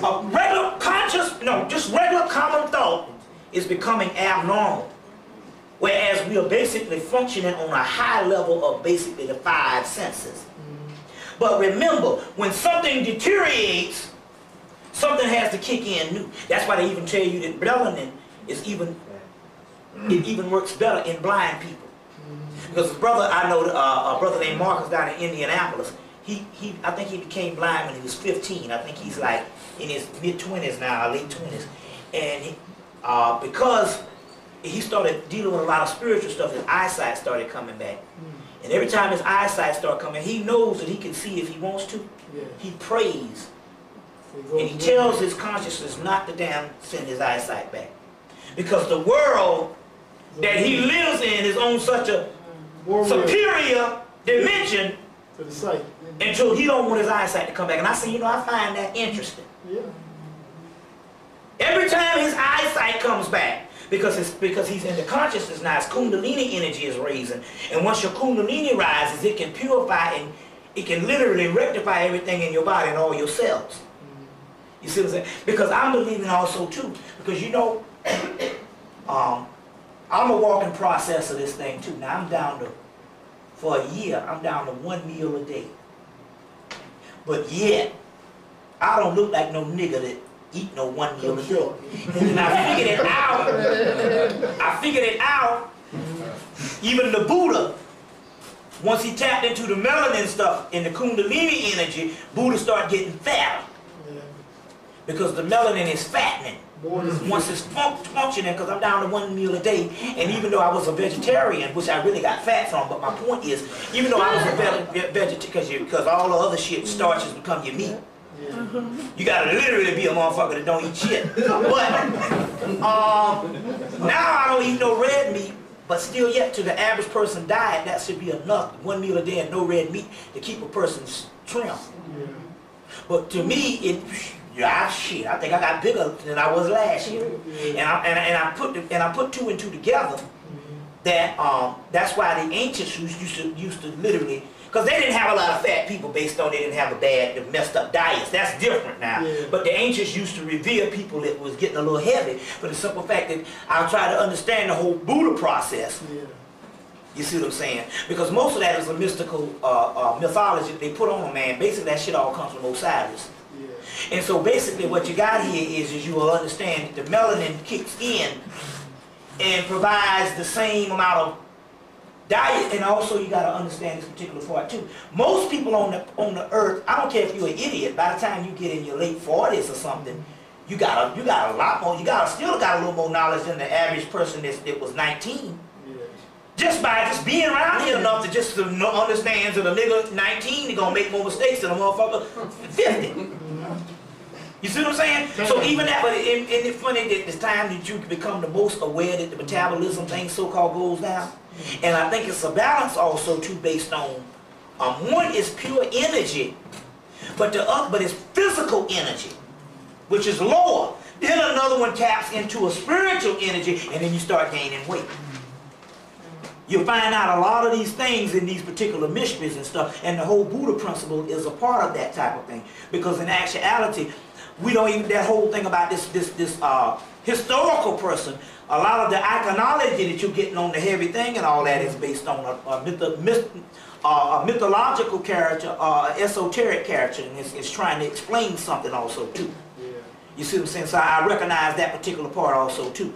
But this hunger that we're talking about here, we're talking about this night hormone, so we're talking about here that you have to reverse everything. I've been on this dark side and I know it sounds familiar, but you got to understand. You have to understand this because on the other hand, on the New Age thing, they're telling the people about raising up and all this type of thing here, but also too, which we have to also to get into is, and I hit upon it the last time, is these chloramidians that they call it in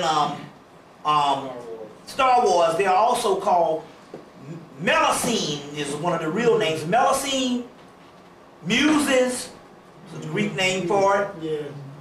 Sirens, mermaids, all these are terminologies for ancient civilizations that live on the inside of you. And basically, they become stronger and stronger as more of your people make it off of the physical realm. So the white boy's damn if he does, damn if he doesn't. One minute he kills off all these people to try to stop this energy based on the conference in 1986 that told them that by the 1990s, this Kundalini energy was raising in all the indigenous people. And in so many words, they would not be able to live on the planet. As a result, they became down with more melanoma skin cancer. That melanoma skin cancer ain't coming from the goddamn sun out there. It's coming from your energy. And your energy is killing them. So they had to limit the amount of indigenous people on the planet. So that's why they started killing the thing off. But on the other hand, it's a catch-22. Meanwhile, once they get a certain amount of people out of the physical body, your physical body becomes stronger because they become living you, and your glorified spirit becomes even stronger because it wasn't that many in the beginning in the first place. As far as these the original ones that seeded the planet, even in the physical.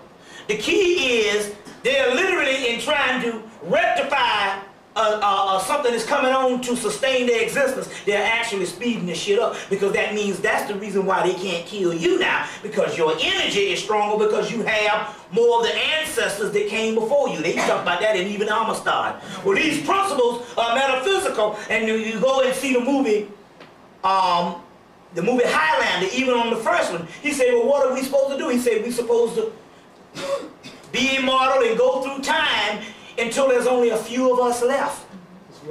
And then we will have the gathering. Yeah. The gathering is taking place as we're dealing with right now. Number one is taking place with the masses of people on the East Coast. And as you go out west, it gets a little weaker, but still yet you got the ones that still spread out there, because they tell you that's Hollywood. You know, the conscious niggas out there is really catching hell if you think these fools out here is bad.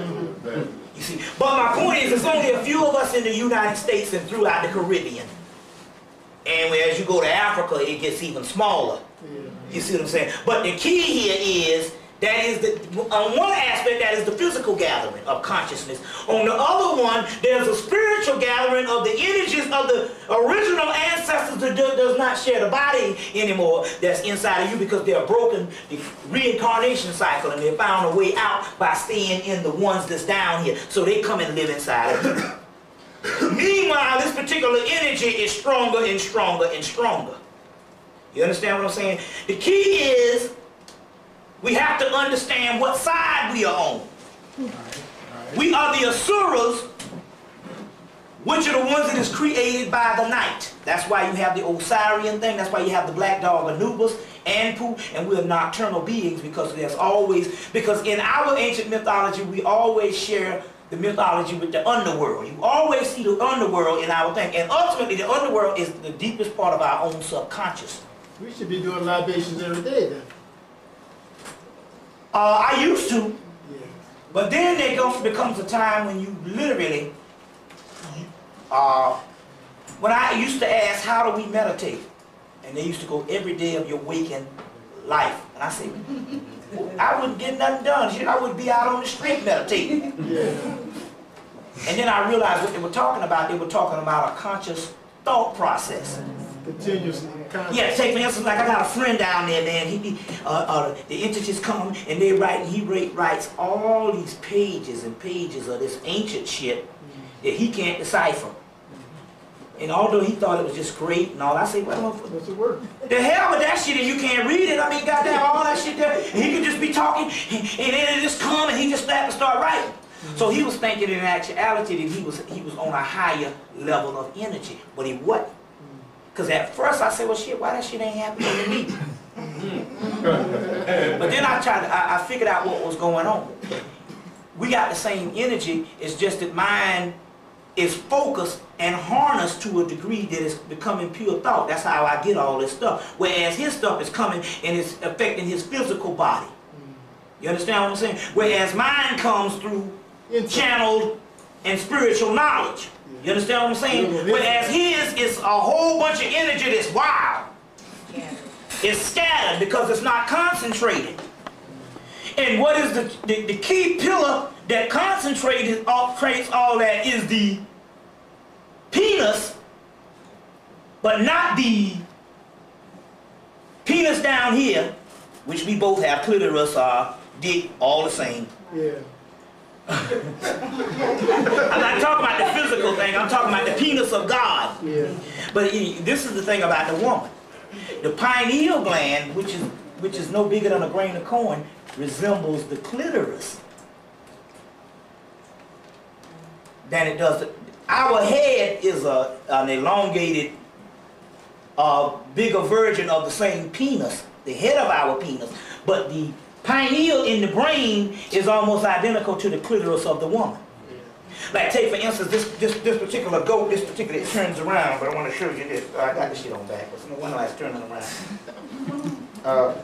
This Baphomet goat, this particular goat, which is the goat with the two horns.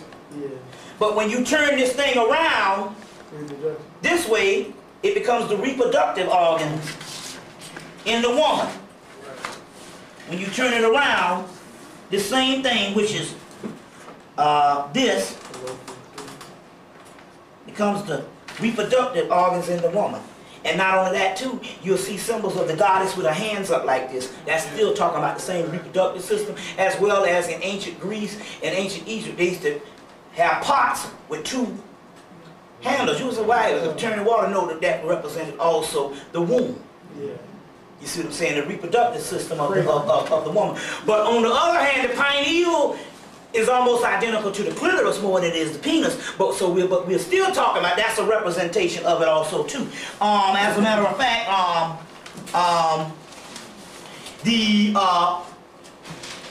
in the Rig Veda, you're going to have a god named Rudra.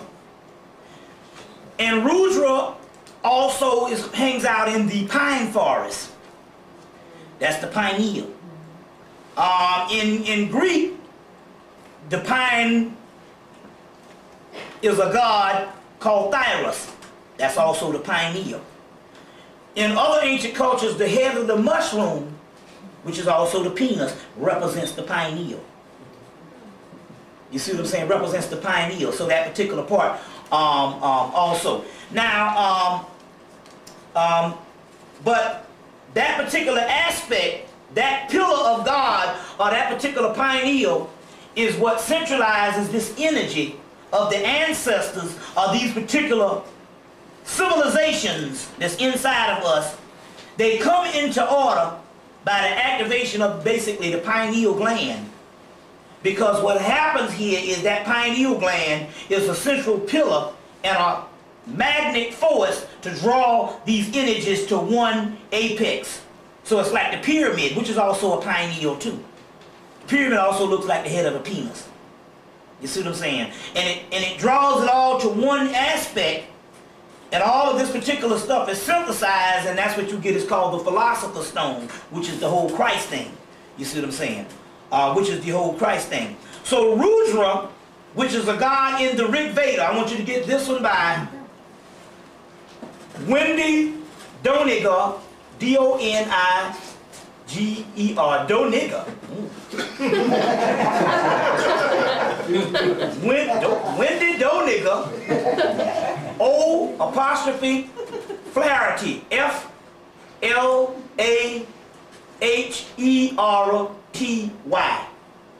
Her last name is O-F-L-A-H-E-R-T-Y. What's that? Yeah, I checked with Borders. They don't have it in stock, but they can order it because it's in the warehouse. It'll take about 5 days to come. If this is the one that I'm pushing. Yeah, and just ask for it under Wendy O'Flaherty because it's not listed with the Doniger for some reason. Yeah, Wendy O'Flaherty. This is the one I'm pushing because there's several Rig Vedas, but there's just the straight text. This particular woman taught at the university, she teaches at the University of Chicago. She's really basically translated. You get the better translation. She really translated the best. So you want to get this one by her, and you also want to get Hindu myths by her. Now what we're dealing with here is I'm able to synthesize more information in earlier texts.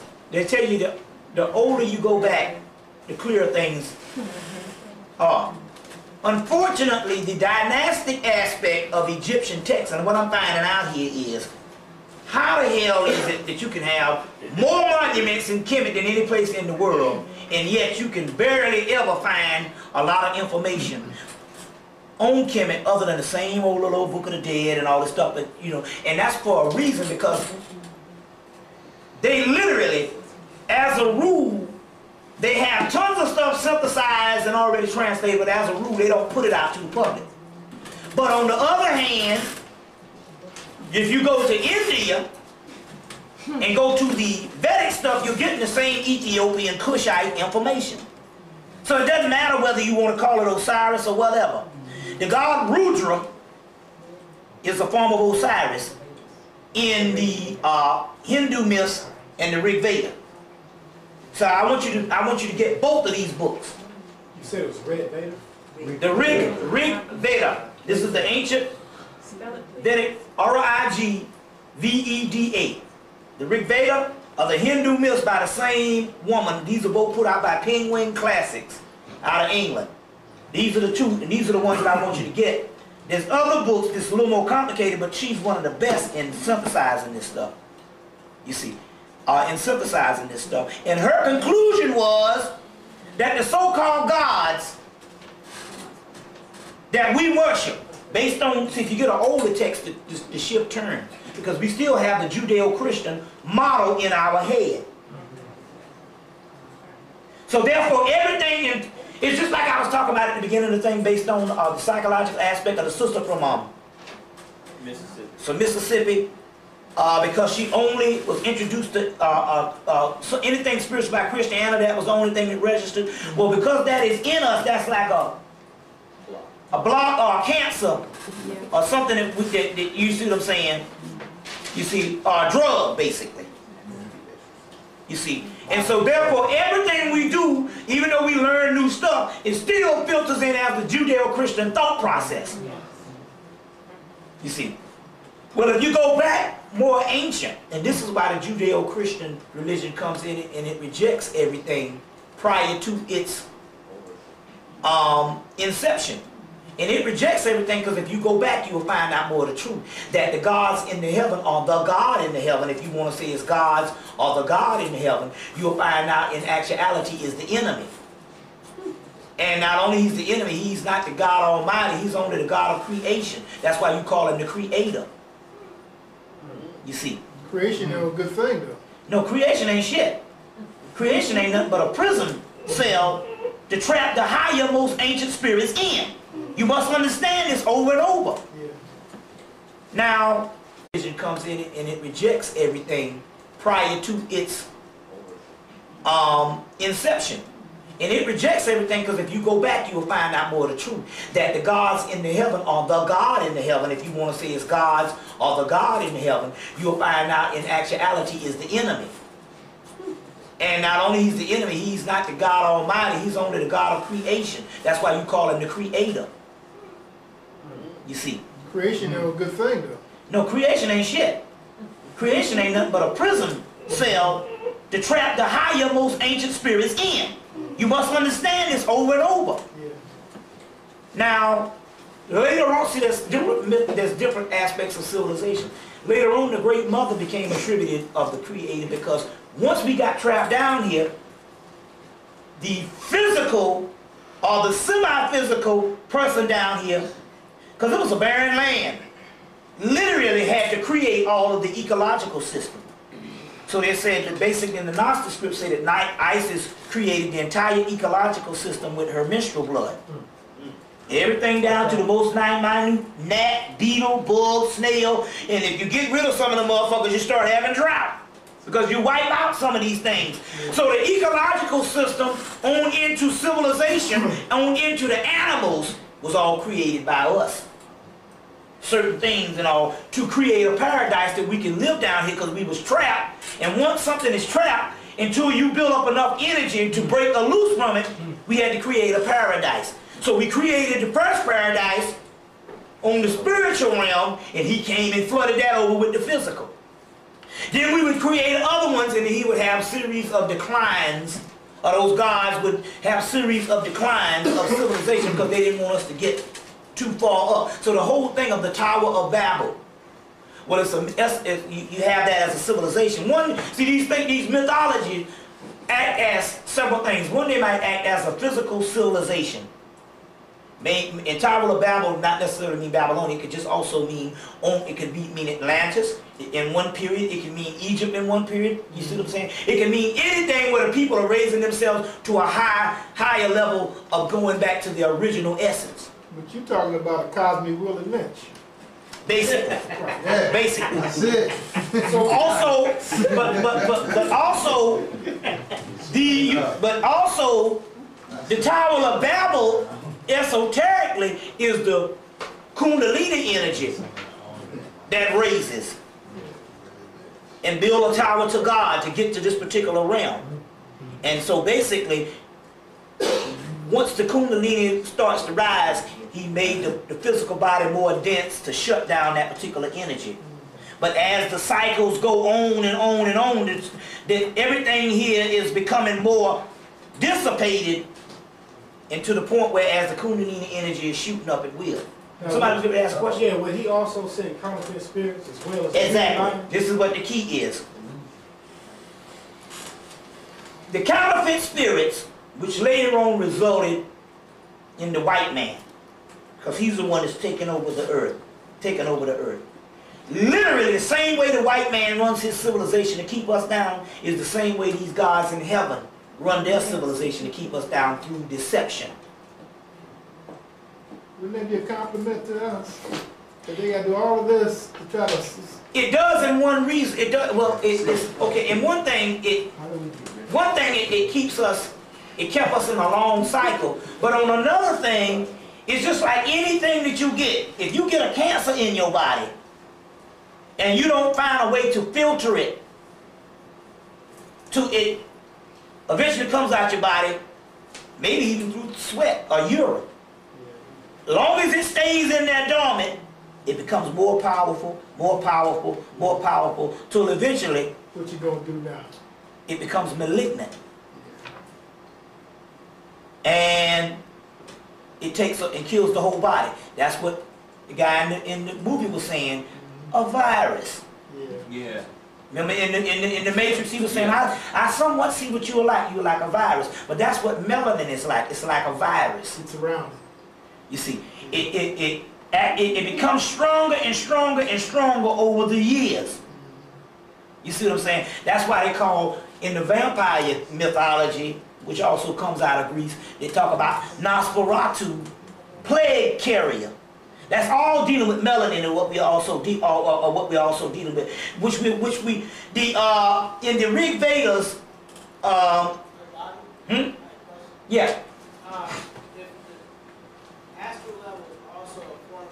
Yeah. What level is considered to be the true existence? Good question you asked that, and I'll give you the answer.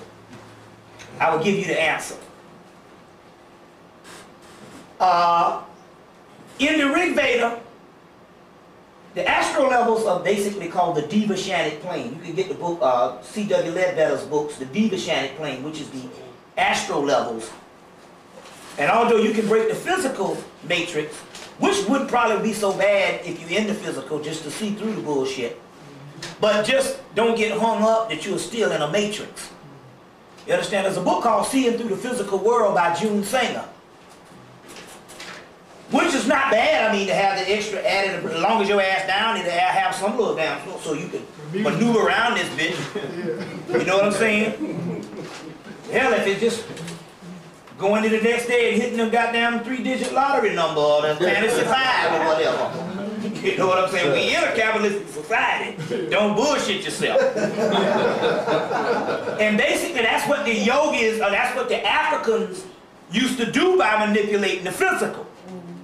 Do what you need. By breaking through the physical matrix. But ultimately, because we're talking about in those particular methods and science were put in place because we had a couple of thousands of years down here. But ultimately, it is explained that in the Rig Veda, one thing is promised to the devas, which is that shining light, which is really only a glimmer or a shadow of something that is past, which is only being still cast in our minds. That particular, in the Rig Veda it says, the ultimate solution for them of that particular universal matrix is, there's one thing that is their fate, death. Now, let me explain it on 2 levels. Which I have to get into what we're talking about here as far as the death that we're talking about here. The death that I'm talking about here is in the Upanishads. It says that in the beginning there was death.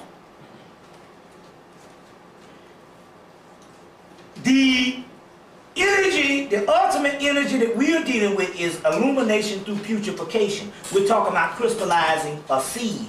The white people are talking about going up here and escaping and going here. They're either going to do it physically by going into this space station, or they're going to do it astrally.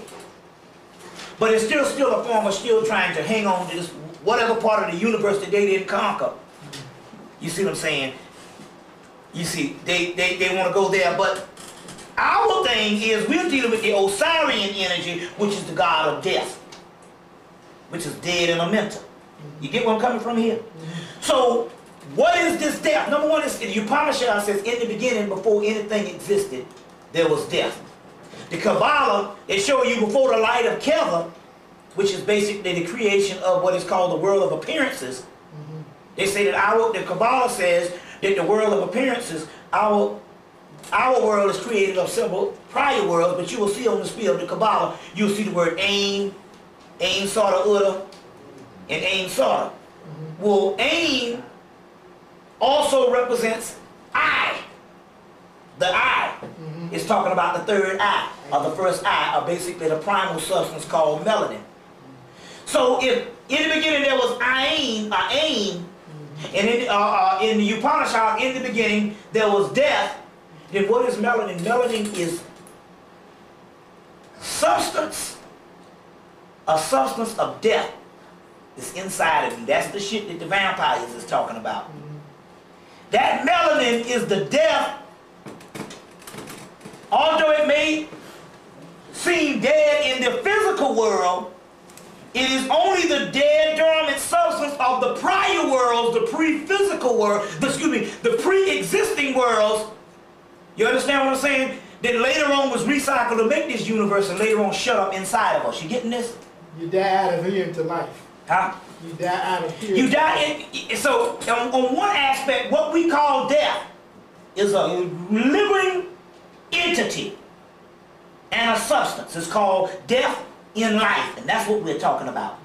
Now, we're not talking about necessarily killing yourself. We're talking about an alchemical process that's going to take place in your body. It's happening now. See, let me explain something, because I always get this question in the lectures. You got to understand how the process works.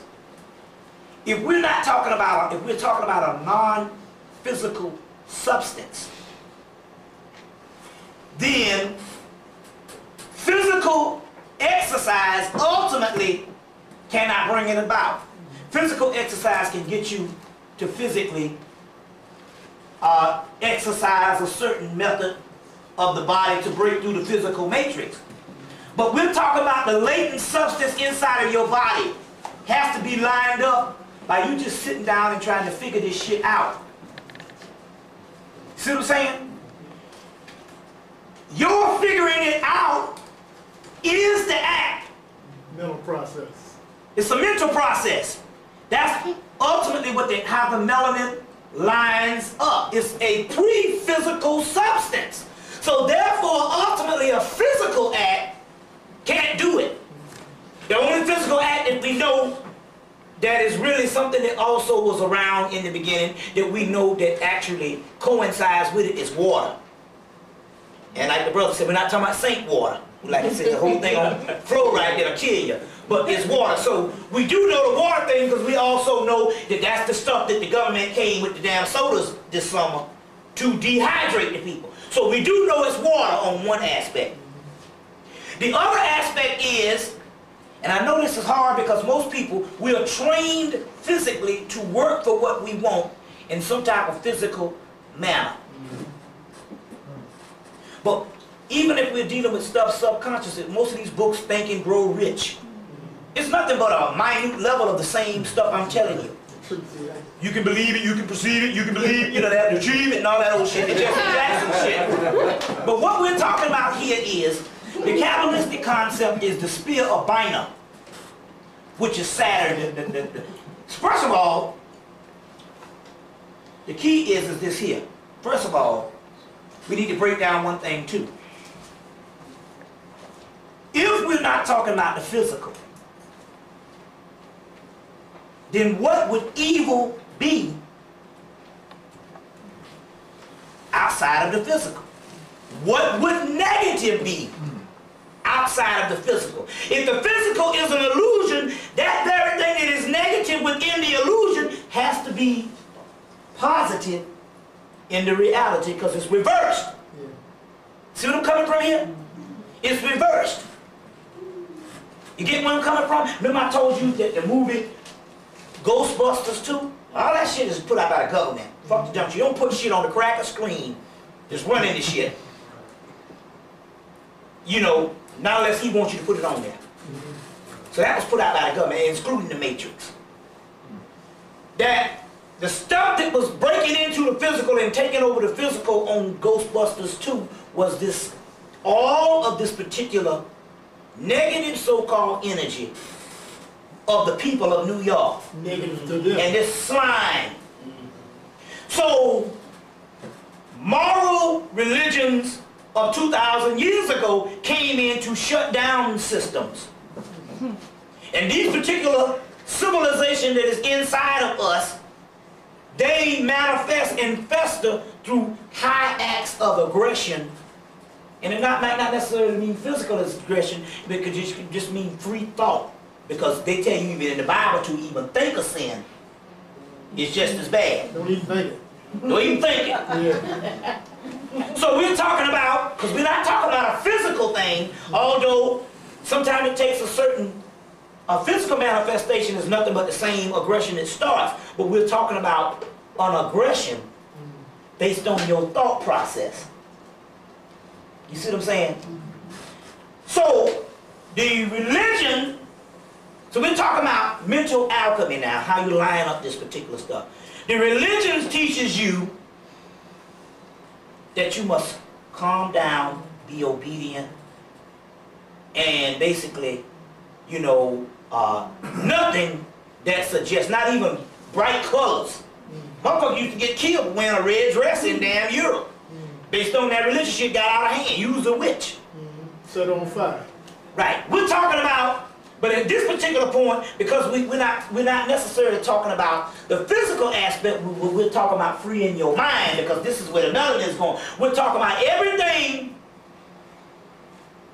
that you can think of that is rule breaking and anarchy in your mind. That's what lines up this shit. Chaos. Pure chaos. The key is you got to train yourself to think like that, because throughout your whole life has been a series of programs to tell you not to. So the war that is going on is not necessarily the physical apocalypse, it's a mental apocalypse. But to erupt these latent energies, you understand what I'm saying? You must stop thinking like a human in human laws. Let me show you. I understand. Let me give you one right now. Look. In the Elric series. This is a role-playing book too, Elric. Dark fantasy role-playing, but you can actually get the actual books too. But I want to show you something here based on chaos. See, what happens here is this. They explain Elric. Elric is he's an Atlantean deity. And the Atlantis in Michael Moorcock's mythology is called Melanin Bonet. That word mel, anytime you know the word mel on the beginning of anything means black. This means black core or black origin, melanin bonet. You said illusion is chaos? Huh? You said the illusion ends in chaos. Yeah, illusion ends in chaos. But what is chaos? Chaos is melanin. So, the concept that you was explaining, you was dealing with on the phone and different stuff like that, it's all a part of that, but then see, we're talking about just a amount of centimeters off. We're not necessarily talking about the exercises are wrong, even with the yoga thing and the meditation. We're talking about going, it's not necessarily the meditation and all that is wrong. We're not talking about that, because that's an old method. We're talking about, but somewhere in the process of the same practices, we started thinking, to be righteous, which is to be subservient to a level that entrapped us, enslaved us. The other part of meditation is to bring about a certain eruption of the latent energies inside of us, and those particular energies, they can only be tapped into, or they can only coincide whether you want to steal them or whether you want them to erupt. But the exercise of wanting them to erupt is to stop thinking like an obedient servant of God when your monkey ass is the motherfucking origin of the universe. That means whatever the fuck you want to think about, we're not talking about a physical act, because to make it a physical act, that means that in actuality you're still tapping into the matrix. We're talking about a mindset here, because that's how the melanin lines up. Y'all getting this? No. An alternative to I all don't know of what it. in the heck you're talking about. I'm paying attention. It's going Yeah. right through my Yeah. head. Okay. Through this wall. Okay, yeah, okay, I understand. What I'm saying is this. The latent powers that's inside of us, because they are pre-physical powers, we're talking about the melanin, they cannot be lined up based on physical exercise or things that is obedient to the physical. So it means if something is logically, rationally, and beautifully put, the only way you have been taught to think is based on the area around you. So we're talking about to bypass that area, you got to think destructive. How do you, what? It's a mental thing. I understand where you're coming from. What's a destructive thought? Well, the destructive thought is, you know how your monkey ass, not you, I'm not talking about you. Get me wrong, I ain't talking about you now. Don't get me wrong. You know how, we're just talking about, this is a gesture. You know how you get mad sometimes? And then you fault yourself for getting mad? That's what I'm talking about. Like, sometimes we're talking about, let's put it this way, and I talked about this the last time. I was walking, we was getting the car fixed one day, and the guy said, well, I'm gonna, my woman said, I always say she's my wife, although I'm not married, but I am married, because nobody, I've been with her for 6 years, but no white person or nobody can, by law, can physically marry you. Marriage means a union of two energies. So basically, that's alchemical, it's an alchemical term. So whoever you are with and bond with, that is your wife, so you might say my wife. In the spiritual, African sense, we getting the car fixed one day, and the mechanic said, I'll put the key in the car. Because I said, I'm going to shut, because when she got off from work, the place would be closed. He said, well, the car would be outside, and I put the key in the car. And so I just figured he locked the car. So I was supposed to have to keep my key in my pocket. So when I went, because her key was locked up in the car, so when we go get the car, the only way we can get in is through my key. And for somehow I walked out the damn house and left my key on the dresser. And the damn house was locked, but was no problem because I used to take her key to unlock the house. But now, her key locked up in the damn car, and my key locked up in the house. So I'm mad as shit at myself. Frustrated and mad. I'm walking down the damn street, cussing. And after a while, the same energy that you feel in a high or something that you get in ecstasy was the same damn energy I was feeling. So we're talking about that type of thing through sexual energy, aggression, through lust. Lust is good. We're not talking about, I ain't talking about, you know, looking at somebody's wife or whatever and stuff like that. Well, goddamn it, if a motherfucker fine enough, that's your own universe. You can look at that booty and, you know, as long as you ain't showing it. You know what I'm saying? That's just your own shit in your universe. You the God and stuff. You see what I'm saying? Or whatever the deal is. If a nigga you know you see and all and you say, well, I must not think that way. No, fuck that. My damn spirit. This shit does have a mind of its own. It's another entity, it's another essence. So you think that. You know how you say, I must not stop thinking these impure thoughts? The Bible and all the church, you must think those impure thoughts because that's how this stuff line up. So you're saying this is awfully radical, but we're talking about the end time cycle when things must change. First of all, you must understand one aspect about this thing and what you must understand this particular part. Number one, we're not getting any better. And the white boy never had the solution to make anything better because he's not a utopian principle. He's always been, he's gonna do one thing, he's just gonna rule this motherfucker, he ain't gonna have it at all. Then again, on the other hand, we understand even with the conscious movement that we have dwindled down to just a small group of people. So this means that the future that you're looking for them to come here, it's got to happen and it's got to happen with us. You see what I'm saying? And we don't have 1,000,000 years, so we're talking about now. I'm telling you. Back in '94, when my girl first went on the mounds and started channeling and getting these psychic things, I used to ask a lot of questions. And at first I thought it was up there, but it was only this energy that was inside of us that was answering back.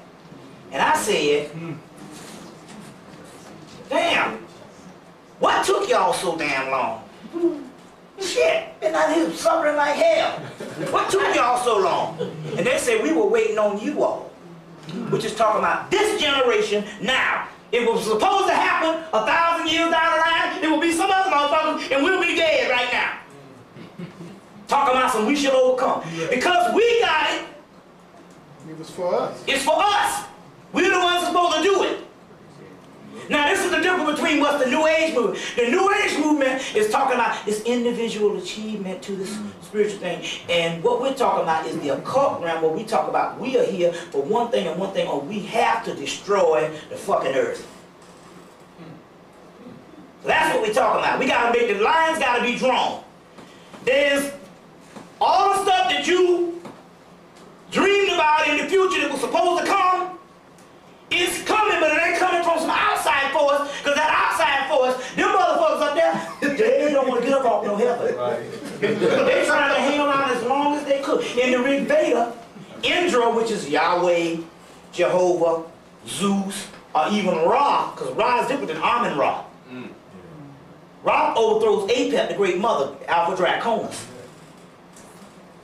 That male entity says, it is our contention, me and the host of heaven, that we never raise those particular ones up there. As a matter of fact, it even states in the Rig Veda that their essence alone is to always be in opposite to you. So they love, yeah, God does love us. He loves your physical body, which he exists through. He hates your soul, because your soul is beyond him.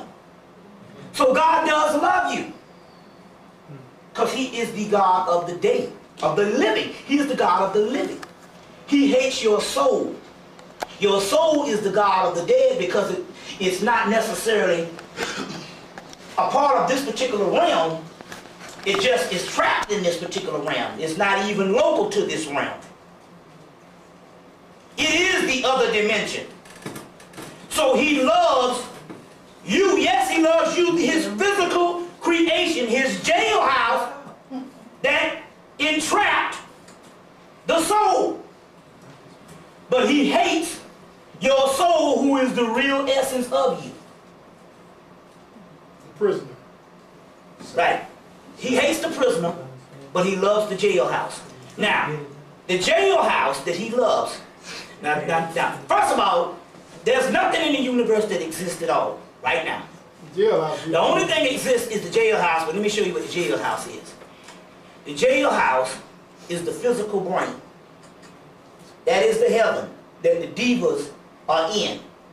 This is the one that brings forth all this light to make these two fucking eyes work and make you think that all this shit is real. This brain, and telling your body that all this is real. Remember in the movie, what is reality? It's the signals that wire the brain or whatever. The wiring of the brain. Sensations.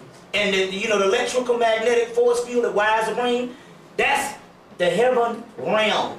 The hell realm is the pineal brain, which the energy comes from the nocturnal world, the spinal cord, or the Luciferian world, which is the lowest root chakra, and comes up. So the Christ rises up into the pineal brain.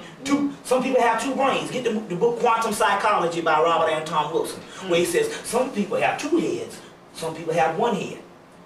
So the white boy is only, so the physical brain is his world, and he exists through the physical brain. That's what his heaven is. One head man.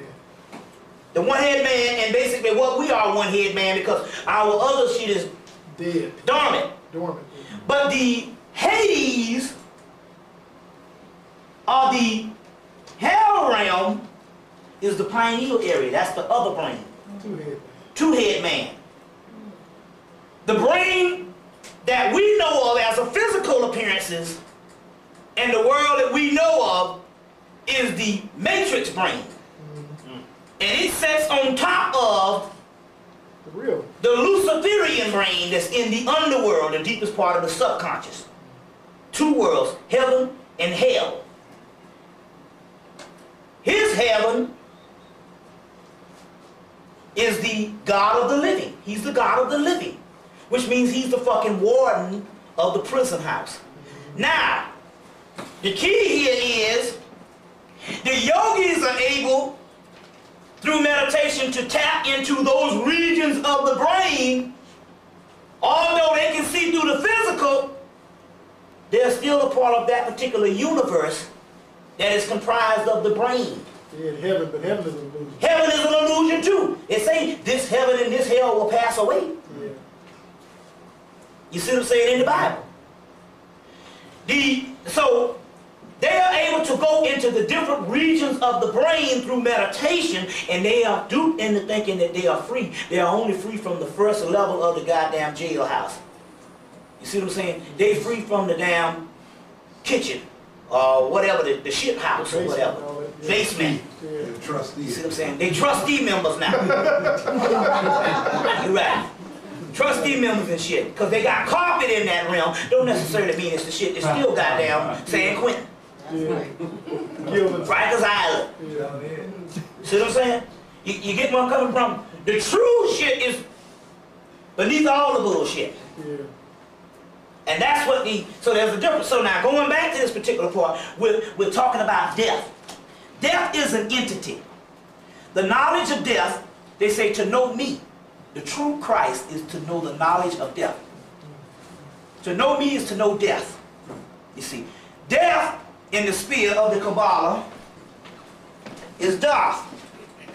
Damn, lift came on. See, that's an illusion too. You know what I'm saying? I bought my girl some shoes. She said, I don't like the mugs. So I said, well, shit, I'm gonna buy me a pair of those damn shoes with it. And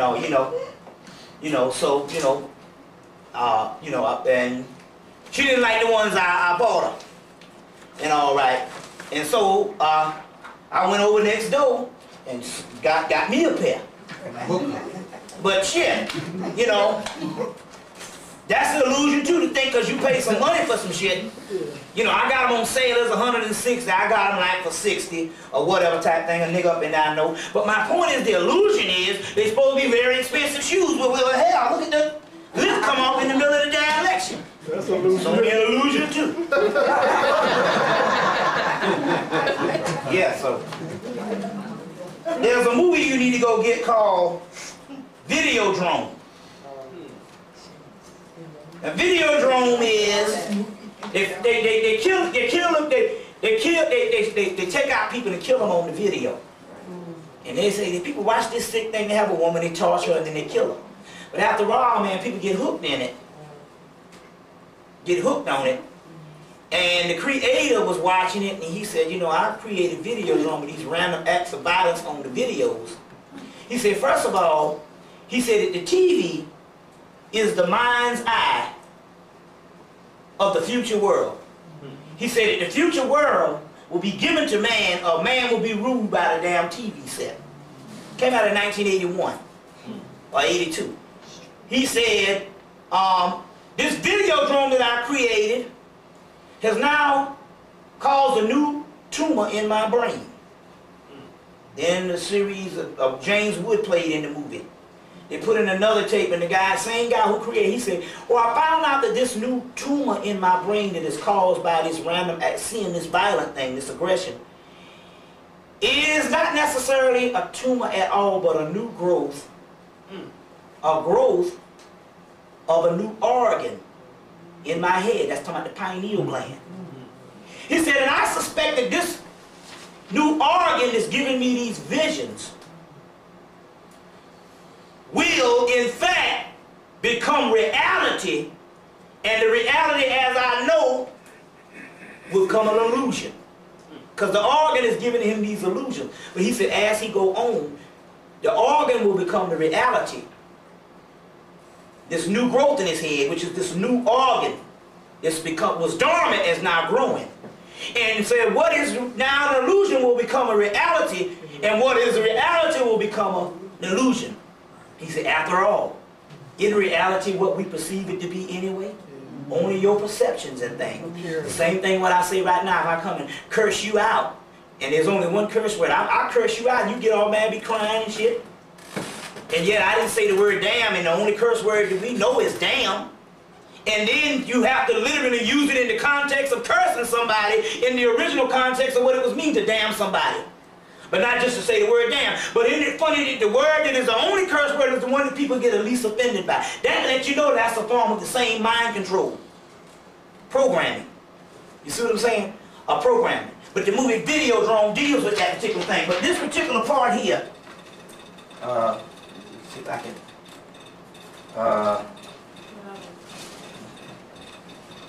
let's see if I can do the right thing to get it. See what happened. Knob came off on this thing, but y'all all right? Is this interesting? Yes. I don't want to bore you. What I'm trying to say is see, you got to understand, white people have been having these discussions for years. These rich white people, this is what they do. They don't have no building. They have a big ass mansion, can hold about 200-300 people. And I used to notice this thing too. I used to notice this. We used to laugh at this. My mama used to say, you know, that's the way white people party. They just have some music going, piano, some drinks, and they have a whole lot of discussion. And that used to be their party. No dancing at all. And we used to think that shit was funny. But in actuality, that's the way you get into certain realities of your intellect. Is your party is a discussion. Is your that your party is a discussion that is furthering your intellect. Well, I'll figure that out in a minute. Hold on 1 minute. Cut this light back on. I'll just show it. As long as I put it on the camera. You all been hip to the Kabbalah, the tree of life. You've seen it before. In this middle sphere is Doth. Also, you know, Doth is the sphere on where the third eye is, or melanin. But Doth is also known as death. As a matter of fact, probably the word Doth, or dot, which is the black dot, is probably a primal word for the word death. So when I say this word death, what I'm talking about is the essence of that particular melanin is what we call death. It's just that you think of death as something else because you on this side and all the, you know. But what we call death is in actuality an essence and an entity or an energy known as the angel of death. Now, but it's interesting, the angel of death in Egypt, which is, angel of death is Satan in Hebrew, which is a later version. The same angel of death in Kemet is Osiris. But Osiris is also represented as the deepest part of our subconscious and our soul. So Satan and death, which just so happened to be in each of our soul, is what our soul is. It is the prior existence of the world in which this particular world is covered over and come into being. So therefore, going back to this thing again, you must understand that thinking like a human or any type of way that you think is divine that you have been taught ain't gonna cut it. Now, let me show you. I want to show you something here based on the powers of chaos. Because they got law in this particular Elric series. They got law, but I want to show you something. I want to read something to you. The cults and the gods. I want to read something to you. Y'all bear with me. 1 minute. If I can't find it, it might be in Melvin Bonet, but I got one little page to turn. Yeah. Okay, law and chaos. The battle between law and chaos is a long-lasting theme in Michael Moorcock's writings. It says that the balance swings sometimes the law, and law just means the physical laws of the universe, and sometimes the balance swings to chaos. In this particular case, in this time and cycle, it's swinging to chaos, but this particular chaos will not give rise to another breakdown of a mutation. Because the same mutant down here is the same thing that happened, as above, so below, that happened in the universe. You got the mutant, which is the white boy, or a mutation. No, we don't even put him in anything. This just put a mutation in natural law. They have a mutation with a gene mutation, an albino. Well, in actuality, that's what happened with the universe. It was the uncreated, mutated, and brought on a mutant creation, which we call creation. Yeah. You see what I'm saying? Which we call creation. And just like any mutant, it's only there for a small limit of time, although it seems like a couple of billion years to you. It's only there a small limit, which means it's not going to be there for eternity. You see what I'm saying? So now, let me go on. I want to say, I want to show you something here. The balance between chaos and whatever, solid chaos. There's a point in here where they say that the Melniboné, which is the pre-human kingdoms, used to worship chaos. They say, well, they used to worship chaos, and how can anybody worship chaos? They say this is hard for a human to understand. Where the human life is all based on, his entire life is based on a structure of laws that is relevant to the physical. But because the gods of Melniboné, or the entities of Melniboné, do not have physical body, you understand what I'm saying? Then chaos would be something totally different in them than what it would be to a human. Because a human understands that chaos is detrimental to his own fiber and being because he's in the physical realm. In this case, we're trapped in a jailhouse and started thinking that this shit is divine and we're supposed to be this way. You see? Whereas to a God outside of the physical realm that does not have the physical realm to measure it by, it would literally be the ultimate reality anyway. You get where I'm coming from here? So therefore, that's what we have to revert to be, is somehow get a grasp on the understanding of just what I'm talking about in your mind.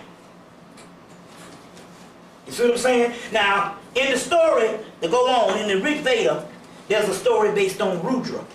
Now, Rudra is nothing but Osiris in the Rig Veda in the Indian text.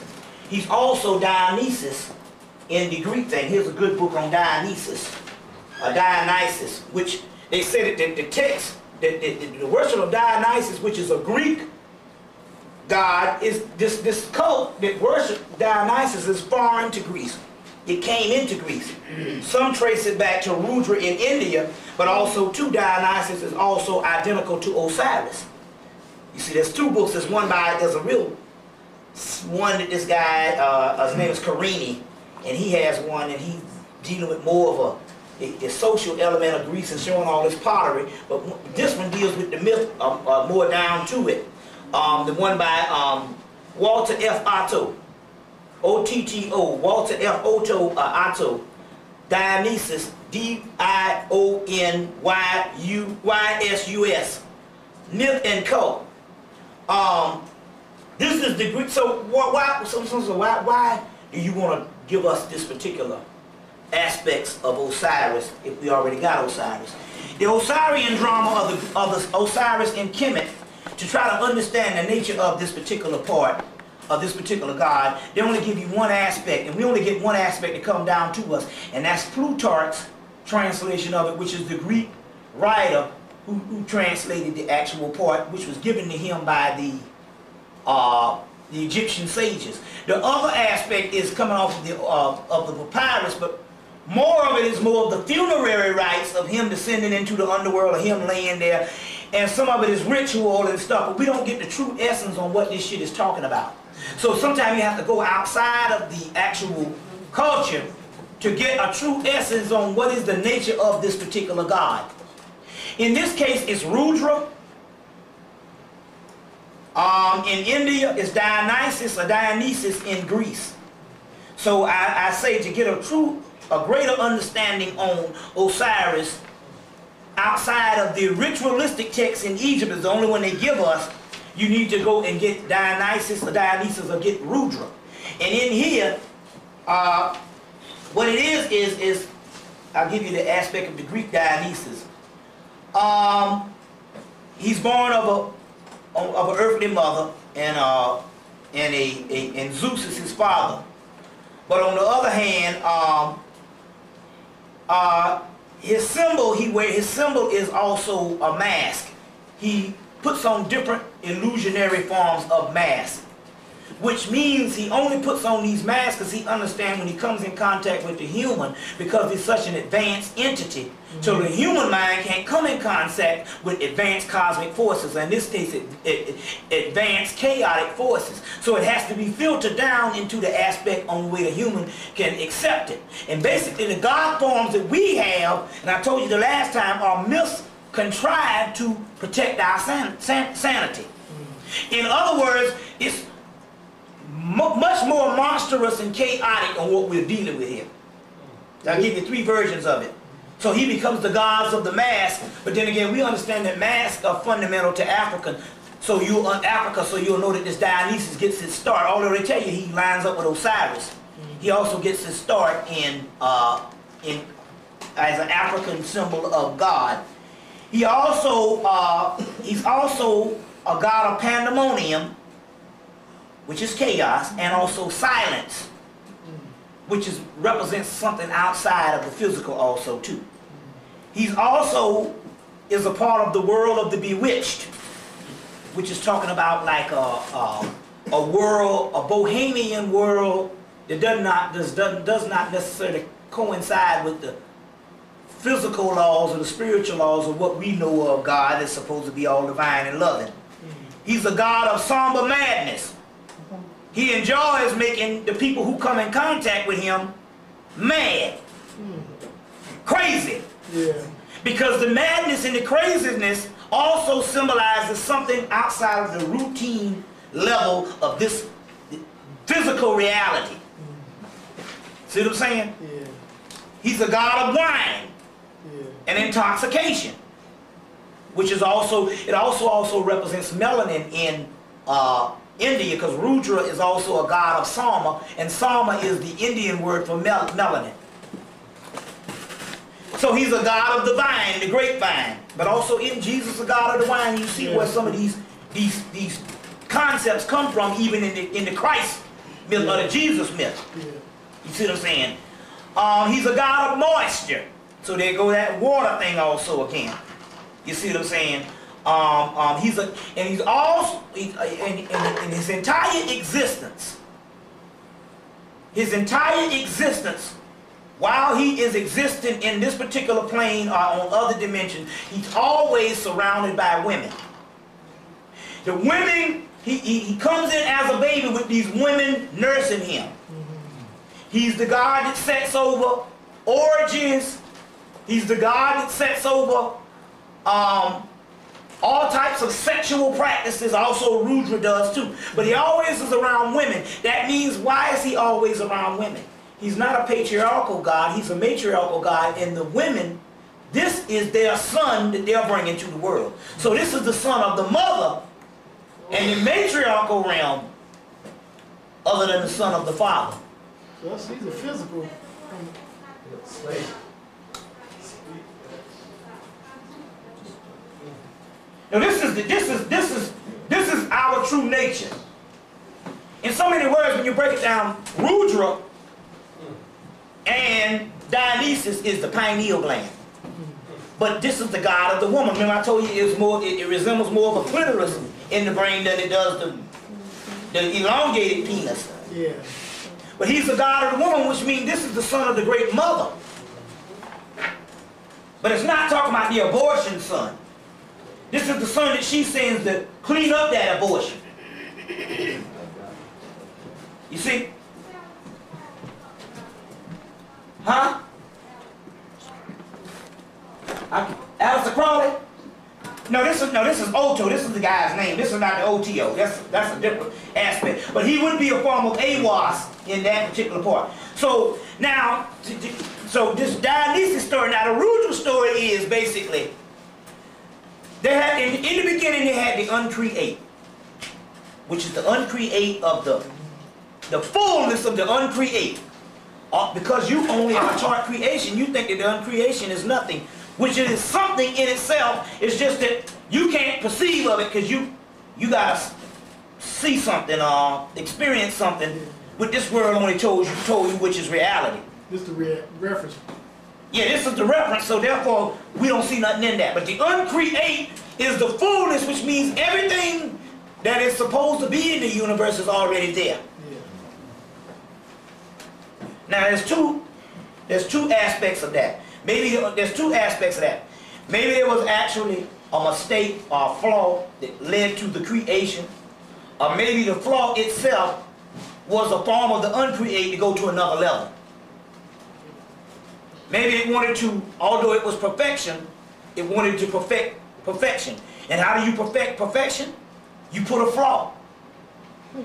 If you got wine, which in so many words, no, you got juice, which in so many words is just as perfect as anything in the universe, is perfect. But to change that juice, it's got to ferment. That's the only stage that juice can do to become another substance is it has to ferment. Just another process. And basically, this is the fermentation process in which we do, and that's why he's also the god of the wine. So Rudra, the story is you have the uncreate. This god, Pastor Jani, he's Indra, he's Brahma, breaks loose, has a daughter, screws his daughter, the daughter gets pregnant, an incestual act, and the whole thing comes into the creation of the universe. Rudra, which is the son of the mother, comes down and falls down here to kill his ass. And this punk God, the same Yahweh you think is all beautiful and all omnipotent and all powerful, do you know that you get the earlier things of the same God, Yahweh, or Jehovah, or any of this man, do you know that motherfucker begged for his life? He begged like a baby for Rudra to spare his life. That same bitch up there that you worshiping. Now meanwhile, Rudra is your actual energy. You getting this stuff? Yeah. So do you understand that your actual energy, when it first confronted this abortion, this same abortion, begged like a damn baby to spare its life? The concept is in the mythology, Rudra understands to prevent this from happening again, he must fall and become a part of Pastor Johnny's creation. You understand what I'm saying? To kill it from the inside out so it won't happen again. So Rudra literally becomes what we've been going through. You see? It has let it play itself out. Let it play itself out. Let it run its course. It'll never In so much of it run its course and I'm trapped inside of it, I become the ultimate reality, because what I was that was strong enough to him to beg his life, can you imagine what's going to happen when I become even stronger by being encased in something condensed chaos? Ain't no contest. Hey, right? You see what I'm saying? So now, it's just a matter of waking up. Yeah. So, in the concept, or in the contest, everything that's in the world happens after that. In the end, he's now Shiva. Shiva and Rudra is one and the same. Shiva forms a pillar, Setanu, which is a stone pillar or a penis, which is the pineal. And in so many words, what he does is he literally sucks Rudra's world into its pineal and he destroys it. Let me give you an example. Go get the movie, give you an example. Let's go get the movie, the one that Charlie Sheen was in, The Arrival. You remember they had that little ball they put in the damn room? Little ball, and it started turning around and it sucked up the whole room? That's what your pineal gland is going to do. But the energy that it has to use to do that is the energy of your ancestors in so many incarnations being able to break away from the body, and each person that dies, this the original soul, it gains up enough rotation and a spin as a vortex to suck it in. So it is the ultimate microcosmic black hole that is the same macrocosmic black hole that you are seeing in the illusionary universe. Yeah. And that's what this pineal energy, throw in some fucking fire from the Kundalini and all this shit is. You see what I'm saying? That's what this particular Rudra and this whole concept is doing. And also, he's also connected with Orion and Sirius in the Rudra material and Dionysus material in this particular Rig Veda and all this. He's also connected with Orion and Sirius, so we're also talking about the same Osiris energy that ferments. Y'all getting this, or is this too? No, that's good. You get, you know, because it gets even worse than that. Huh? You all right? Go ahead. It gets even worse than that when we, because tomorrow we got to go into these, into these no good ass gods. It's some some other stuff we have to deal with also too. We have to deal with also too. But let me go to some of these notes and stuff because I want to get some stuff out that I want to talk about also too. Y'all all right now? All right? Okay. Now I want to deal with some stuff here. Let's see here. The obelisk, which we thought was Osiris' penis, is actually representing the pineal gland.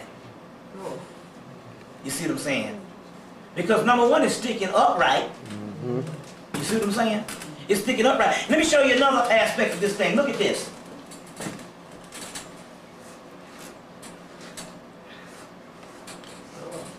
You have your Star of David. You have your Star of David. Doing sex, this would be the head of the penis. The woman's pubic hair also is the Kuni. in the upside down triangle. You get the science? Yeah. It's also shaped like a pyramid going down, and his penis is shaped like a pyramid going up, as above, so below. And this is also a form of the same aspect also too. Of these particular, what the Star of David, which is also, that's what it was later named. These things, just like the Star and Crescent, are older aspects of it. Now it's interesting because there's a book called, there's a good book that I want you to get.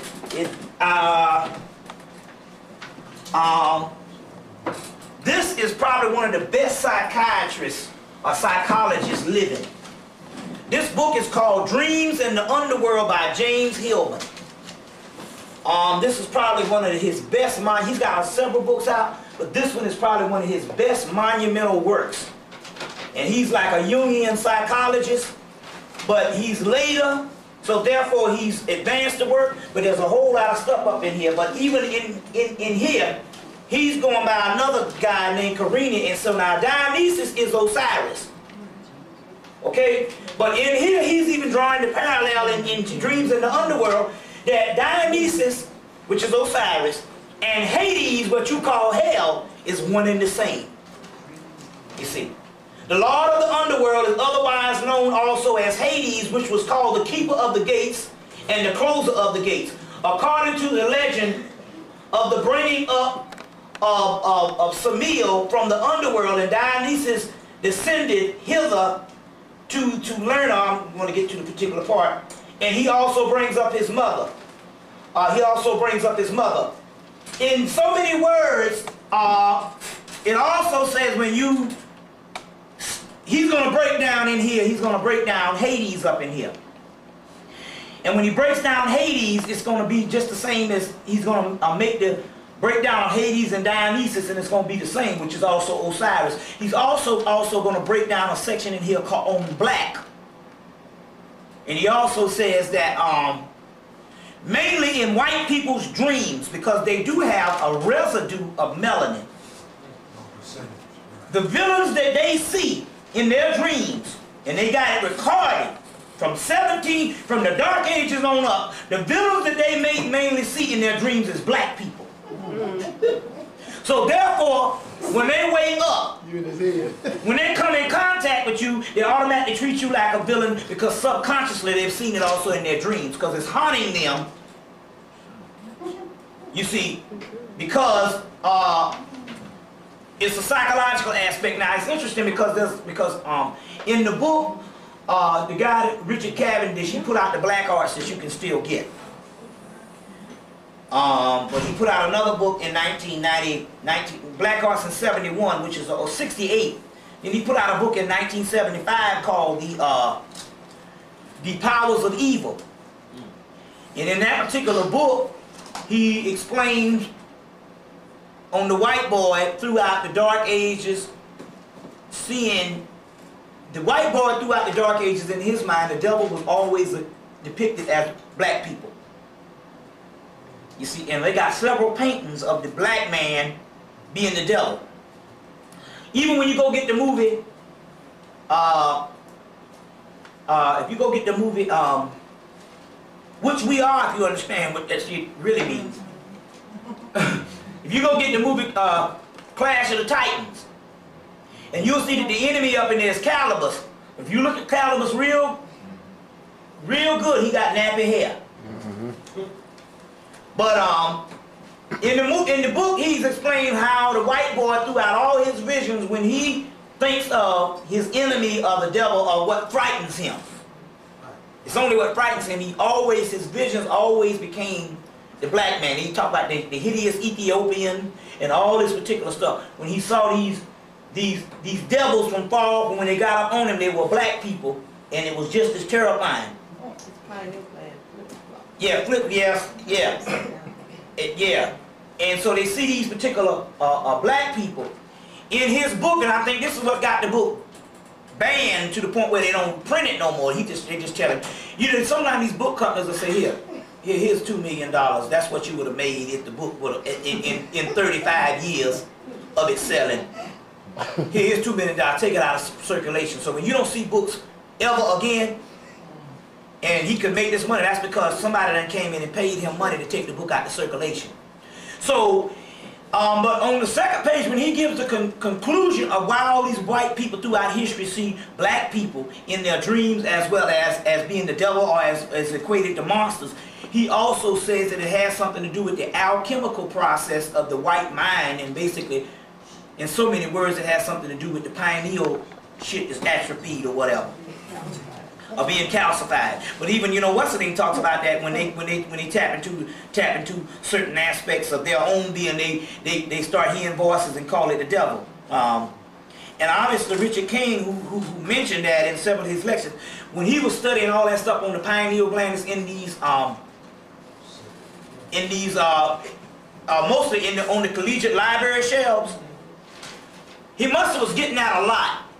Based on the case studies when they give all this stuff. He must have was getting that a lot. Because also there's a book called Liquid Dreams of Vampires that's out.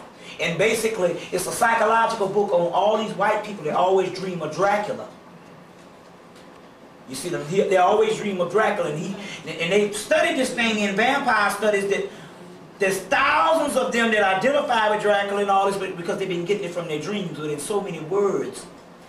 What they don't say in the book, when you put two and two together, the book Liquid Dreams of Vampires, what they don't say is basically they're dreaming of the same black people that come out as Dracula too. Because, you know, he wears the black cape and all this kind of thing here and all, you know, and he's hell with the damn women and shit. You know what I'm saying? Like the sensuous black man or whatever the deal is, you know, and stuff, you know. Like Rudy Ray Moore says, you know, the sensuous black man and the most fuckingest motherfucker on the earth. And but my point is we're dealing with psychology here, so y'all gotta grow up now. Basically, that's the whole thing that they're dealing with also too. You know, ultimately too. But it's interesting. Remember, I was telling you that I don't know if I told you, but sometimes I say things in lectures and it just come. And I was saying that basically that the reason why these white women like the black man, because there's a couple of rhythms that the white boy don't hit, although it's natural to us. It's just sex to us. To them, it's the ultimate experience, and it's also probably the same way with the black woman when it comes to the white man. There's certain rhythms that they can't hit, that when they get there in pure ecstasy. And that's why the white girl is going after this black man, all because the white boy, little PB don't work no more. But he got the Viagra and shit, but you know, still, yeah, why do that with the Viagra man when they can get the damn super stud?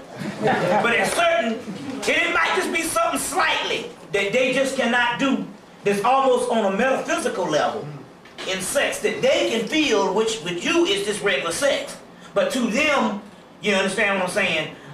It's something this the ultimate experience, and so the white girl is going after that. Well, it's interesting because the boy in Indianapolis, he deals with a lot of my tapes, and he goes up and he asks white people curious questions as like he's ignorant, you know. So this girl would go with this white guy, this black guy, and he was like, you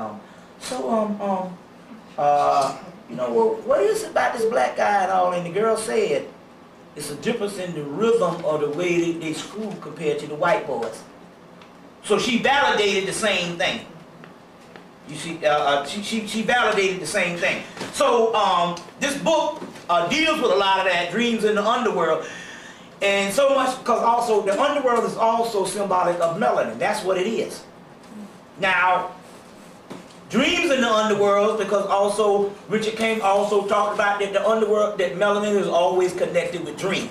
Now, in the Cthulhu mythos, which you go get any of the Del Rey books and you can get the best of H.P. Lovecraft there's 6 volumes of the best of H.P. Lovecraft. Which is, H.P. Lovecraft basically is a group of monsters that's supposed to take over the world. Let me read some of this so I can get you into this. In so many words, this is what's going to happen other than the religion. The religion that we hear all this shit that's happening, in so many words, is thousands of years of trying to weave it into the human condition so we can have some type of earthly experience on how the whole rapture thing is supposed to happen. You understand what I'm saying? But on the other hand, this particular way is the way it was prior to we weaving the human condition into it on what used to happen. So to get a synopsis of that, I want you to get the best of H.P. Lovecraft, Del Rey books. Del Rey books. There's about 3 volumes. They got little small books. They sell the little small books, but if there's about 3 or 4 volumes where they took all the small books and put them in 2 and 3 volumes. There's about 3 or 4 volumes where you can get it all. I want you to get the whole thing, but I want you to get his actual stories, because he had a whole bunch of dreams on how this thing was supposed to go down. That's Lovecraft? H.P. Lovecraft. He had a whole bunch of dreams on how this thing was supposed to go down. And he wrote the Cthulhu mythos in the early 20s. I think he died in like 1937. Mm-hmm.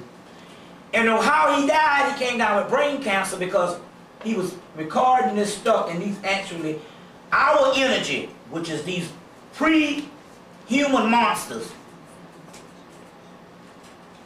came and they channeled to him. Now this is the interesting part about it. This is how you know it's real. So there have been debates on whether his stuff was fiction or real. Well, first of all, this is how you know the stuff is real. Number one, he was a known racist. And yet he talks about these pre-human, ultra supernatural forces and these beings that used to rule the earth before man came. In this case, before we fell into man. But yet, his chief messenger from these outside forces that used to rule the universe, the chief messenger in the human form is a black man coming from a known racist. See, psychologically, a known racist would not put the only human aspect of his great pantheon of super cosmic beings that's supposed to be more superior than white people, period. And he thought that the British was the ultimate. And more superior than the British, the only link would be a black man. When we know that shit, it ain't nothing for them, all their heroes are white. That means that he had to be telling the truth. See where I'm coming from? Because a racist would never take the mythology that's going to make him famous, and did make him famous. Mm-hmm. And the chief human figure as the hero, which is connected to the outside forces to be a black man, the black Pharaoh or the black man. That means that what he was getting was real. It just so happens that over the course of him channeling this information, he got tired of it and decided he wasn't going to do it anymore. He quit writing, and the energies inside of him developed into a brain tumor and killed him. So he died fairly young. Now, I want to get into Cthulhu, which is nothing but the pure melanin on the inside of you, which is this particular entity, which the sister was saying, I'm trying to get some of this stuff that you're talking about. Well, there's mythology to try to make you understand. You just go and read H.P. Lovecraft and identify with them damn monsters they got up in there. You are a monster. You understand what I'm saying? So therefore, you know, that means that you ain't got time for no, being obedient and all this kind of thing and sin. What the fuck a monster give a damn about sinning and shit? You're a goddamn monster. You know what I'm saying? Well, that's what your soul is, the monstrous soul. Yeah, you give a damn about whether you send somebody or who you screwed and whether you drank some wine or whether you dance to some music that ain't gospel, and you a fucking monster.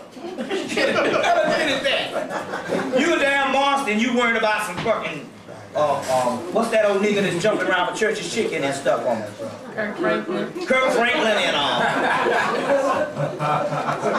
T.D. Jakes and all that shit, and you a damn monster. You know what I'm saying? Right. You want to bite the heads off of biddies and babies and stuff, and you talking about some sinning and stuff. So this is the concept of what I'm trying to get you to understand. You got to identify with what your soul is. And this Cthulhu mythos, and let me explain something to you. To let you in on what the secret societies of the Illuminati has been studying, they've been studying this. As a matter of fact, since his death, there's over maybe 10,000 volumes of bibliography and so-called mythology and stories written on the Cthulhu myth, yet it don't supposed to be real. Now what kind of damn people would spend 50 to 60 years in developing a mythology that's supposed to be fake? They understand that one man's reality is another man's illusion, and because the cracker tell you something is an illusion, you understand? That's because he don't want you to be into it. You understand? So now, it starts off with Cthulhu. Cthulhu is also, you can trace it all the way back to Egypt. There's a god, in South Africa, there's a guy called Nkulunkulu. Nkulunkulu. Same shit. There's also a god called Tulu or something in West Africa. This is what this is. Cthulhu is the great old one, resembling, I don't want to get, they give me his octopus head, humanoid, and a great, they talk about how he looks resembling a clawed octopus head humanoid with great bat-like wings. That's just basically giving you the chaotic form. He's trying to introduce you into a chaotic form, something that's so hideous that your mind goes mad. You get it? You know, gargoyles would be the same thing, basically. That's why they put those gargoyles up on after they kicked the Moors out of Spain, in remembrance of the Moors, they built gargoyles all over Europe to represent the black man's nature as a most ultra-cosmic powerful being. Y'all all right? Yeah. Now, Cthulhu sleeps beneath the Pacific Ocean, according to the legend, and he will one day awaken and rule the world. So the sleep is just talking about your ass asleep. The ocean is always talking about the waves in the ocean up under the consciousness. It's talking about you being at a dead level of consciousness. You'll even find out that in other mythologies other than the Plutarch mythology of Osiris, he wasn't cut into pieces, he was drowned in some other mythology. That's also talking about your consciousness that was on an ultra supernatural being submerged into the physical level. Gerald Massey even talks about it, how he says that you got 4 heads of a beast, 3 beasts, and the 4th head is the head of a man. That means that the other head used to be a beast, but it got wounded, and when the head healed, it became the head of a man. That beast that they're talking about is the pineal gland. Y'all getting this? Okay, so he seeks one day he will rule the world. Rule the world. Upon the arrival of the earth, to the earth, Cthulhu took up routine residence on the continent of the Pacific Ocean. Well, remember that all the earth was at one landmass at this particular time, so it doesn't necessarily matter. Where they built the great stone city of Rayleigh. At the first Cthulhu spawn encountered residents called the Elder Things, that was your dinosaurs, who had dwelt on earth millions of years before the coming of Cthulhu. Following the war in which Cthulhu spawned destroyed all the Elder Things. Well, even Richard Hoagland on Art Bell said that the NASA had done research on the dinosaurs and found out that they had a whole lot of nuclear radiation on the bones, like they was destroyed. But then again, what is our force but a subatomic nuclear power? So they destroyed the Elder Things, and the land cities of two species, and they declared peace and agreed not to harass each other. So on one thing is they destroyed some of them, but they also, even your boy, the guy Hakeem Bey said that they even got accounts of black man at one level as we became more and more physical, where we also lived in harmony with the dinosaurs. They were about like the pet, just like that Flintstone shit. You know, the motherfucker got on his collar and shit. You know, Bam Bam, whatever that nigga named, Dino or something. Following this arrangement, Cthulhu enjoyed many years of freedom in this world. During these millions of years of humanity slowly evolved. That means, if you understand the mythology, Cthulhu and themselves became more condensed into a human figure. Cthulhu spoke of these new beings through telepathically and through their dreams, because Cthulhu is actually the pineal and the spiritual seed speaking from the inside out. You get how this goes? You see what I'm saying? Y'all getting this?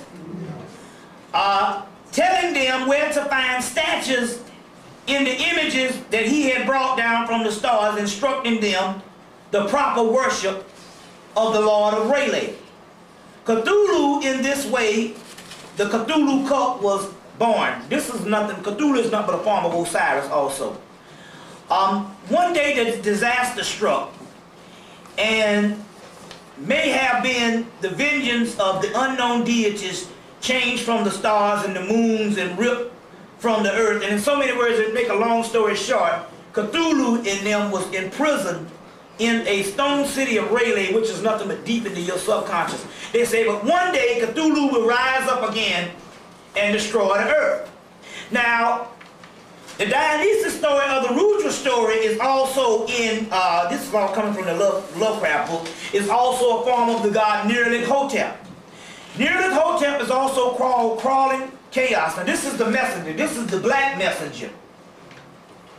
This is the black messenger, who is the person that is on the scene today, which is nothing but your own essence. Your message is also trying to learn this shit and being the messenger from your subconscious to your consciousness. This particular Nyarlathotep, the mighty and the sole messenger of the outer gods, he is said to dwell in the caverns beneath the center of the world. That's also talking about the center of the brain. Accompanied with mindless flutists, he often sends messages and performs services of the outer ones, therefore, throughout space and time. Nyarlathotep answers to every whim of his masters, which is talking about your physical body. The black man answers to this particular inner self. And he is also contemptuous of them as well. As well. Crawling chaos is said to act as the mediator between the outer ones and their worshippers, as well as carrying things between the great old ones themselves. So basically, he's a link between the other realm of entities, which is on the inside of us in our physical bodies. However, in few such cases is reported. In fact, Nyarlathotep may be a personification of the telepathic powers of the great old ones. Excuse me, I gotta slow down. However, he seems to have a distinct personality with the great old ones. The inhuman minds might find it difficult. Now, in so many, I'm trying to get to the point what I'm trying to say. In so many words, they say at the end, this particular entity, which is you, on the scene today, trying to figure out this stuff, will rise up and will destroy humanity after a series of lectures, knowledge, and fact-finding, and all the shit that you've been going through. That's why I say that we the ones that's going to do it. Based on the science, when you really break it down, they're talking about all this stuff that you are learning. You yourself, the black body, because he's called the black man. You yourself, after learning what you have to learn and figuring this out, will rise up and destroy humanity. You see what I'm saying? My point here is, this Cthulhu mythos that I'm talking about, the only human figure is Nyarlathotep. The other one, his inner self, is these particular demonic, bestial gods. We'll get more into some of that stuff also tomorrow. Is that like those, I think the Kabbalah, when they talk about those seals of Solomon? In the Goetia or the Kalippos also too. They talk about those demons and stuff like that. Those demons is nothing but us. Also get the movie, Phantom. Not only Phantoms, but also get the movie with Jada Pinkett in there. She becomes the doggone Messiah. She saves the white man's world for another couple of years. Demon Knight. Yeah. Tales from the Crypt. Yeah. Demon Knight. And he said in the beginning these demons used to rule the earth. That is nothing but your inner energy. And we're going to line this up tomorrow also too on how this particular thing actually happened. As far as the way the gods also want to actually stop this but don't have any kind of way of also doing it. So what we're going to do is we're going to go into a question and answer. Well, what time is it? 10 o'clock. Okay, so how many hours is that? 3? 7 with her and stuff. Well, this is good, so because I got to take into account that she spoke. So let's go into a good question and answer, and we can get the ball rolling for that for another 2 hours. What's that? Yeah, I was dealing with the Gnostic scriptures. Yeah. And you know you got the posterity or the bloodline of Seth. Yeah. And then they go into Noah, and then it's Jahed and the other one. Mm-hmm. What's the distinction between the bloodline of Seth and the bloodline of Noah? As far as amongst black people. Okay, you know Japheth, Ham. Yeah. Japheth, Ham, and Shem. Yeah. See, why it's hard to line up is because some of this stuff is metaphysics. And because white people that's interpreting it now were not the original priests to put it together, they can't understand what's going on. Japheth, Ham, and Shem is in fact the 3 major glands in the brain. Ham just so happens to be the pineal gland that secretes the melanin. You see what I'm saying? So what you're dealing with here is more of a combination of what these particular sons of Noah is these particular glands. Ham, Japheth, and Shem. Ham being the middle pillar, which secretes the pineal gland. The other one is a part of the pituitary body or whatever, and that's what that is actually dealing with. Some of the myth is not necessarily literal generations as it is a transformation of the in reality of something. So is that what they mean by it's an aspect of the generations of Seth? Yeah, it's one and the same, but it's like an aspect it's one in the same. Seth would literally be the literal melanin within the glands, because he's a substance. You see what I'm saying? So all this particular stuff is actually metaphysical. You have to think of it that way ultimately, because the myth starts to break down and starts not to make no sense, because there's always going to be holes in it if you don't think of it metaphysical. One of the best stuff that you can get is Hilton Hotema's books, especially Hilton Hotema's book called Awakening the God Within. That's right. Awakening the God Within, and his other book, Tetragrammaton. But he has several books out. But that Awakening the God Within will put you on the way. Now, good part about it is the group Health Research that put it out. I'll give you the address in a minute. They just was bought, they used to do the spiral bound books. They were bought by another company, and now they're printing them in regular bound books. So Hilton Hotima book shows you all the glands and what their relationship is in the Bible. That's what it's one of the health books. Yeah, see, Hilton Hotima is one that you don't, anytime you don't find people that does extraordinary work and you don't find them in white people's bibliography, that means he went too far. And so basically what happened was after 1950, they said anybody who's writing on any esoteric stuff, they have to limit the amount of times that they can say the word pineal gland. They can even say third eye because most people don't know what that is. But pineal gland is an actual gland that does not work in white people. So they can argue that the third eye can just be my mystical soul or whatever.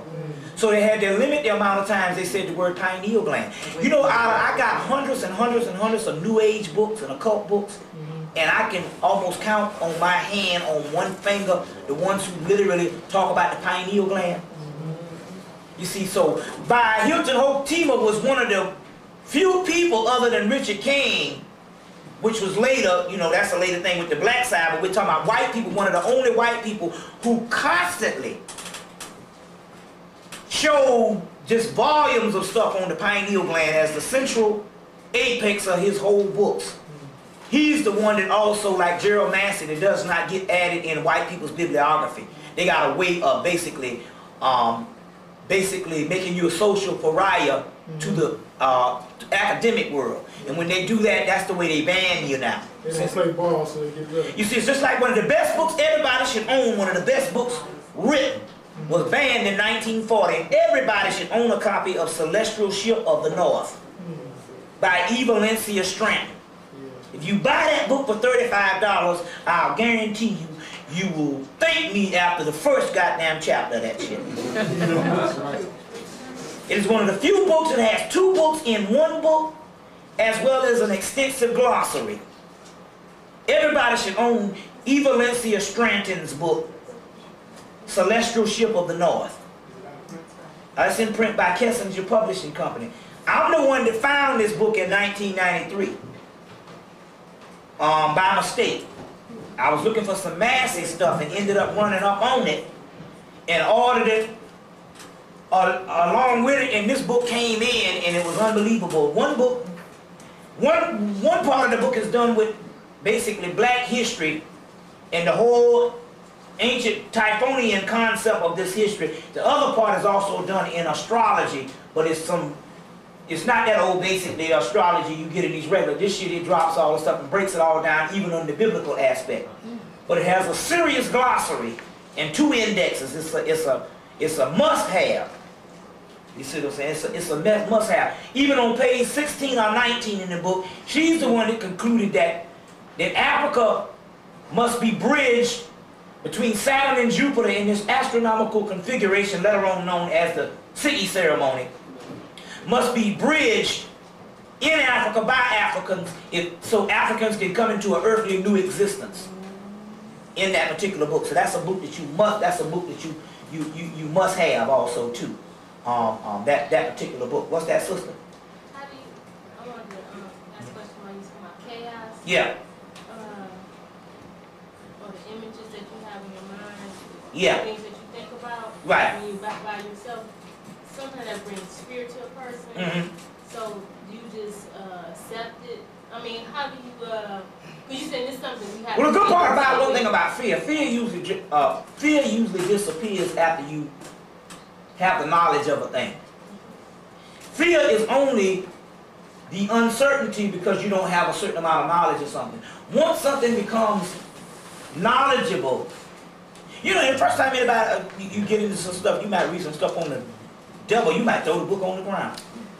But as you go into something, you learn it, and it becomes straight up energy and science. So you just let the thoughts roll. I mean, you know, just like Yeah, see, now since you understand. yourself from thinking about it, you just let your go. Yeah, but you're gonna see, you're gonna deal with it for the simple fact that you have been introduced in some knowledge to it, even if you talk about tonight. It's not gonna have the same effect on you. Everything is a series of programs. Just like that damn nigga that you thought you knew, found out he was a crazy deranged motherfucker. From then on, he don't have the same effect on you, and your nose is not that much wide open, because you know a side of his ass that you didn't know before. He'll always be different from now on. Well, it's the same thing, and anything that you learn, your eyes become wide open. You know what I'm saying? Your concept of it changes. But are you, okay, once you start seeing that, Yeah. you see these Yeah. minds or Yeah. whatever, you're supposed to go look past that? Or what? You're supposed to go through it. That's the whole thing with the Dragon Slayer. The Dragon Slayer is nothing but the actual Dragon Slayer's own soul that he's not used to. And once he slays the dragon, he becomes illuminated. Christ conquers Satan. Satan is just the pre-existence of the primal worlds, and Christ, which is now the crystallization of the same aspect, has to get used to what he's created out of. So that's like you getting used to your own soul. You see, so when he overthrows Satan, he only literally goes through the Freddy Krueger aspect of it. That he thinks is something that's wicked and all that type of thing, based on the human condition that tells him that all that stuff is evil. And one of the worst things that could ever happen is 2,000 years ago, everything that's evil. You see what I'm saying? Like the book, the complete book of demons and devils say, well, what is considered a demon? Everything that ain't in the Christian canon, the Christian canon. So it became even more stuff heaped on people. You see what I'm saying? But it even also goes in to say that even the Egyptians and other earlier cultures, the original people, because those cultures lasted for thousands of years. So the original people who inhabited that culture, they put down a certain amount of information that was dealing with the different aspects of the soul. And as time went on, thousands of years later, even the Egyptians and other civilizations, the younger people lost the meaning of it, and by they could not understanding it, they all lumped it as being evil. You see what I'm saying? And that's because they lost a certain amount of knowledge of that particular thing. The original meanings were lost. And so basically everything that we've been taught that is evil is basically the original meanings of those things are lost, and we're looking at it from a modern perspective, but one man's God is another man's devil.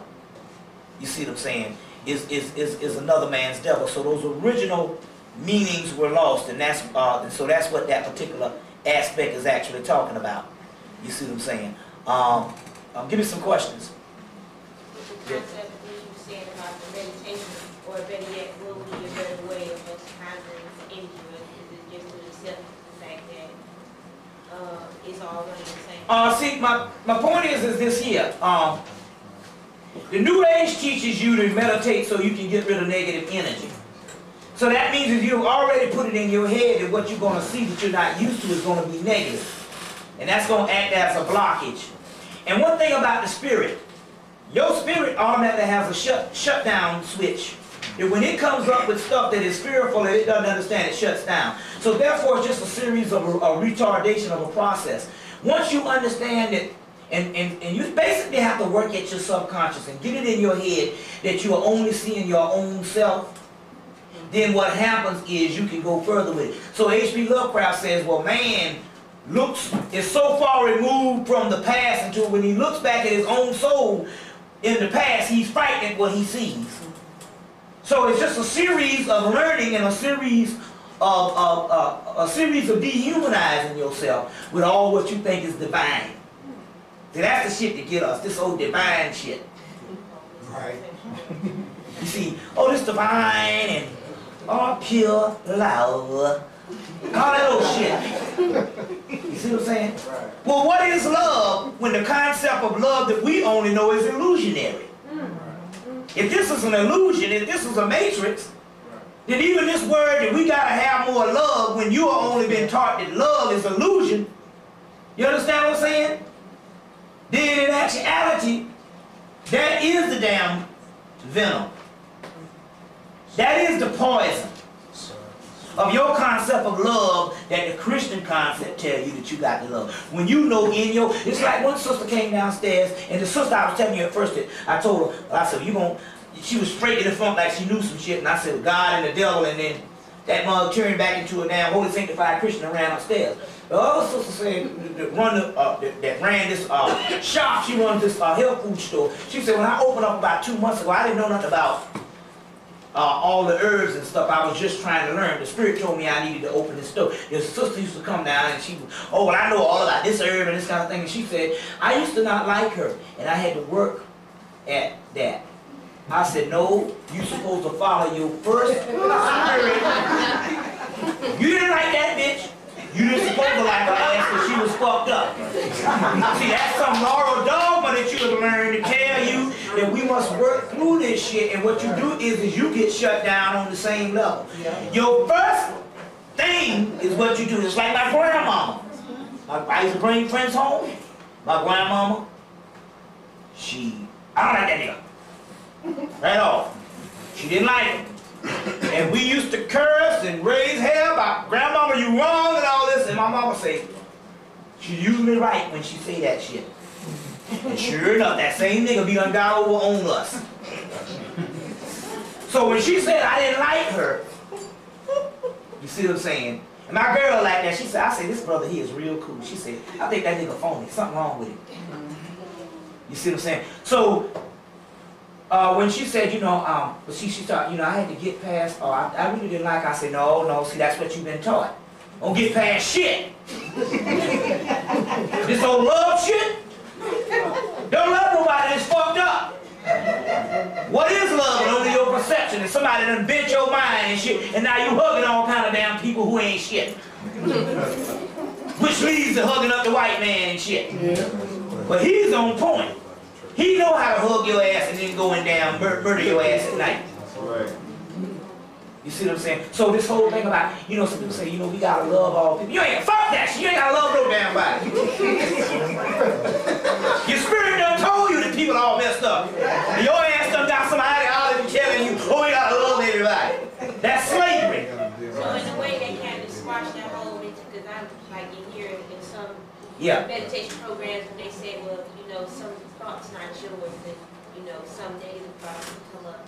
Yeah, and they also tell you got the heart chakra got to be open through love. No, the love that they're talking about is truth. See, the ancient word for love is different than the modern word for love, which is highly infatuated and brainwashing technique. You understand what I'm saying? Brainwashing technique. This romance bullshit. The ancient word that they were talking about was being true to something and cutting through to its essence. You see what I'm saying? Being true to something. Not just, this love, this other concept. So the yogis is all talking about this. We gotta love everybody. Now that's humanly impossible. You know what I'm saying? Some shit don't make no damn sense.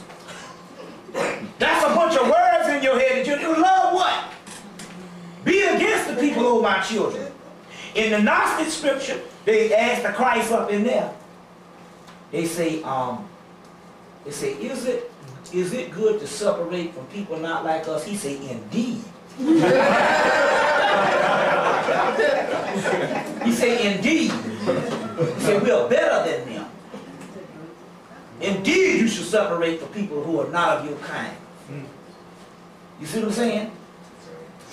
You see, so this whole concept of love is a theology of 2,000 years ago. You understand what I'm saying? And we can't break that shit. Loving some old goddamn biscuit-eating cracker and stuff and all. In your mind. They didn't do nothing. They run the fucking world. What the hell you didn't do nothing? That bitch did something. You went down to the bank and didn't get no loan. She did it. Part of the same damn system. And ultimately, when it come down to it, they would not think twice than to give your ass the shaft and to say what they got. Always a master-slave relationship. So that's another thing we got to get out of too. What about when they say people is a reflection of you? That's why. Huh? They say people that maybe you don't like is a reflection of you. People that you don't like is a reflection of you. It's like that metaphysical 101. And it's very common right now. People that you don't like is a reflection. Like you have a problem with somebody, then it's a reflection That's different. That's different because we do have a lot of psychological things and we do have a lot of jealousies, and that's a reflection. That's different. You understand what I'm saying? They're just telling you to work through certain mirror images. But some things is a gut feeling, you just like, something not right about that. But then again, on the other hand, that's a difference. There's a difference between they tell you that you feel envious of a person and don't like a person because that person mirrors something that you admire. That's what they're talking about. But we are also talking about people that your first gut feeling say something ain't right with that person. That's different. You see, that's different. And see, what's happening here is with the new age thing is we got a lot of psych. See, because white people are all fucked up. If they didn't find some damn solidarity, some restraint and shit, there wouldn't be nothing and stuff, because they're just a ball of all kind of messed up psychological things. You see what I'm saying? But we're talking about your true essence on what your spirit sends you. That's different than, and you know the difference between when you jealous of a person and you admire a person and it comes out negative towards that person because you're not working, then what I'm talking about when it comes, see, this is some shit that the white boy can't logically rationalize on paper, on how you supposed to use the same damn method for every damn shit. We're talking about the African sense, but you know a nigga is messed up, and you know when that person got it going on, and you want to level that person because you feel inadequate. That's a difference. You see, that's a difference. You see, what I'm dealing with is, this here, because and I'm not jacking myself, I'm just trying to tell you where I'm coming from. Because I have nothing at stake here as far as no leadership or no followingship or no literally no money and stuff, you see what I'm saying? I'm only for the results. I'm gonna die for the results. So I've seen past the bullshit.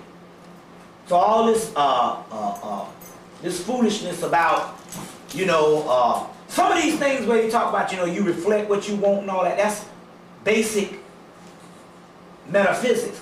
But we, in the process of learning how to cope in this society, we must not rule out the fact, and we must not get rid of the fact that we are living in the critical stage of the time of Armageddon.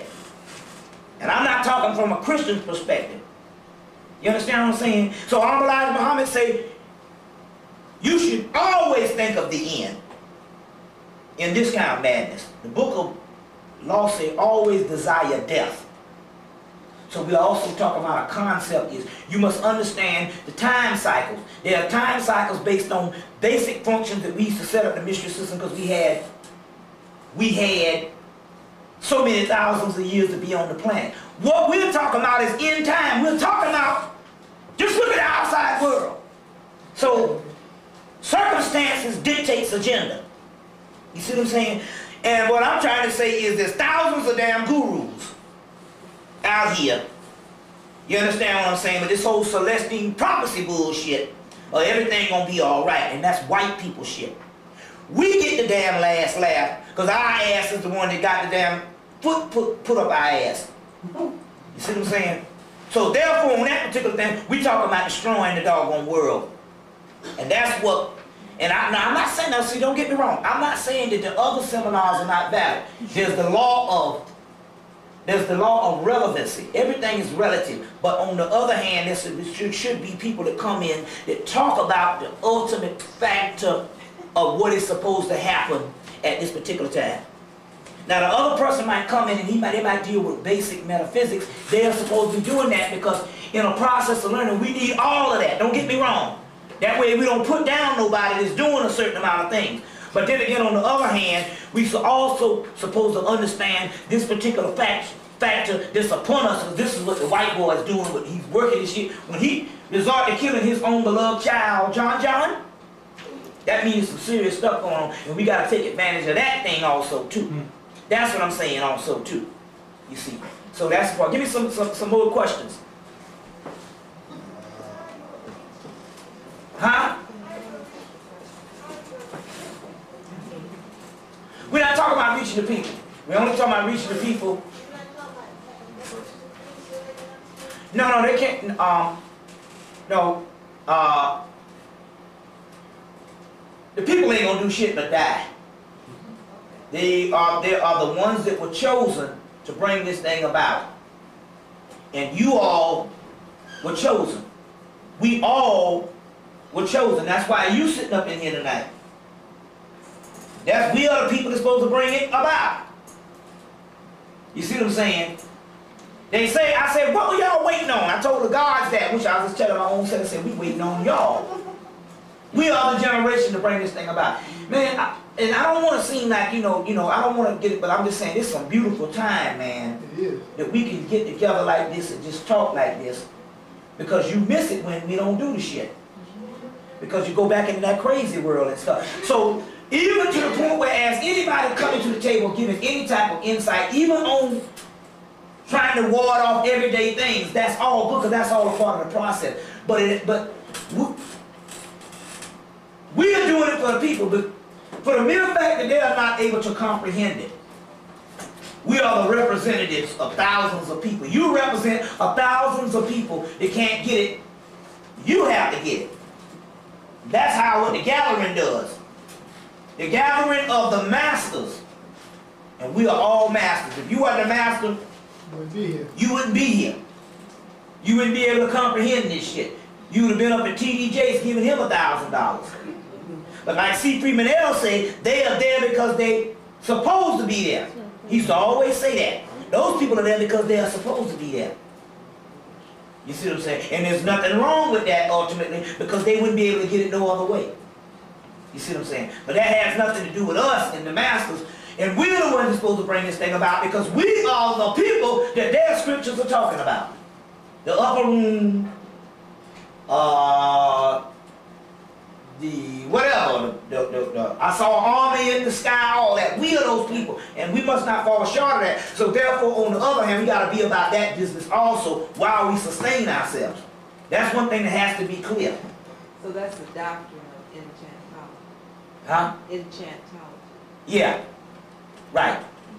That whole thing, and it's talking about now. That Jacob's ladder picture. Yeah. With all that morbidness, body parts getting chopped off and everything. Yeah. And the fellow finally come up to him and says, what you're perceiving as evil and negative is that you got to get up out of here. Right. It's time to go. Right. And you're fighting because you don't understand. He's trapped because because it's just like the movie Sixth Sense. He still thought that he was living. It's the same thing with the movie Ghost. He couldn't do nothing with the powers of what a dead person can do because he was still bound to a physical body. The guy said, you trying to kick that can with the physical foot and your physical foot gone. Amen. You got to do it with your force and your essence. Yeah. And that's what we're talking about here. And the sister was like, I'm trying to get this thing, we're talking about your force and your essence. Yeah. Which is what that aspect is about also too. Give me some more questions. Oh, Bobby, you were talking about breaking the cycle of reincarnation. Yeah. And how's that done? The cycle of reincarnation was the same like the force, like I told you, that ball that was in the arrival that sucks everything into it. Well, they had a force that was set forth at first to keep us trapped in this particular jailhouse. That force would zap us back up in there if we didn't have enough knowledge on how to break it. Well, that force now is broken down and literally is dead. So the cycle of reincarnation is broken and we don't have to come back. The only ones that's coming back are the ones that was in transition years before the thing was dead. You see what I'm saying? So basically what's happening is you got this cycle of reincarnation that's broken, and that's the big black hole that they're seeing out in space, which is also on the inside of us. You see. Reincarnation. The light, if you have a light that's in existence, yet all the scripture says that there's a new light that is supposed to be created, and that kingdom has not been created yet because we still up in here. So what is that light there? If the kingdom is not created, that light has to be the old illusionary light. It's basically the astral light or the astral plane. And when you went towards that light, basically it would suck you back into reincarnation. At this particular time, you're supposed to go to the darkness because that's where all of our true energy is stored up. The black holes. The black hole. And in going to that darkness, you're literally moving towards the true essence of your own self. You aligning your own self with that true essence. When you go to the light, that means you don't have the knowledge and you're going outside of yourself to another illusion. You see what I'm saying? To another illusion. You're going outside of yourself also. You see, what's that? So in the meantime, we just continue to study and wait on the ancestors to guide us, or what do we do? You basically, see, I want to tell you all the good methods and the good news, but that's what the suffering Messiah does. When your eyes are open, you become like that priest that went crazy when he found out this was an illusionary world. When your eyes are open, you're presented with the task of still being down in this bull. But you have to go through a series of processes to get on top of it, and that series of processes is to try to understand it all. You got one of the essence already, because this shit ain't nothing. It ain't, you know. But on one of the other things also too, it's kind of good to know that you got a certain urge that you might want to fulfill or something, you know what I'm saying? And it might not be something that's moralistically right, but since this is an illusion, you can go ahead and do the shit any damn way. You know, I'm not saying nothing to land your ass in jail, but I'm just saying, you know, it might be, you know what I'm saying? It might be, I don't know. Even if it's coming laughing at a damn retarded motherfucker, I'm going to hell for you. You know that motherfucker funny. I don't know like now. Well, hell, do it. Because this is therapeutic. It's only an illusion anyway, so laugh. Huh? And don't condemn yourself, because you can only condemn yourself based on your mindset. You see what I'm saying? So we got enough to work out to keep you occupied. Just to understand that particular part. But I cut through the bull, you know what I'm saying? Now there's also other types of exercises and stuff to get what you want and different things like that. And I've talked about that for a while. And not saying that that's not valid. I'm just saying that at the point right now, that's what I'm exclusively dealing with right now, is that particular portion, because I understand it more. And because you understand something, that means is what you need to get out to the people. You see what I'm saying? So, I don't, personally, I think, don't be so quite selfish too. Not talking about you, I'm just saying, don't come to certain seminars all the time just to help your personal life. You see what I'm saying? On what you can get out of something, when the prize is understanding. So even there, it's not, I'm not talking, it's not a throw up on you, but basically we've been taught that we go to seminars based on the white person to help our personal lives. You know, I was in Borders bookstore, and they had a seminar, some guy's psychologist, and he's all talking about the Western culture, how it's messed up. But then again, I don't want to talk shit about the Western culture, he says. But the Western culture's messed up. And in so many words, he was trying to box these sick, pathetic white people to justify their little old lives as being white people, how it's all right. You see what I'm saying? And giving them the damn Kool-Aid for the cancer that they got. Where in actuality, he's seen the damn enemy and it is their ass. You see what I'm saying? So on one aspect with us, sometimes things are not necessarily what you can therapeutically get out of something to improve your life. You understand what I'm saying? Because whether you like it or not, if you pay the water bill, here come the light bill, here come the gas bill. It's non-ending. You can't get on top of this shit. So don't even worry about this shit at all. But there needs to be alternative lessons on how to overthrow the whole thing. So, and that's what we're talking about here. You know, that's what we're talking about here. You know what I'm saying? So now, I want to tell some people, some people is real messed up, and the Spirit say, you're supposed to be telling them that they need to kill themselves. They need to die. They need to get off the planet. They need to get out of the physical. And that's really the answer and stuff. You know what I'm saying? We cutting through the chase. Like I see this guy, he in a damn wheelchair. He got a stomach. No ding dong or nothing. Nigga, you need to die. You need to get you some damn cyanide capsules and kill yourself, man. You got, he ain't got a stomach, motherfucker got a chest. What's the point? What's the damn point? But we've been trained that the life is so beautiful and we need to hang on to this life. And nigga ain't got nothing but he got ribs. And I was saying to myself, that brother need to kill himself. But he don't know that. His freedom is right around the corner. You understand what I'm saying? But he don't know that. I saw a guy in New York. He had a hole in his whole face was gone. He had a hole. All of this was one big hole that reached to the back of his head. And he had a fake face on top of the shit. But he doesn't understand that he needs to kill himself. He needs to take himself out. Because somebody has taught him that this is precious. You see what I'm saying? So there's a solution to all self-help. Kill yourself.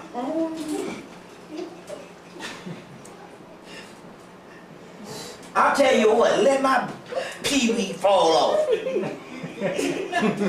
I'm calling midnight train to the damn graveyard that night. You in Michigan, man, we got it. See what I'm saying? Like Steve, at Superman. Oh yeah, Christopher Reeve. Christopher Reeve. Good point. This nigga sitting up there on a goddamn table. It's glad to be alive. Nigga, you supposed to... Are you crazy? Your ass supposed to been dead since damn 95. But see the ignorance. This nigga a table man. He ain't no different than a picture on the wall. Look at the human spirit, my ass. That nigga's supposed to be dead. So the stuff that Dr. Fortman was doing is good. That's why they had to shut his ass up. That's why he was shut his up. He was opening up a new dimension and teaching the people another way of reality. That was the Osirian realm. Rudra, which is Osiris in India, they say when you talk about killing somebody, when you talk about death, you're giving over to the side of Rudra. And Rudra is the ultimate Messiah. They say in the beginning there was Rudra, which is the son of the mother, and ultimately everything must go back to Rudra. And that's your pineal gland. And what's that? The biggest bullshit about even these people that are, you know, like you said, the guy with the face and Christopher Reeve, that the whole system is spent on killing you and seeing if you could deal with it. You know what I mean? The doctors prescribing these drugs, right. slow death. Right. We holding on to and we holding on to stuff. We holding on to stuff. All because we've been taught that something is precious and it's the damn jailhouse. It's the jailhouse. You see what I'm saying? So we're talking about literally going upside down, inside out. You see what I'm saying? And so my point is this here. Now, if you get out of the moralistic things, what I said, the stuff makes common sense. But now, if you add what you have learned all your life, I'm a crazy man. That's the program. See the difference? And what you know to be true in your heart, what I'm saying, and what you was taught to be true, which is the doggone programming. And that's the difference. You see, that's the difference. You see, what's that? When you make this line of transition, when you talk about like other dimensions and other heavens being an illusion, if I was to make the transition tonight, how do you know you're not going to go to this other illusion as opposed to going to this origin of? Good question. Number one, you would go to the illusion if you didn't have the knowledge to go to the dark side, because you just been taught that for whom much is given, much is required. But a lot of people now, upon leaving the physical body, they literally, the energy is so strong until they literally sense that they don't have to go to the light and they go to the dark side because we're closer to that particular cycle. That particular cycle. Because it's broken, that particular cycle is becoming the dominant faction of the universe anyway. A factor of the universe anyway. You know what I'm saying? But even if you went to the illusion and it's really milk and honey and shit, just you can, that's cool too. You can hang around up there and, you know, bounce some beach balls and shit and stuff, whatever they do up there and all, you know, for a little while until it's time to do it because this thing is on. 2000 season and it's going right down to what it is. I mean, it's literally when I'm thinking about it, since there's no such thing as space and time, it's right on time. I just look at my process. A nigga from Mullins, South Carolina, it's a form of alchemy. Alchemy is a process of taking something and turning something into it. Turning something into what it was. You're talking about a person that was academically, hell, I still can't spell to this day if I don't record it out of the book. But basically, I was an artist and it was based on all art. And like I said, I really didn't study until I was 30. I don't know how I did it. A little bit of cheating involved too. But my point is we're talking about an alchemical process, and I know that I didn't go through that transformation for us to have another 1,000 years. And I'm not just talking about just me and it's all wrapped around me. I'm just saying, all this what we have experienced. Because ultimately that white boy knew in 1989 or 79 or 76, you know, we can keep these niggas down here forever.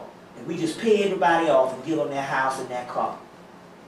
You see what I'm saying? So for the mere fact that he went against which would have been so easy to do. His best interest. His best interest, and killed us all off, and not only that, took us through some hell that we started thinking conscious because we was beat into it. And a lot of times beat into it is not you personally yourself that got beat into it, because life is pretty much good for us when you think about other people. But we was beat into it when the world around us started getting fucked up. And you can't stand the contradiction of seeing the world around you and the people that's closest to you that way. He could have basically paid us off. Kept you dead. And kept us dead. But for the mere fact that he brought hell on it, it means it was beyond his power. And this thing is meant for us now. That's the point we got to get to. You got to stop looking in the damn future. I say it over and over, and this stuff sounds like a broke record, but you got to start looking at now. So your questions should be all geared towards now and not what better life you can have because you live in that. It's pretty much as good as it's going to get. You see what I'm saying? Including, especially us as black Americans, we shouldn't be hollering at shit because every ghetto nigga can go to the mall. And that's more than most people on the planet can say. You know what I'm saying? Even they say if you go down to Jamaica, a poor motherfucker in Jamaica is totally different than a poor person up here. Right. They're almost like two different dimensions. You really want to see somebody poor. You know what I'm saying? Ain't none of this scan this and scan that. You know what I'm saying? Poor people in other countries, you see what I'm saying? So even when we look at that, that's just a form of perception on what we call poor. You know what I'm saying? We ain't seen no damn poor until we go to the islands or go back to Africa or go somewhere and stuff. You know what I'm saying? But then again, on the other hand, you gotta look at this particular part. They don't know that they poor. That's good. See what I'm saying? It's just see, and our struggle is that somebody done broke into our damn playpen and told us that we poor. That wasn't even a concept with us until a few years ago. And what fucked us up were them damn automobiles. More than them houses, them fucked up automobiles. They say they say that automobile is what destroys black people more than anything. You see what I'm saying? Is that thing, that illusionary vehicle. You see what I'm saying? Like Dr. Ben said, you ain't made it nothing, you just buying cars. Nowhere to go. Stuff. That's why the cracker will give you a car faster than he'll give you a damn hot dog stand loan. Hot dog stand might cost $10 and he might say no. And the car might cost $15,000 and he might say here it is. Depends on your perspective, but he know what time it is. You see what I'm saying? So, you know, we're dealing with that time. Give me some more questions. What's that? Yeah. I hear you mentioned the pineal gland. Yeah. Is there a stone or jewel that represents the pituitary gland? The pituitary gland is supposed to be Isis. the pineal gland is supposed to be her son Horus, or maybe her, depends on the mythology, her husband Osiris. So the pituitary gland would probably be any stone that you know of that would be a feminine stone that also represents the moon. So me personally, I can't say what is a lunar stone. Maybe somebody can give you more information who studies stones on the lunar aspect. But the pituitary gland is supposed to massage the pineal gland, or it literally provides the nourishment for the pineal gland or the flow of melanin. And it's always the feminine substance, or it's always the feminine aspect of that. And all. And we're not, so the pituitary gland is mostly seen as Aset or Isis. So basically, I'm saying the best way to do is, any type of lunar or feminine type of stone, that's what would represent that. I wouldn't know. But I'm just saying, if you, in the question of stones and all, you just line it up what is feminine would be more your pituitary, mothering nature of that. Because the pineal gland is still something that's manifest, and the pituitary gland is something that basically is something that gives nurture to the pineal, is basically the concept of that. So she's like the hidden mother. Yeah, it would be like, in one older mythology, it would be Nephthys, which is unmanifest. You see, of Nephthys, she's the unmanifest housewife. So she would be a form of the pituitary gland. In other mythology, it could also be the virgin in womb of Isis or Aset. You see, it depends on what mythology you deal and line it up, but it's all the same thing. We're talking about the principles. Now, give me some more questions. Well, you said the more indigenous people that the white man killed, the stronger the remnant would be, because they will go to live inside. Exactly. It's just making you strong. Remember, even in Star Wars, where Obi-Wan Kenobi said, if you strike me down, I'm just going to become stronger. Well, in one concept and all, if you notice in the second, right after they struck him down, he started communicating with Luke Skywalker. Use the Force, Luke. Luke no longer had to wait for him outside to come up and tell him to put down the shield and fight. He could have a communication with him, use the Force. Luke, remember when in the second movie, he told him you ought to go to the Dagobah system. That means in actuality that he became a concept of the next living body. And he appeared to him, he appeared to him when he was dead. He had just as much conversation in the second movie. In the third movie, when you put them all together, he's supposed to be dead. So that's what that also means. That's the covenant, or whatever, the real gathering. In other mythology, in the Hebraic mythology, Solomon, which is also Osiris in other mythology, he has a whole bunch of demons, and he has to bind these demons up in his signet ring. But when he binds the demons up, he can use the demons to do whatever task he wants. The demons actually become his latent energy. Same concept. You see, so the other concept in the Horus mythology is Horus, when he's a boy, they are his guides, the gods. But when they become his, when he becomes a man, they become his servants, because he literally polarizes all the energy. There's a good comic book to explain this thing if you get it. They're just starting it out, so the story has to develop. There's a comic book called Darkness. It's a comic book called Darkness, and even though it's a white boy, you'll see him, he always got these demons all around him. That's his energy. And it's called Darkness. They're just starting out with it. I think they started it in May, and you can get all the back issues if you go to the comic book store. But it's Darkness, and you'll see all these demons all around him, and that's what this comic book is dealing with. And what you do now is you got to go and follow these series and stuff, because as the information gets closer to year 2000, the more and more they'll start putting them in these comic books. And the one to start following is Darkness, Spawn Dark Ages, as well as Spawn Undead. These are new roles and stuff like that. And I will suggest that as the next couple of months come down, they're going to start revealing stuff through those comic books. As well as any of these series, where you see even Batman got a Darkness series, which is a part of the same Darkness thing. So even these series, they're going to start revealing what's going down all around us in the world, the universe, and the inner worlds, in these comic books. And that's the real deal newsstand. That is the New York Times. You see, in those comic books. They got a few women, in these comic books. It's supposed to be the fate of the universe. I can't think of the name of them right now. They're supposed to be the fate of the universe. I think one is fantasy. I don't know what it is. There's some women that's supposed to be the fate of the, and although they white women, don't worry about that. That's just their way of doing it and stuff. But basically, these things is also lining up the same way. So that's one also too.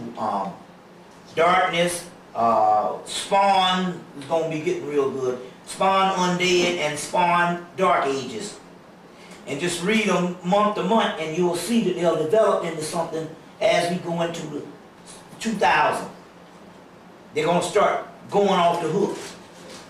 You see what I'm saying? And that's how they will reveal their stuff through the comic books. So when you go there, just look at the ones that might let your spirit. You'll see there's tons of them, but some of them look real mysterious.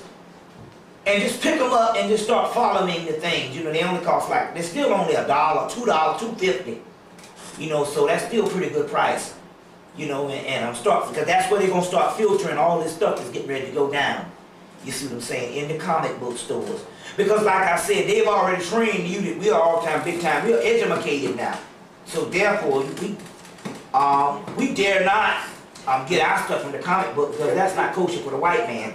That's exactly where he gonna put the shit, because he know, he dictates where you gonna damn get your shit. You still reading old ass stuff, and he putting all the stuff out. He revealing it through the movies, the comic books, and Japanese animation, and all that type of stuff. You see, he's gonna be revealing it, and these game things I'm talking about also too. Game things. So they got this movie, Lost Souls coming out. Supposed to be real good. And End of Days is coming out. Angela Bassett is in a sci-fi movie where she on a spaceship. Of course, she got to kiss the white boy, but you know, they got to put her up in there because they got to have the black person up in there. So they got all this stuff that's coming out, especially in these next months going to the winter solstice. There's going to be a whole lot of shit jumping off. Give me some more questions. I have a question. Yeah. If love is not real, then what is that that you feel when you're in a relationship with somebody? What is that? I mean, I can, if I that is real. That is real.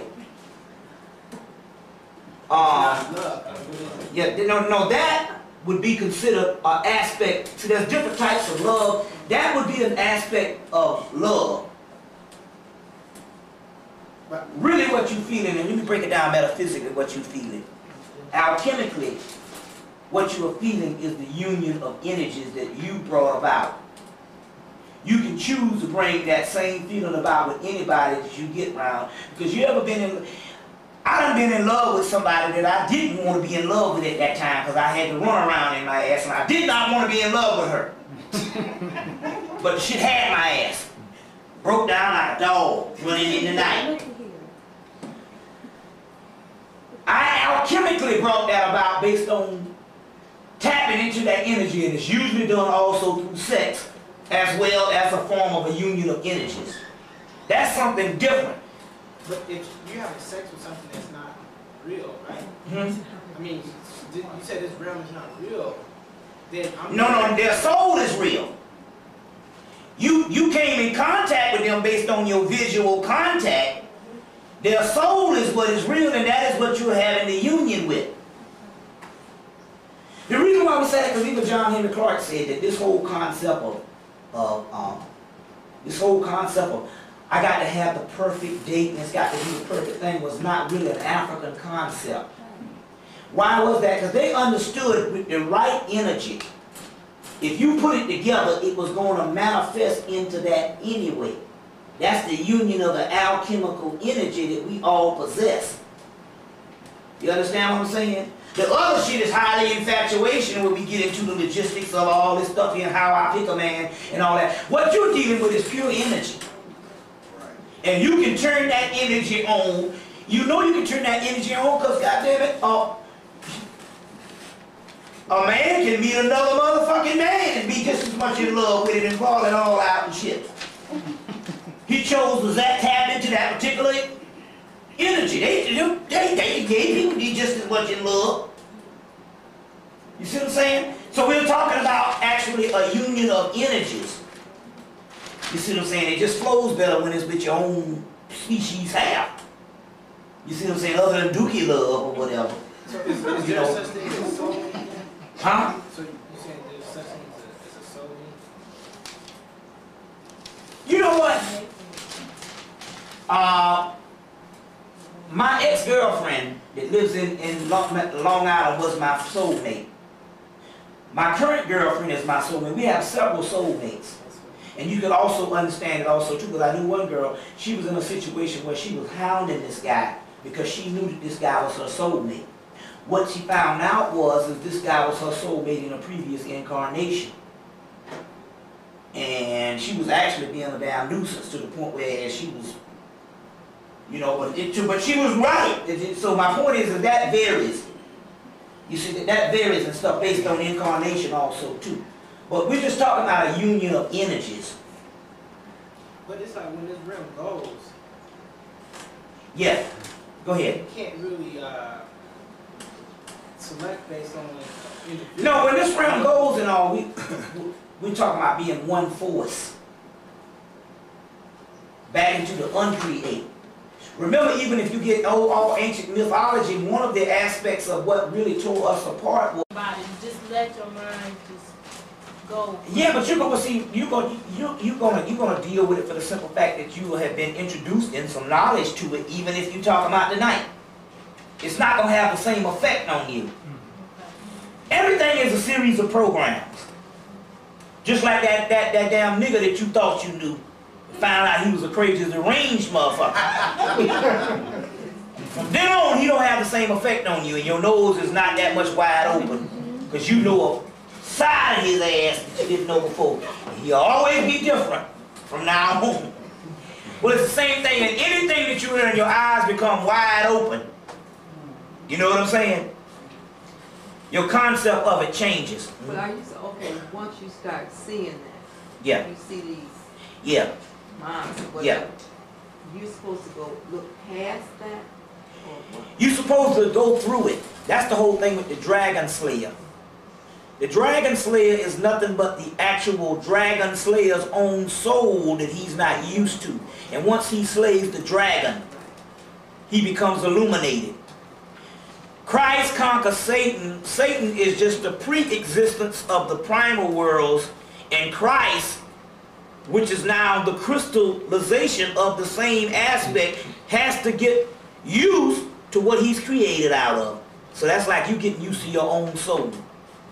You see, so when he overthrows Satan, he only literally goes through the Freddy Krueger aspect of it. That he thinks is something that's wicked and all that type of thing, based on the human condition that tells him that all that stuff is evil. And one of the worst things could ever happen is 2,000 years ago, everything that's evil. You see what I'm saying? Like the book, the complete book of demons and devils say, well, what is considered a demon? Everything that ain't in the Christian canon, the Christian canon. So it became even more stuff heaped on people. You see what I'm saying? But it even also goes in to say that even the Egyptians and other earlier cultures, the original people, because those cultures lasted for thousands of years. So the original people who inhabited that culture, they put down a certain amount of information that was dealing with the different aspects of the soul. And as time went on, thousands of years later, even the Egyptians and other civilizations, the younger people lost the meaning of it. And by they could not understanding it, they all lumped it as being evil. You see what I'm saying? And that's because they lost a certain amount of knowledge of that particular thing. The original meanings were lost. And so basically everything that we've been taught that is evil is basically the original meanings of those things are lost. And we're looking at it from a modern perspective, but one man's God is another man's devil. You see what I'm saying? Is another man's devil. So those original meanings were lost, and that's so that's what that particular aspect is actually talking about. You see what I'm saying? Give me some questions. The concept of what you said about the meditation, or better better yet, what would be a better way of us handling the injury? Is it just to accept the fact that it's all running the same? See, my point is this here. The New Age teaches you to meditate so you can get rid of negative energy. So that means if you've already put it in your head that what you're going to see that you're not used to is going to be negative. And that's going to act as a blockage. And one thing about the spirit, your spirit automatically has a shutdown switch. That when it comes up with stuff that is fearful that it doesn't understand, it shuts down. So therefore it's just a series of a retardation of a process. Once you understand it, and you basically have to work at your subconscious and get it in your head that you are only seeing your own self, then what happens is you can go further with it. So H.P. Lovecraft says, well, man is so far removed from the past until when he looks back at his own soul in the past, he's frightened at what he sees. So it's just a series of learning and a series of dehumanizing yourself with all what you think is divine. See, that's the shit that get us, this old divine shit. Right. You see, oh, this divine and all pure love. All that old shit. You see what I'm saying? Right. Well, what is love when the concept of love that we only know is illusionary? If this is an illusion, if this is a matrix, then even this word that we gotta have more love when you have only been taught that love is illusion, you understand what I'm saying? Then in actuality, that is the damn venom. That is the poison of your concept of love that the Christian concept tell you that you got to love. When you know in your, it's like one sister came downstairs, and the sister I was telling you at first that I told her, I said, she was straight in the front like she knew some shit, and I said, God and the devil, and then that mug turned back into a damn holy sanctified Christian and ran upstairs. The other sister said that ran this shop, she runs this health food store. She said, when I opened up about 2 months ago, I didn't know nothing about all the herbs and stuff. I was just trying to learn. The Spirit told me I needed to open this store. This sister used to come down and she, oh, well, I know all about this herb and this kind of thing. And she said, I used to not like her, and I had to work at that. I said, no, you're supposed to follow your first spirit. You didn't like that bitch. You didn't supposed to like her ass because she was fucked up. See, that's some moral dogma that you have learned to tell you that we must work through this shit, and what you do is you get shut down on the same level. Your first thing is what you do. It's like my grandmama. I used to bring friends home. My grandmama, I don't like that nigga. At all. She didn't like him. And we used to curse and raise hell about, grandmama, you wrong and all this. And my mama say, she's usually right when she say that shit. And sure enough, that same nigga be undone over on us. So when she said I didn't like her, you see what I'm saying? And my girl like that, she said, I say, this brother here is real cool. She said, I think that nigga phony. Something wrong with him. You see what I'm saying? So, when she said, she thought, I had to get past, I really didn't like, I said, no, see, that's what you've been taught. Don't get past shit. This old love shit, don't love nobody that's fucked up.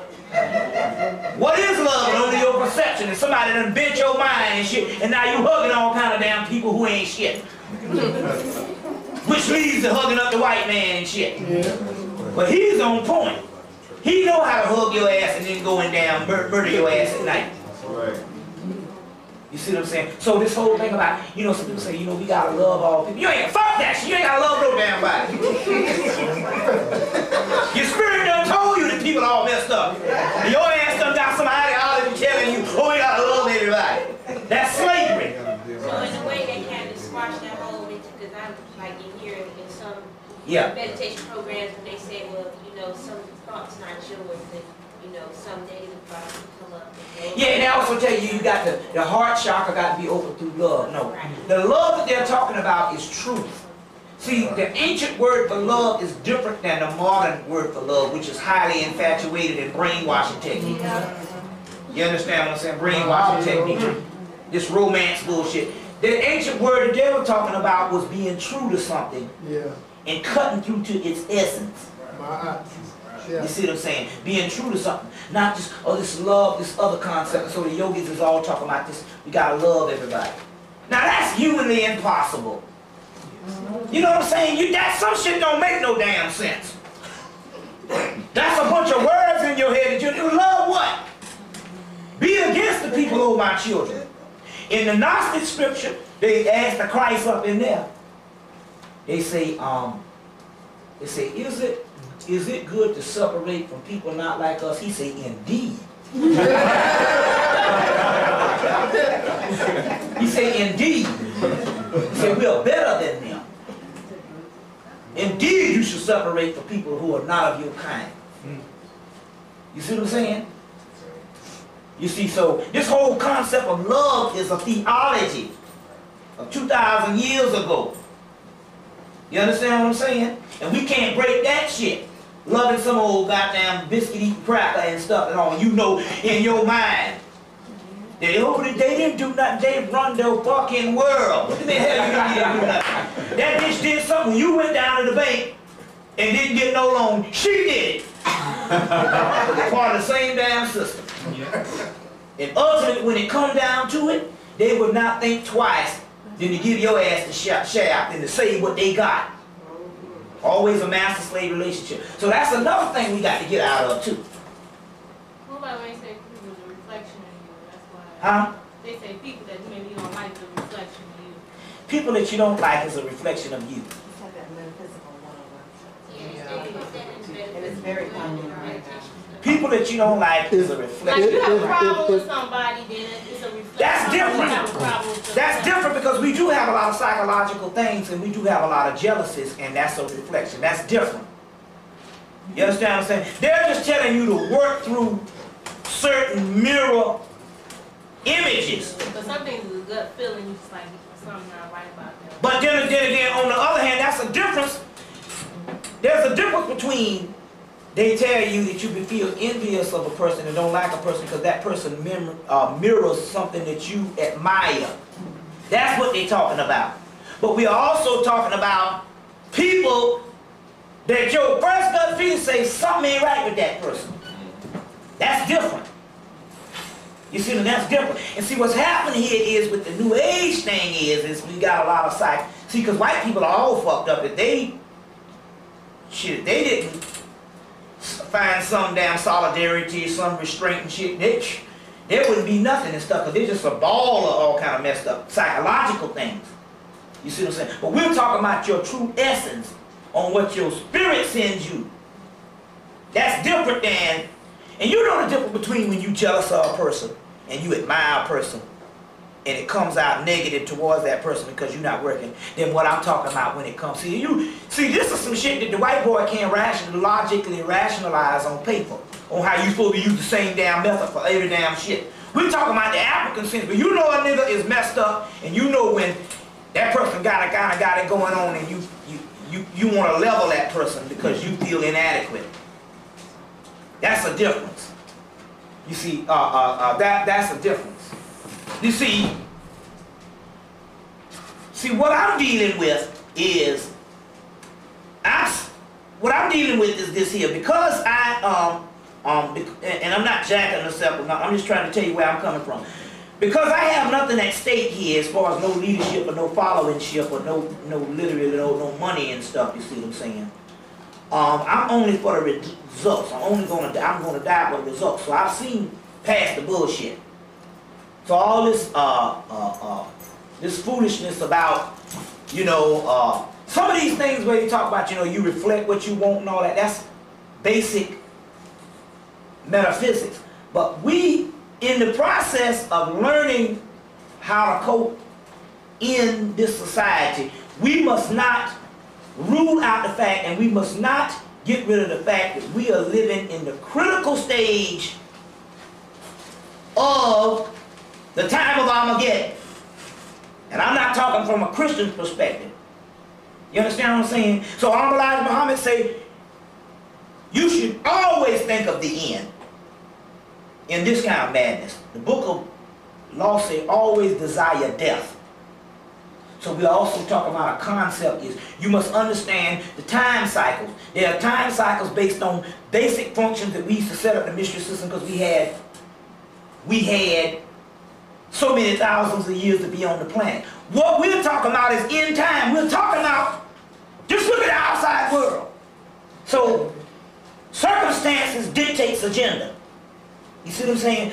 And what I'm trying to say is there's thousands of damn gurus out here. You understand what I'm saying? But this whole Celestine prophecy bullshit, or everything gonna be alright, and that's white people shit. We get the damn last laugh, because our ass is the one that got the damn put up our ass. You see what I'm saying? So therefore, on that particular thing, we talk about destroying the doggone world. And that's what, and now I'm not saying, now see, don't get me wrong, I'm not saying that the other seminars are not valid. There's the law of relevancy. Everything is relative. But on the other hand, there should be people that come in that talk about the ultimate factor of what is supposed to happen at this particular time. Now the other person might come in and they might deal with basic metaphysics. They are supposed to be doing that because in a process of learning, we need all of that. Don't get me wrong. That way we don't put down nobody that's doing a certain amount of things. But then again, on the other hand, we also supposed to understand this particular factor that's upon us. Because this is what the white boy is doing. When he's working this shit. When he resort to killing his own beloved child, John, that means some serious stuff going on. And we got to take advantage of that thing also, too. That's what I'm saying also, too. You see. So that's the part. Give me some more questions. Huh? We're not talking about reaching the people. We're only talking about reaching the people. No, they can't.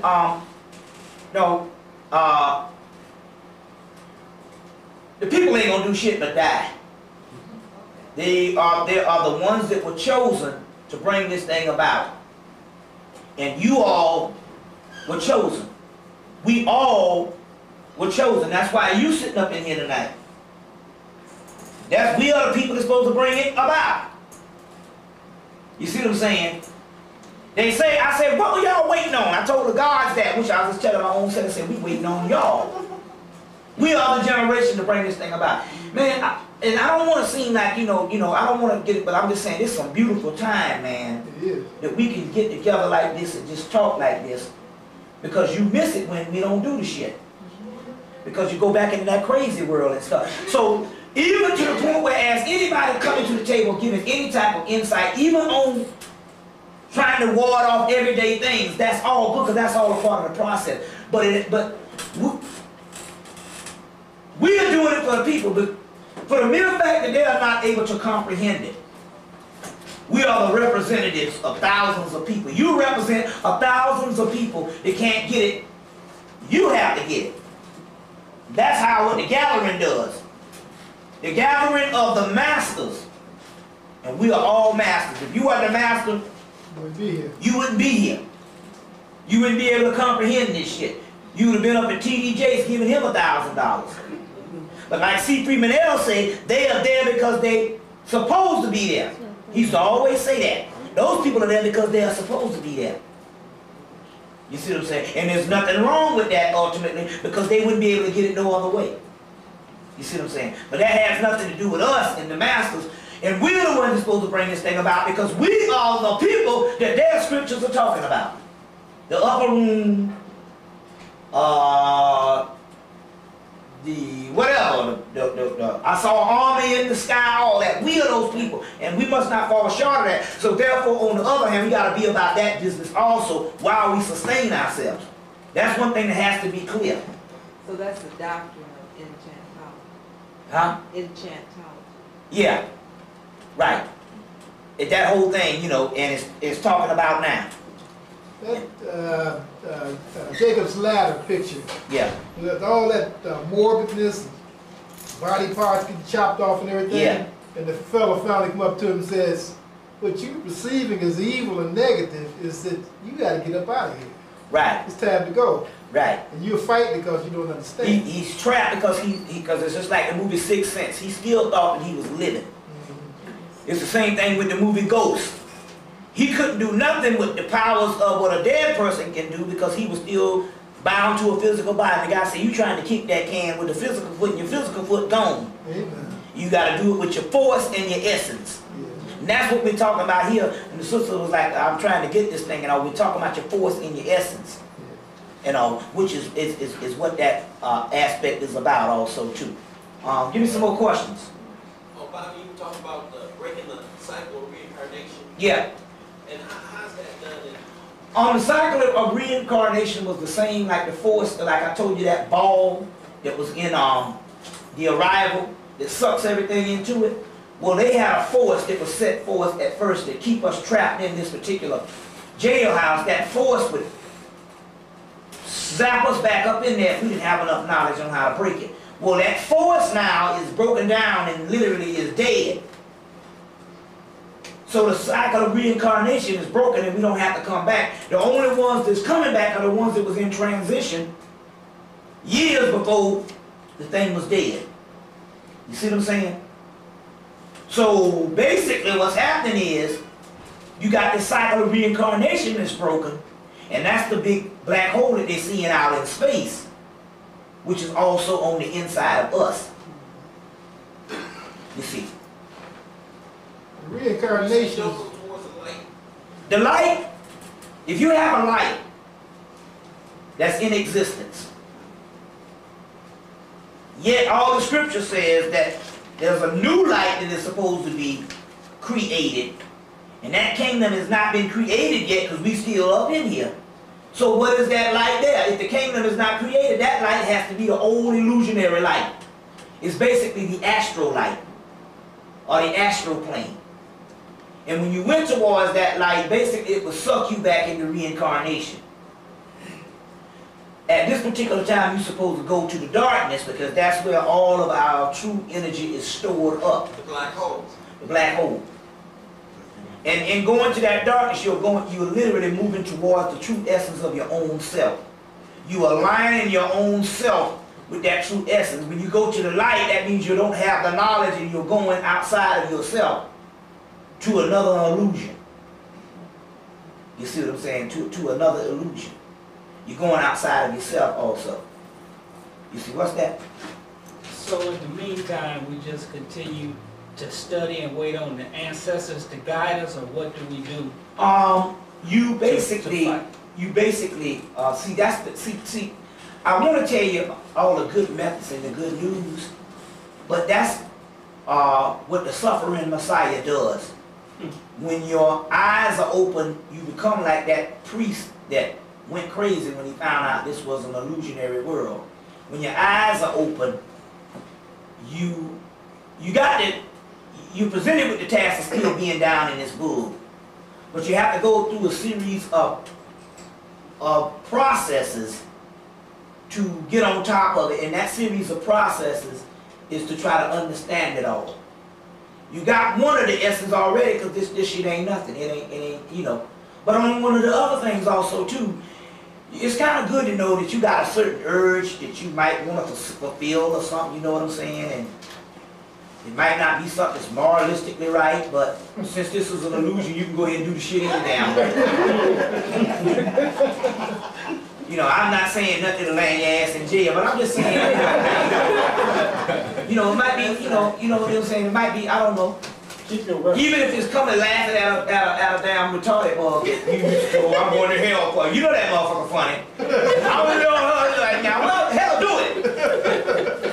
Because this is therapeutic. It's only an illusion anyway, so laugh. Huh? And don't condemn yourself, because you can only condemn yourself based on your mindset. You see what I'm saying? So we got enough to work out to keep you occupied. Just to understand that particular part. But I cut through the bull, you know what I'm saying? Now there's also other types of exercises and stuff to get what you want and different things like that. And I've talked about that for a while. And not saying that that's not valid. I'm just saying that at the point right now, that's what I'm exclusively dealing with right now, is that particular portion, because I understand it more. And because you understand something, that means is what you need to get out to the people. You see what I'm saying? So, I don't, personally, I think, don't be so quite selfish too. Not talking about you, I'm just saying, don't come to certain seminars all the time just to help your personal life. You see what I'm saying? On what you can get out of something when the prize is understanding. So even there, it's not, I'm not talking, it's not a throw up on you, but basically we've been taught that we go to seminars based on the white person to help our personal lives. You know, I was in Borders bookstore and they had a seminar, some guy's psychologist, and he's all talking about the Western culture, how it's messed up. But then again, I don't want to talk shit about the Western culture, he says. But the Western culture is messed up. And in so many words, he was trying to box these sick, pathetic white people to justify their little old lives as being white people, how it's all right. You see what I'm saying? And giving them the damn Kool-Aid for the cancer that they got. Where in actuality, he's seen the damn enemy and it is their ass. You see what I'm saying? So on one aspect with us, sometimes things are not necessarily what you can therapeutically get out of something to improve your life. You understand what I'm saying? Because whether you like it or not, if you pay the water bill, here come the light bill. Here come the gas bill. It's non-ending. You can't get on top of this shit. So don't even worry about this shit at all. But there needs to be alternative lessons on how to overthrow the whole thing. So, and that's what we're talking about here. You know, that's what we're talking about here. You know what I'm saying? So now, I want to tell some people, some people is real messed up, and the Spirit say you're supposed to be telling them that they need to kill themselves. They need to die. They need to get off the planet. They need to get out of the physical. And that's really the answer and stuff. You know what I'm saying? We cutting through the chase. Like I see this guy, he in a damn wheelchair, he got a stomach. No ding dong or nothing. Nigga, you need to die. You need to get you some damn cyanide capsules and kill yourself, man. You ain't even got a stomach, motherfucker got a chest. What's the point? What's the damn point? But we've been trained that the life is so beautiful and we need to hang on to this life. And nigga ain't got nothing but he got ribs. And I was saying to myself, that brother need to kill himself. But he don't know that. His freedom is right around the corner. You understand what I'm saying? But he don't know that. I saw a guy in New York. He had a hole in his whole face was gone. He had a hole. All of this was one big hole that reached to the back of his head. And he had a fake face on top of the shit. But he doesn't understand that he needs to kill himself. He needs to take himself out. Because somebody has taught him that this is precious. You see what I'm saying? So there's a solution to all self-help. Kill yourself.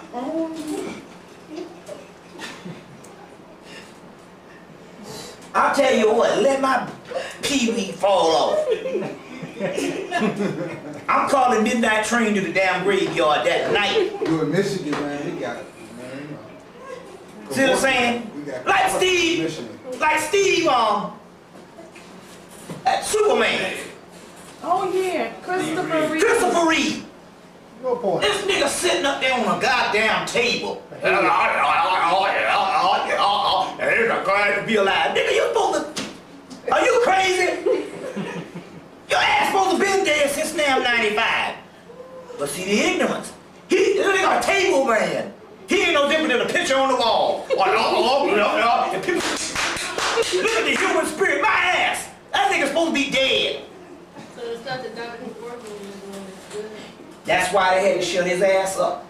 That's why he was shut his up. He was opening up a new dimension and teaching the people another way of reality. That was the Osirian realm.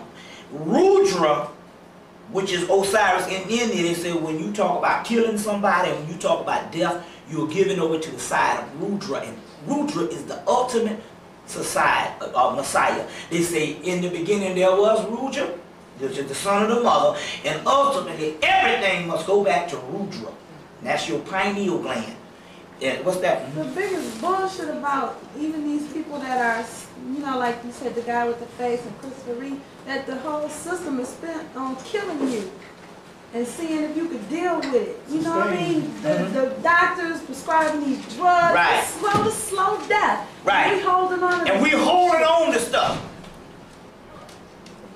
We holding on to stuff. All because we've been taught that something is precious and it's the damn jailhouse.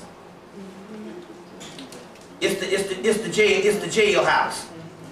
You see what I'm saying? So we're talking about literally going upside down, inside out. You see what I'm saying? And so my point is this here. Now, if you get out of the moralistic things, what I said, the stuff makes common sense. But now, if you add what you have learned all your life, I'm a crazy man. That's the program. See the difference? And what you know to be true in your heart, what I'm saying, and what you was taught to be true, which is the doggone programming. And that's the difference. You see, that's the difference. You see, what's that? When you make this line of transition, when you talk about like another dimension, another heavens being an illusion, about to make the transition night, how do you know you're not going to go to this other illusion as opposed to going to this origin of? Good question. Number one, you would go to the illusion if you didn't have the knowledge to go to the dark side, because you just been taught that for whom much is given, much is required. But a lot of people now, upon leaving the physical body, they literally, the energy is so strong until they literally sense that they don't have to go to the light and they go to the dark side because we're closer to that particular cycle. That particular cycle. Because it's broken, that particular cycle is becoming the dominant faction of the universe anyway. A factor of the universe anyway. You know what I'm saying? But even if you went to the illusion and it's really milk and honey and shit, you can, that's cool too. You can hang around up there and, you know, bounce some beach balls and shit and stuff, whatever they do up there and all, you know, for a little while until it's time to do it, because this thing is on 2000 season and it's going right down to what it is. I mean, it's literally when I'm thinking about it, since there's no such thing as space and time, it's right on time. I just look at my process. A nigga from Mullen, South Carolina, it's a form of alchemy. Alchemy is a process of taking something and turning something into it. Turning something into what it was. You're talking about a person that was academically, hell, I still can't spell to this day if I don't record it out of the book. But basically, I was an artist and it was based on all art. And like I said, I really didn't study until I was 30. I don't know how I did it. A little bit of cheating involved too. But my point is we're talking about an alchemical process, and I know that I didn't go through that transformation for us to have another 1,000 years. And I'm not just talking about just me and it's all wrapped around me. I'm just saying all this what we have experienced. Because ultimately that white boy knew in 1989 or 79 or 76, you know, we can keep these niggas down here forever. And we just pay everybody off and give them their house and their car. You see what I'm saying? So for the mere fact that he went against which would have been so easy to do. His best interest. His best interest, and killed us all off, and not only that, took us through some hell that we started thinking conscious because we was beat into it. And a lot of times beat into it is not you personally yourself that got beat into it, because life is pretty much good for us when you think about other people. But we was beat into it when the world around us started getting fucked up. And you can't stand the contradiction of seeing the world around you and the people that's closest to you that way. He could have basically paid us off. Kept you dead. And kept us dead. But for the mere fact that he brought hell on it, it means it was beyond his power. And this thing is meant for us now. That's the point we got to get to. You got to stop looking in the damn future. I say it over and over, and this stuff sounds like a broke record, but you got to start looking at now. So your questions should be all geared towards now and not what better life you can have because you live in that. It's pretty much as good as it's going to get. You see what I'm saying? Including, especially us as Black Americans We shouldn't be hollering at shit, because every ghetto nigga can go to the mall. And that's more than most people on the planet can say.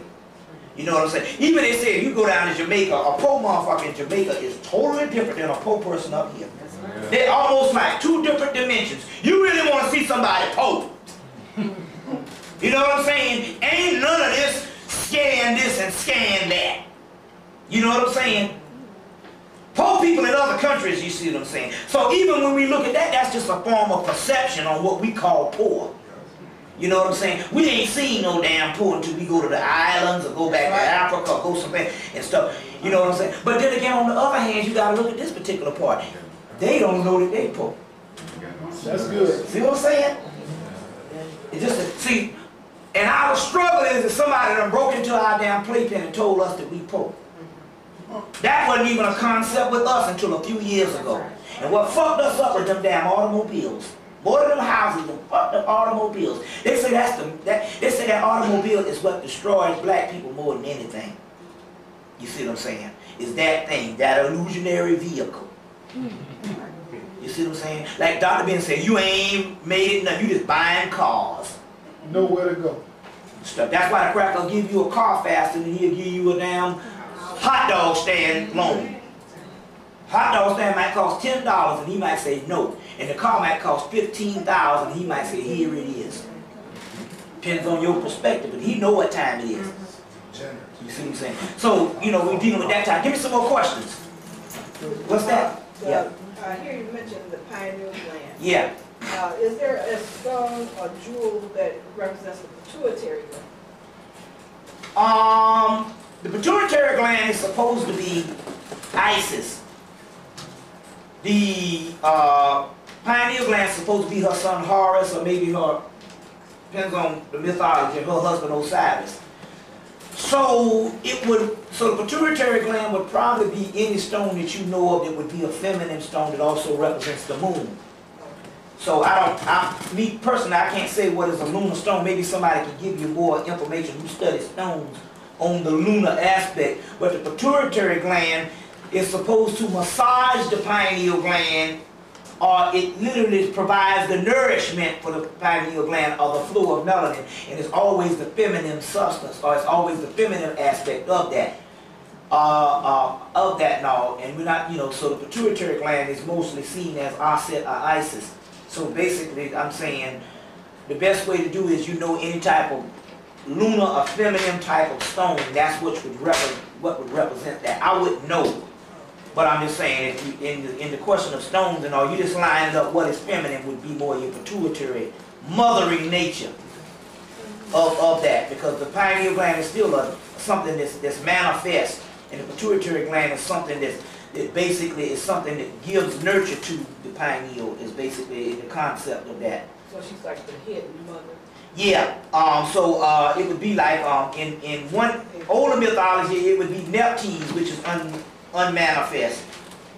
You see, of Nephthys, she's the unmanifest housewife. So she would be a form of the pituitary gland. In other mythology, it could also be the virgin in womb of Isis or Aset. You see, it depends on what mythology you deal and line it up, but it's all the same thing. We're talking about the principles. Now, give me some more questions. So you said, the more indigenous people that the white man killed, the stronger the remnant would be, because they will go to live inside. Exactly. It's just making you strong. Remember, even in Star Wars, where Obi-Wan Kenobi said, if you strike me down, I'm just going to become stronger. Well, in one concept and all, if you notice in the second, right after they struck him down, he started communicating with Luke Skywalker. Use the Force, Luke. Luke no longer had to wait for him outside to come up and tell him to put down the shield and fight. He could have a communication with him, use the Force. Luke, remember when in the second movie, he told him you ought to go to the Dagobah system. That means in actuality that he became a concept of the next living body. And he appeared to him, you know, he appeared to him when he was dead. He had just as much conversation in the second movie. In the third movie, when you put them all together, he's supposed to be dead. So that's what that also means. That's the covenant or whatever, the real gathering. In other mythology, in the Hebraic mythology, Solomon, which is also Osiris in other mythology, he has a whole bunch of demons, and he has to bind these demons up in his signet ring. But when he binds the demons up, he can use the demons to do whatever task he wants. The demons actually become his latent energy. Same concept. You see, so the other concept in the Horus mythology is Horus, when he's a boy, they are his guides, the gods. But when they become his, when he becomes a man, they become his servants, because he literally polarizes all the energy. There's a good comic book to explain this thing if you get it. They're just starting it out, so the story has to develop. There's a comic book called Darkness. It's a comic book called Darkness, and even though it's a white boy, you'll see him. He always got these demons all around him. That's his energy. And it's called Darkness. They're just starting out with it. You know, I think they started it in May, and you can get all the back issues if you go to the comic book store. But it's Darkness, and you'll see all these demons all around him, and that's what this comic book is dealing with. And what you do now is you got to go and follow these series and stuff, because as the information gets closer to year 2000, the more and more they'll start putting them in these comic books. And the one to start following is Darkness, Spawn Dark Ages, as well as Spawn Undead. These are new roles and stuff like that. And I will suggest that as the next couple of months come down, they're going to start revealing stuff through those comic books. As well as any of these series, where you see even Batman got a Darkness series, which is a part of the same Darkness thing. So even these series, they're going to start revealing what's going down all around us in the world, the universe, and the inner worlds in these comic books. And that's the real deal newsstand. That is the New York Times. You see, in those comic books. They got a few women. They got a few women in these comic books. It's supposed to be the fate of the universe. I can't think of the name of them right now. They're supposed to be the fate of the universe. I think one is Fantasy. I don't know what it is. There's some women that's supposed to be the fate of the... And although they're white women, don't worry about that. That's just their way of doing it and stuff. But basically, these things is also lining up the same way. So that's one also too. Darkness, Spawn is going to be getting real good. Spawn Undead and Spawn Dark Ages. And just read them month to month, and you'll see that they'll develop into something as we go into the 2000. They're going to start going off the hook. You see what I'm saying? And that's how they will reveal their stuff through the comic books. So when you go there, just look at the ones that might let your spirit. You'll see there's tons of them, but some of them look real mysterious. And just pick them up and just start following the things. You know, they only cost like, they're still only $1, $2, $2.50. You know, so that's still a pretty good price. You know, and I'm starting, because that's where they're going to start filtering all this stuff that's getting ready to go down. You see what I'm saying? In the comic book stores.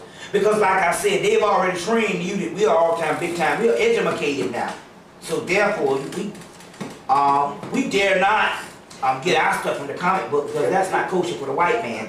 That's exactly the way he gonna put the shit, because he know, he dictates where you gonna damn get your shit. You still reading old ass stuff, and he putting all the stuff out. He revealing it through the movies, the comic books, and Japanese animation, and all that type of stuff. You see, he's gonna be revealing it, and these game things I'm talking about also too. Game things. So they got this movie, Lost Souls, coming out. Supposed to be real good. And End of Days is coming out. Angela Bassett is in a sci-fi movie where she on a spaceship. Of course, she got to kiss the white boy, but you know, they got to put her up in there because they got to have the black person up in there. So they got all this stuff that's coming out, especially in these next months going to the winter solstice. There's going to be a whole lot of shit jumping off. Give me some more questions. I have a question. Yeah.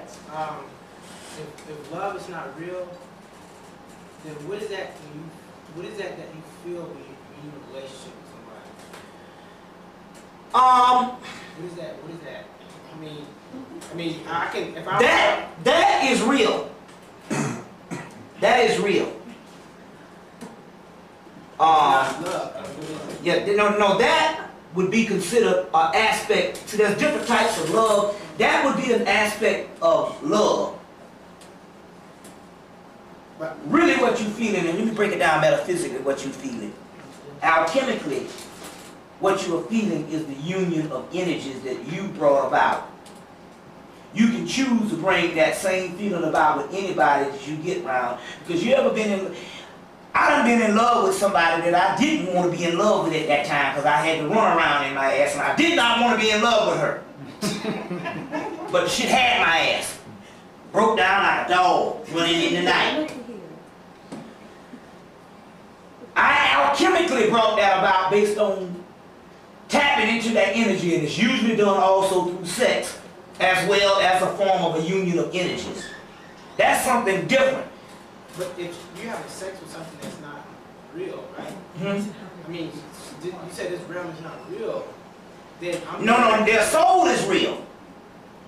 You came in contact with them based on your visual contact. Their soul is what is real, and that is what you're having the union with. The reason why we say that, because even John Henry Clark said that this whole concept of I got to have the perfect date and it's got to be the perfect thing was not really an African concept. Why was that? Because they understood with the right energy, if you put it together, it was going to manifest into that anyway. That's the union of the alchemical energy that we all possess. You understand what I'm saying? The other shit is highly infatuation when we get into the logistics of all this stuff here and how I pick a man and all that. What you're dealing with is pure energy.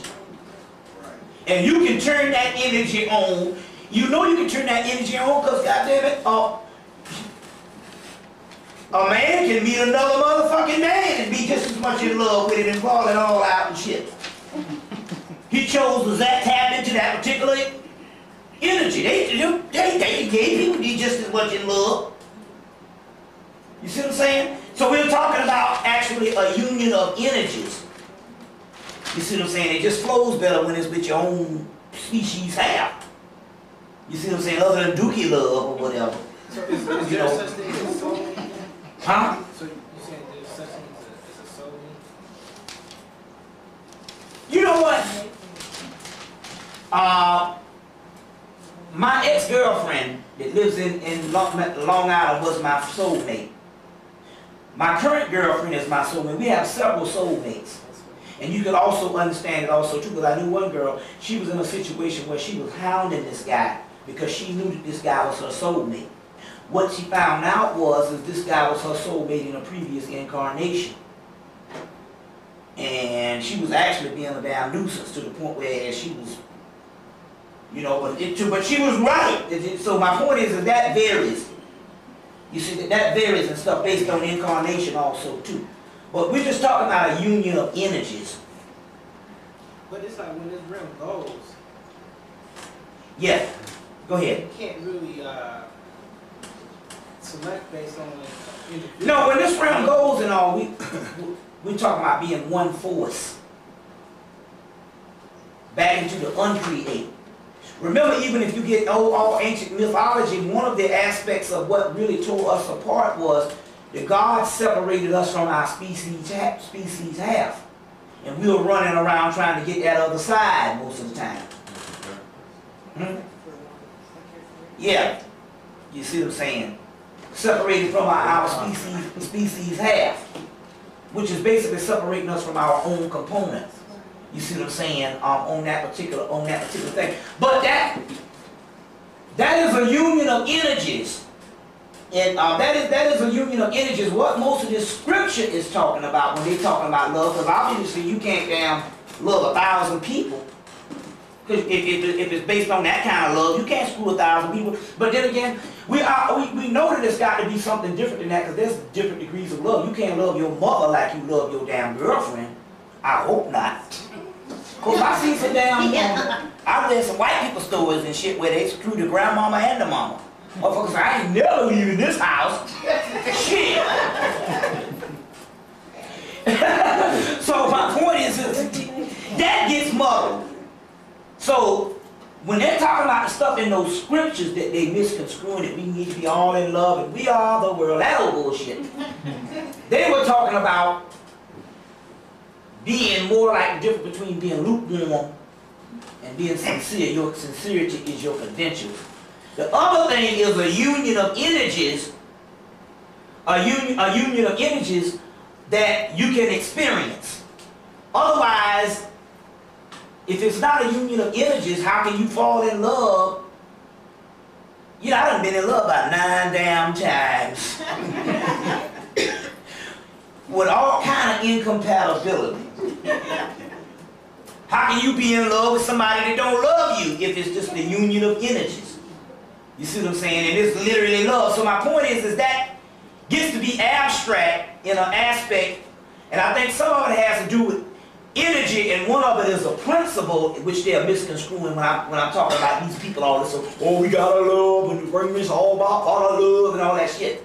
You know what I'm saying? And all that. When in your heart, not only do you know that white people are assholes, you know that 60% of black people you see, you don't want to be around no more because it's messed up down here in this cesspool and shit.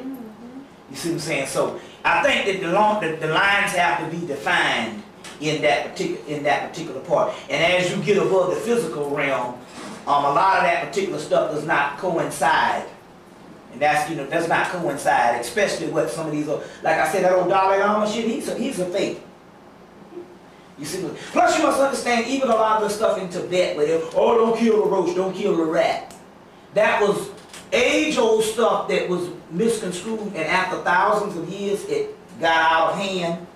So by the time the damn, you know, the Chinese came up and, oh, don't kill the roaches, and the Chinese knocking you in the head, you're supposed to pick up some guns and shoot the damn Chinese. But that was later in stuff, and as you notice, the more stupid they got, the more lighter they got too. Other than the original black man of that particular land also too. So a lot of these so-called New Age people, the only reason why white people can flock to that shit is because it's watered down stuff anyway. And the ultimate reality is too much for them, and basically none of them support the so-called dark side. That stuff ain't got nothing to do with them. So they can be all Miss India and burn some damn incense and oh my karma dharma and all that old bullshit. Because hell, it was watered down before it came to them and stuff with a lot of these people from India. Because I know one thing too.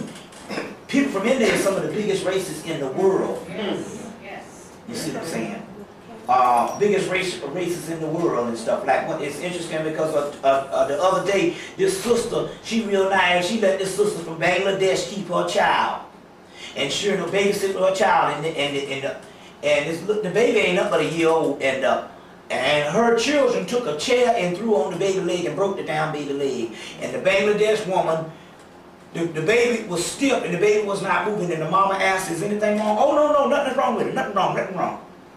And she went home again, and the baby wasn't moving. She called, oh, nothing wrong. She took her to the hospital, the down baby leg broke. Then they go and get the police got to come there for the woman to admit that her children broke the down baby leg. You see what I'm saying? And all, well, that's, you know, but my point is hell, I mean, most sisters will do about face and stuff, say, yeah, my child and them, they kind of messed up. You know what I'm saying, with this thing here and all. But not just lie to the woman after you know your child and broke the leg. But anyway, going back to some stuff and all, a lot of this stuff here is charlatans. This out here with this old New Age stuff and all this type of stuff here.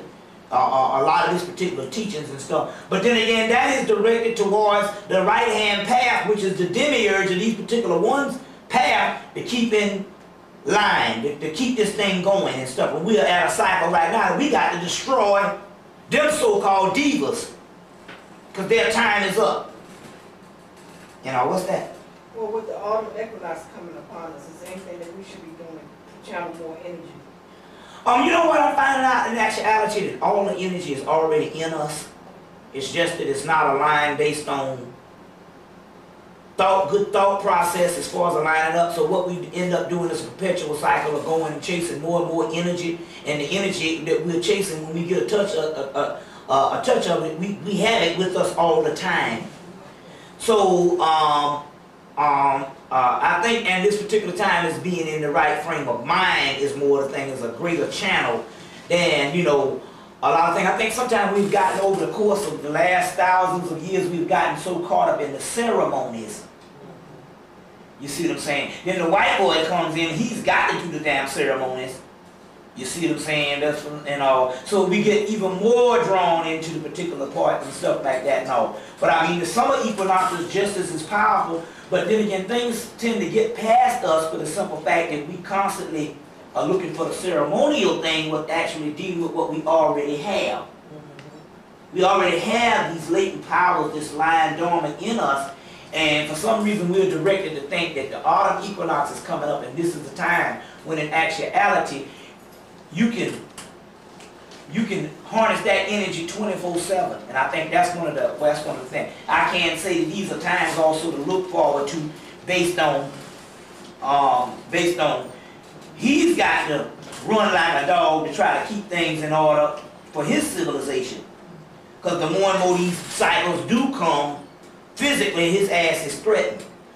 So they look for a grand ritual, something major to be happening from Halloween on into down Christmas. Can you explain the red ball of light to the third eye? You have that? No, I just want you to. You mean the red ball of light that the Indians put on their thing? No, the energy. The energy? It's interesting you said that because you know there's different alchemical energies that melanin consists of. And you know, red, black, and green, the flag, the African, you know that originally comes out of Africa. You got a black dragon in alchemy, a green dragon, and a red dragon. And that's where that thing actually comes from also too. And you have the gold, which gold and white also represents illumination. So you all have that also in alchemical colors also too. Red basically deals with the root chakra. And so alchemically, maybe that's the type of energy that you're actually seeing, something that is manifesting from the lower levels coming into the higher levels.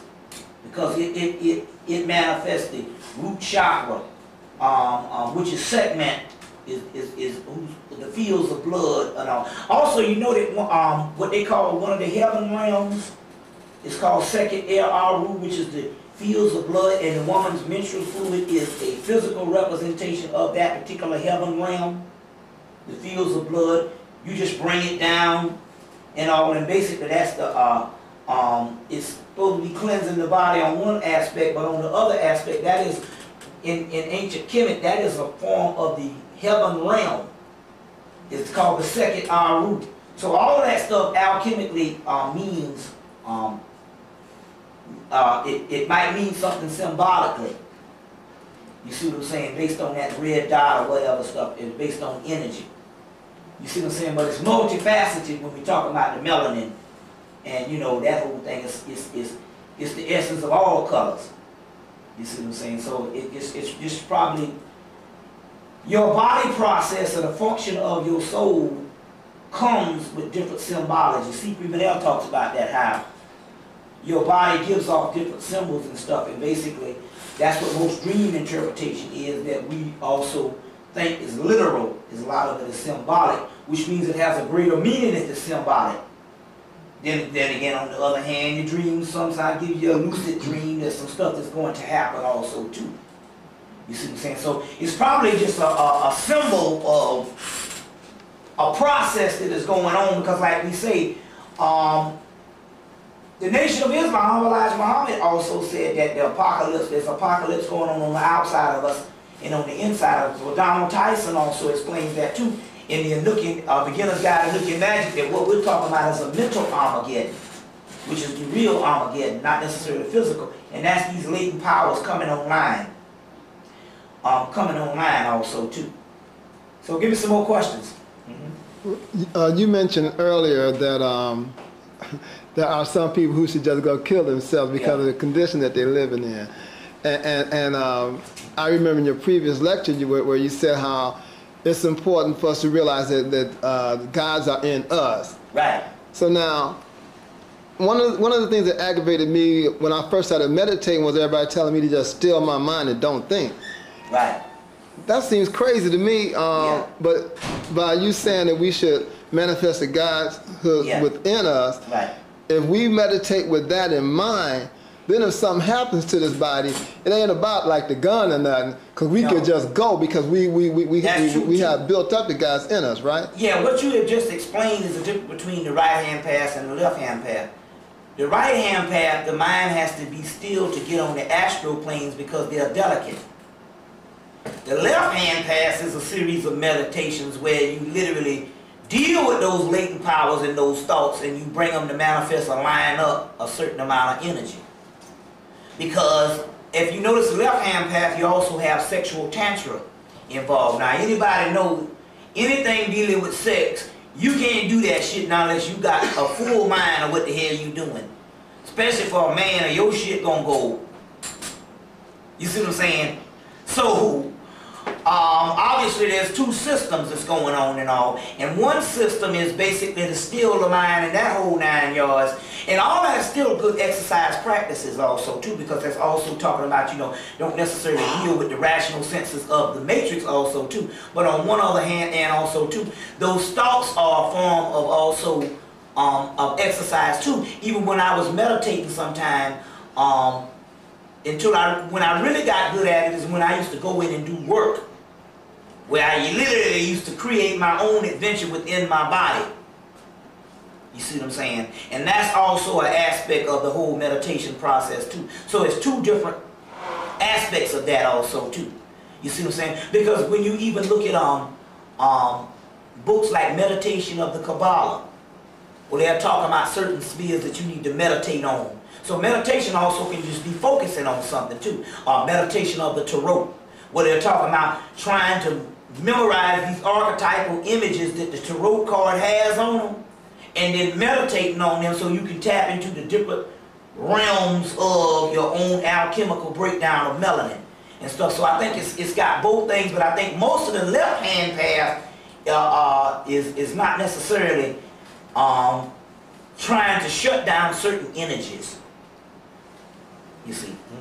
Yeah, when you mentioned the meditating on the tarot, I've been reading the tarot cards again, and it aggravates me to no end to see all these so-called Hebrew symbols on the tarot cards. Is there an Egyptian tarot that has African Egyptian symbols on it? Yeah. There's a book called was it African? It's just Crawley stuff. Yeah, Crawley. Yeah, I like Crawley's deck, but I'm gonna tell you, there's a good deck that came out because it has a superior book. It's one of the best books, and not only that, they break down the different realms of the gods.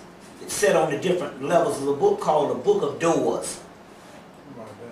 And the Metanetter have cars too. Yeah, but but my point is, see, my thing is this here about that. The tarot is a system within itself. Right. So my point is you can't just take a little tarot deck and in the midst of your book throw the tarot deck up in there when the tarot deck is a book itself. It's a whole nother system. You see what I'm saying? Like that, and also too. I mean, it's good and all, but basically for the divination, you can do the oracle and read stuff, but the tarot card is more than that. The tarot card is a whole system of picture windows of archetypal images that you need to be meditating upon and learning too. It's a window of the soul. So he completely removed the aspect of the arcana that didn't come out of Europe, it came out of Kemet and introduced to them by the Moors. So a lot of this stuff that we thinking is European, the Moors purposely gave it to them that way. But there's a book out called the Book of Doors. And when you get this thing, and not only that, this tarot deck, it comes in a box with the tarot deck and a superior book, but it's specifically made by detailing the process of alchemy, which is the key to Egyptian royal art. And by far, it's one of the best ones that was put out is this Book of Doors, because the book itself, hell, I had the book for 3 years. I had to think, I ain't even touched the damn cards yet. but it's just so damn superior, just the breakdown of the letters. And when they use words like Kim and Cam, and also Cam also means chaos. I'm saying, you know, and this is by far one of the superior Egyptian decks. But then again, don't count off the Crawley deck either, because see, the Crawley deck, despite the paintings or whatever you think, the Crawley deck was specifically, there was notes in there that was given by Aiwass, who is also Horus, in that Crawley deck, and it is a very valuable piece. It was given by Horus or whatever and all, and it was his last book that he wrote after he got a lot of stuff together. So that's one too, especially the book too. But this Book of Doors, man, is unbelievable. The book itself is superior, and I highly recommend it. I highly recommend it. I recommend also the Vodun Tarot deck, because I look at the bibliography in which they did it when they put that book to the New Orleans Voodoo Tarot deck. Because I look at, see how I line it up, I look at the books in which they did to make the book. I look at the actual books in which they did and what they had to study, and they had to study some very serious stuff. So I highly recommend that one too. As a matter of fact, what I did with that particular book is what I did with that particular tarot deck is I went and took all the symbols and drew them on a white piece of paper, and one year, and I just got up one morning and I covered my entire room with all these symbols. And I covered one wall with that alone, and then I covered the entire room with different symbols, and come to find out what it was is I just got up one day and did it, and my spirit was doing it because the woman on top of me was crazy. And basically we were sleeping right up under her energy. You see what I'm saying? Right up under her energy. And she was one of them fools that her and a nigga fight all day, and then they lock up in the house and have sex all day. And all week and stuff like that and all, you know. But she was this baby here was out of her mind, so yeah, that had a lot to do. What's that? When I went up to Egypt, it was like I was out of my body, and I was experiencing everything, and then when I left and came back home, I felt like I left something there, and then reality, I knew that this wasn't real. You know, I knew something was different about me. And also I wanted to say, did you say something about the right path since you left? Yeah. And since I'm right hand dominant, I use that most of my strength and my energy is in my right. Would you think that it would be recommended for me to use my left more so to open up? Yeah, those are processes of exercises, but what we're talking about here is mostly planes of thought. But see, my thoughts are like, you know, I don't use that part of my body, or you know, that part of my brain. Well, let's say you're not using that part of the body because you're not using that part of your brain or something like that. So my point is to bypass it, you can still just do the thought process. Okay. See, the thing about it is you got to override a lot of the other thing, because you can get stuck in the tools. You see what I'm saying? So it would be most of the thought process. But then again, the left-hand path also means the reversal of all things too. You see what I'm saying? And not necessarily left-handed, since everything basically in the society is talking about right hand. It's talking about the reversal of everything, or what they call the hidden side of things too. You know, the hidden side of things also too. I'll give you an example. When the first time somebody called me, they got the book, The Greater Key of Solomon, and the guy called me and said, man, why you this book got all these damn demons up in it, what the whole thing. And before I even really started studying that aspect, I said those demons is not talking about, I just said it. Those demons are not talking about demons as you know it, they're talking about energies, and that what you think is demon is the most powerful energy. Long before I even got into it, I blurred that out. I blurted that out and stuff like that and all, and that's basically because at that particular time I was always turning things around. I was really involved in that process of turning everything over, and also automatically that came, and later on I was able to do the academic side of that particular part too. You see, give me some questions. All right. I'll go back to the thing about love because to me is why I got to a discussion about this earlier.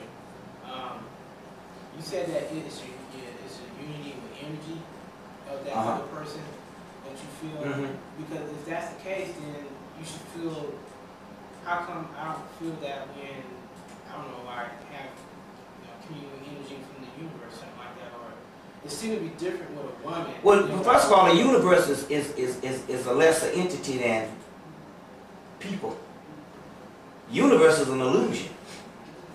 People is real, especially if it's got a real deal soul. You see what I'm saying? You see what I'm saying? That's really abstract, the universe and shit, a bunch of cold planets and dead stars and all that kind of stuff. And the energy that we feel, we attribute to the universe and give it power. That energy is all coming from us, the real inner universe. That ain't nothing but a hologram out there that don't exist no way. It's only a reflection on what's going on the inside of us anyway. So when you feel the energy from that person, you are feeling the universe because that is the real deal source of all that power. You see, the source of all that power. Now, I can say also, too, that some people you have a great relationship also based on past incarnations. Like the girl I'm with now, I was with her in the mystery system. And I was teaching her, and we both got through out because I started screwing her. So here it is, I guess a couple of thousand years later, she came back and we completed the process. You see, and that's what the sister gave me when the whole thing went down. But my point is and also, like I said, she had visions of me when she was a little girl and all too. But we're still talking about energy more than we're talking about this abstract form of love that we put on it. Because if it was just the one true love, you would never be able to fall in love with anybody else. Although we can say there's different degrees of love, and maybe that other person, the time was right, you just kicked it off better. You see what I'm saying, So it just, and if you want to call that love, I guess that would be an ancient way to call it also too. I'm not saying that also too. You see what I'm saying? But this is an argument that the Christians have. Well, if there's no such thing as God, how do you explain love? We explain in the scientific element of energies. You see what I'm saying? Of energies. You see what I'm saying? Like that and all. And it's got to be energies and stuff because the simple fact, you hang around a dog long enough, you learn to love it. Got to be energies. And some of that is just basically getting used to something. Some of it is a series of habit. Because you can be just as much in love with the white woman. A lot of it is a series of habit and stuff. And a lot of it is overgrown infatuation. You know what I'm saying? She might have slobbed on that Jimmy the right way and all that. Just saying the way it is. Excuse the expression, but I mean, we all adults here, you're like, oh, you see what I'm saying and all, but obviously we know something is going on because damn, it seems like to me, this love sure wears off a lot. You see what I'm saying? The reason I ask is because people change all the time. Well, I'll tell you another thing, the reason why I know it's a union of energies. Because I know that basically by being on top of this thing now, me and my woman's, my wife might well say, our energy changed based on the sex thing. It went to another level. Don't mean that I don't love her as much or whatever the thing is, but hell, we don't have to do it all the damn time. It changed based on we went to another level. But we keep thinking that you must don't love it as much. We don't do it as much. You went to another level. The first part was the process of getting used to something. Then you see, then after that, because you're a saint and become one with that person, more is not necessarily better. Often is not necessarily as better as, basically, you know what I'm saying? Sometimes it don't take as much, you know what I'm saying? Quantity over quality. Right? I mean, you know what I'm saying, and also based on the mind and all that type of thing, you know what I'm saying? Shit, with me, hell, once a week is enough. And it's not just me. My girl is the same way, but we going to another level. And basically, what tears it up is trying to constantly, physically trying to perform all the time when it ain't supposed to be that way. Then you really get tired of the damn person. Because you are going against the will of what your body is telling you and your mind is telling you. But we ain't taught that. You see what I'm saying? You see what I'm saying? But we going to another level. You see, but our egos tell me that I'm supposed to be hitting it all the time. You know, been in the motherfucker 6 years and you see, you know what I'm saying? But then again, I know people that's dead that still do it every damn night. And it's not necessarily a lot of time they don't do it because they actually want it. They do it because they think they're supposed to be doing it. You see what I'm saying? And because they think they're supposed to be doing it, they physically perform that way. So it depends on perspectives also too.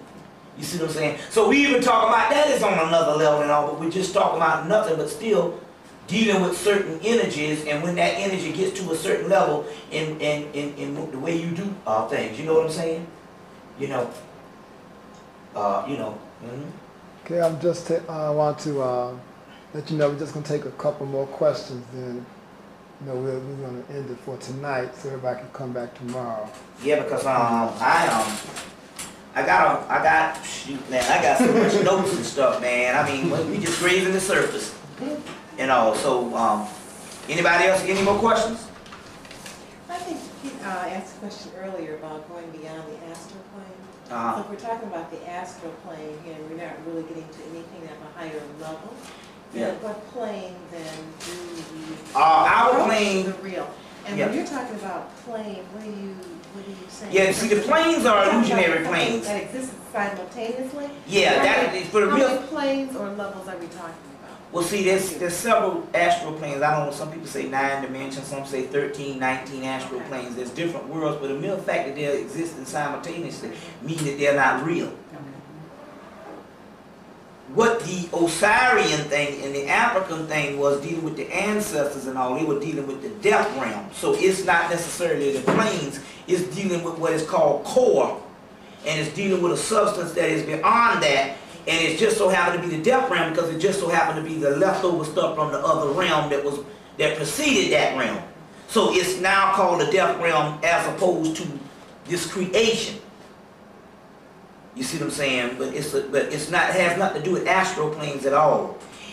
It's basically a morbid type hell-looking place. Like if you remember, you saw the movie The Matrix. No, I haven't seen it yet. Well, when you go see it and all, you're gonna see that they exist in a realm that ain't really the most pleasing place to be. Outside of the illusionary matrix, which is all glitz and glamour and all that kind of stuff, but by it not being real. The other place, that's this morbid looking desert like place that they are all into at that particular time. So I'm tired of eating the same old cold food and all this kind of thing, but that is the only thing that can give birth to the other dimension, or what we call the other reality. And so basically we're talking about the hell region, which is opposite all planes. And although it's morbid now and stuff, it is the realm that later on will become the crowning glory. You see what I'm saying? And in so many words, this particular dimension depicts the same thing. We live in a hell region in our side of town. And even if you don't live in a fucked up side of town, you still live in a form of hell based on the system. So there's no way around it. That's called an exile. So it's always, in this realm, those things that depict the things outside of the astral plane is always in exile, the desert, you see them, the wilderness and all of that. And that will give over and overthrow these particular illusionary realms. And when we're speaking of these various levels or planes, are we ascribing a certain quote-unquote reality to it? Or are we simply thinking in terms of our own consciousness? It's a form of your own consciousness. Okay. It's a form of your own consciousness. They all exist in this brain. Our normal brain exists certain dimensions and certain realities too, and that's where we go to also. Even after this brain deteriorates, because your thought process is still locked up in there, you can remain up there. You see what I'm saying? It just depends on what aspect, you know. I have one more question. Uh-huh. I have it on mine too. There's talk or things have been written about how we vibrate in tune with the Earth's rotation and axis. Yeah. I guess it's been called the rotational rate. Did you comment on that? Have you heard that expression, the rotational rate? Yeah, it's And called we the all revolve at the metronomics. same time. Yeah. Okay. Well, because the Earth is all a form of the original Gaia, then it too is all connected with us being the original people. And so because the Earth vibrates and all that, we're doing the same thing. Is there in harmony? There's a harmony and a rhythm that's basically... In actuality, the Earth and us is one and the same. It took on a physical characteristic and we took on a physical characteristic. But because this is an illusion, we are all one of the same things. You see what I'm saying? The only thing that is separating is this brain on us telling us that it's a different entity. It's all the same energy. You see what I'm saying? The inner Earth and that whole nine y'all, but it's called the Mother Earth. So we are the people of the mother and not necessarily the father, which is an abortion son up there acting like a fool. You know, you see. That type of thing. And the mother becomes the actual satanic energy and the butt of all that is evil. We're going to get into some of that tomorrow in Nana's descent. Also too. We got a lot to cover also tomorrow too. You know, too. So like I said, really man, I don't know man, this tomorrow is a lot of stuff, so, you know, because this was all off my head today. So I didn't even hit no notes, but just what you call it, but no, I got out what I needed to say because this is now getting to the point where it's becoming too mechanical. And I can't even operate on it other than just a sentence and then go into it. So you saying you was improvising today, just solo on it? Well, actually, I wasn't really improvising. I think my soul is carrying me this way because I think it's, you know what I'm saying? This is really mechanical and stuff, and it's really rejecting this type of aspect of it.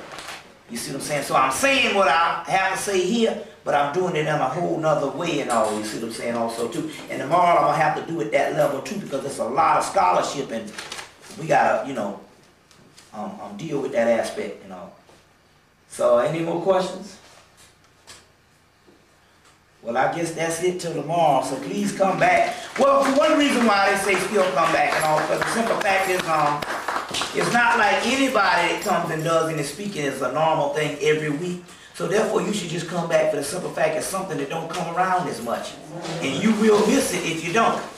Not necessarily that I'm just a great speaker and all, it's just that we need to, that's a part of the gathering is we need to commune more and stuff. And that's why it's always so good to be around the people.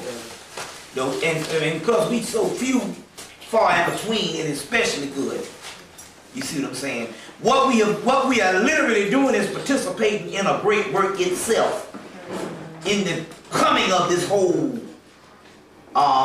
divine realm or whatever you want to put it, the upper room, in the upper room, meeting in the upper room, that's us. And now what we're talking about is in actuality, it's manifesting.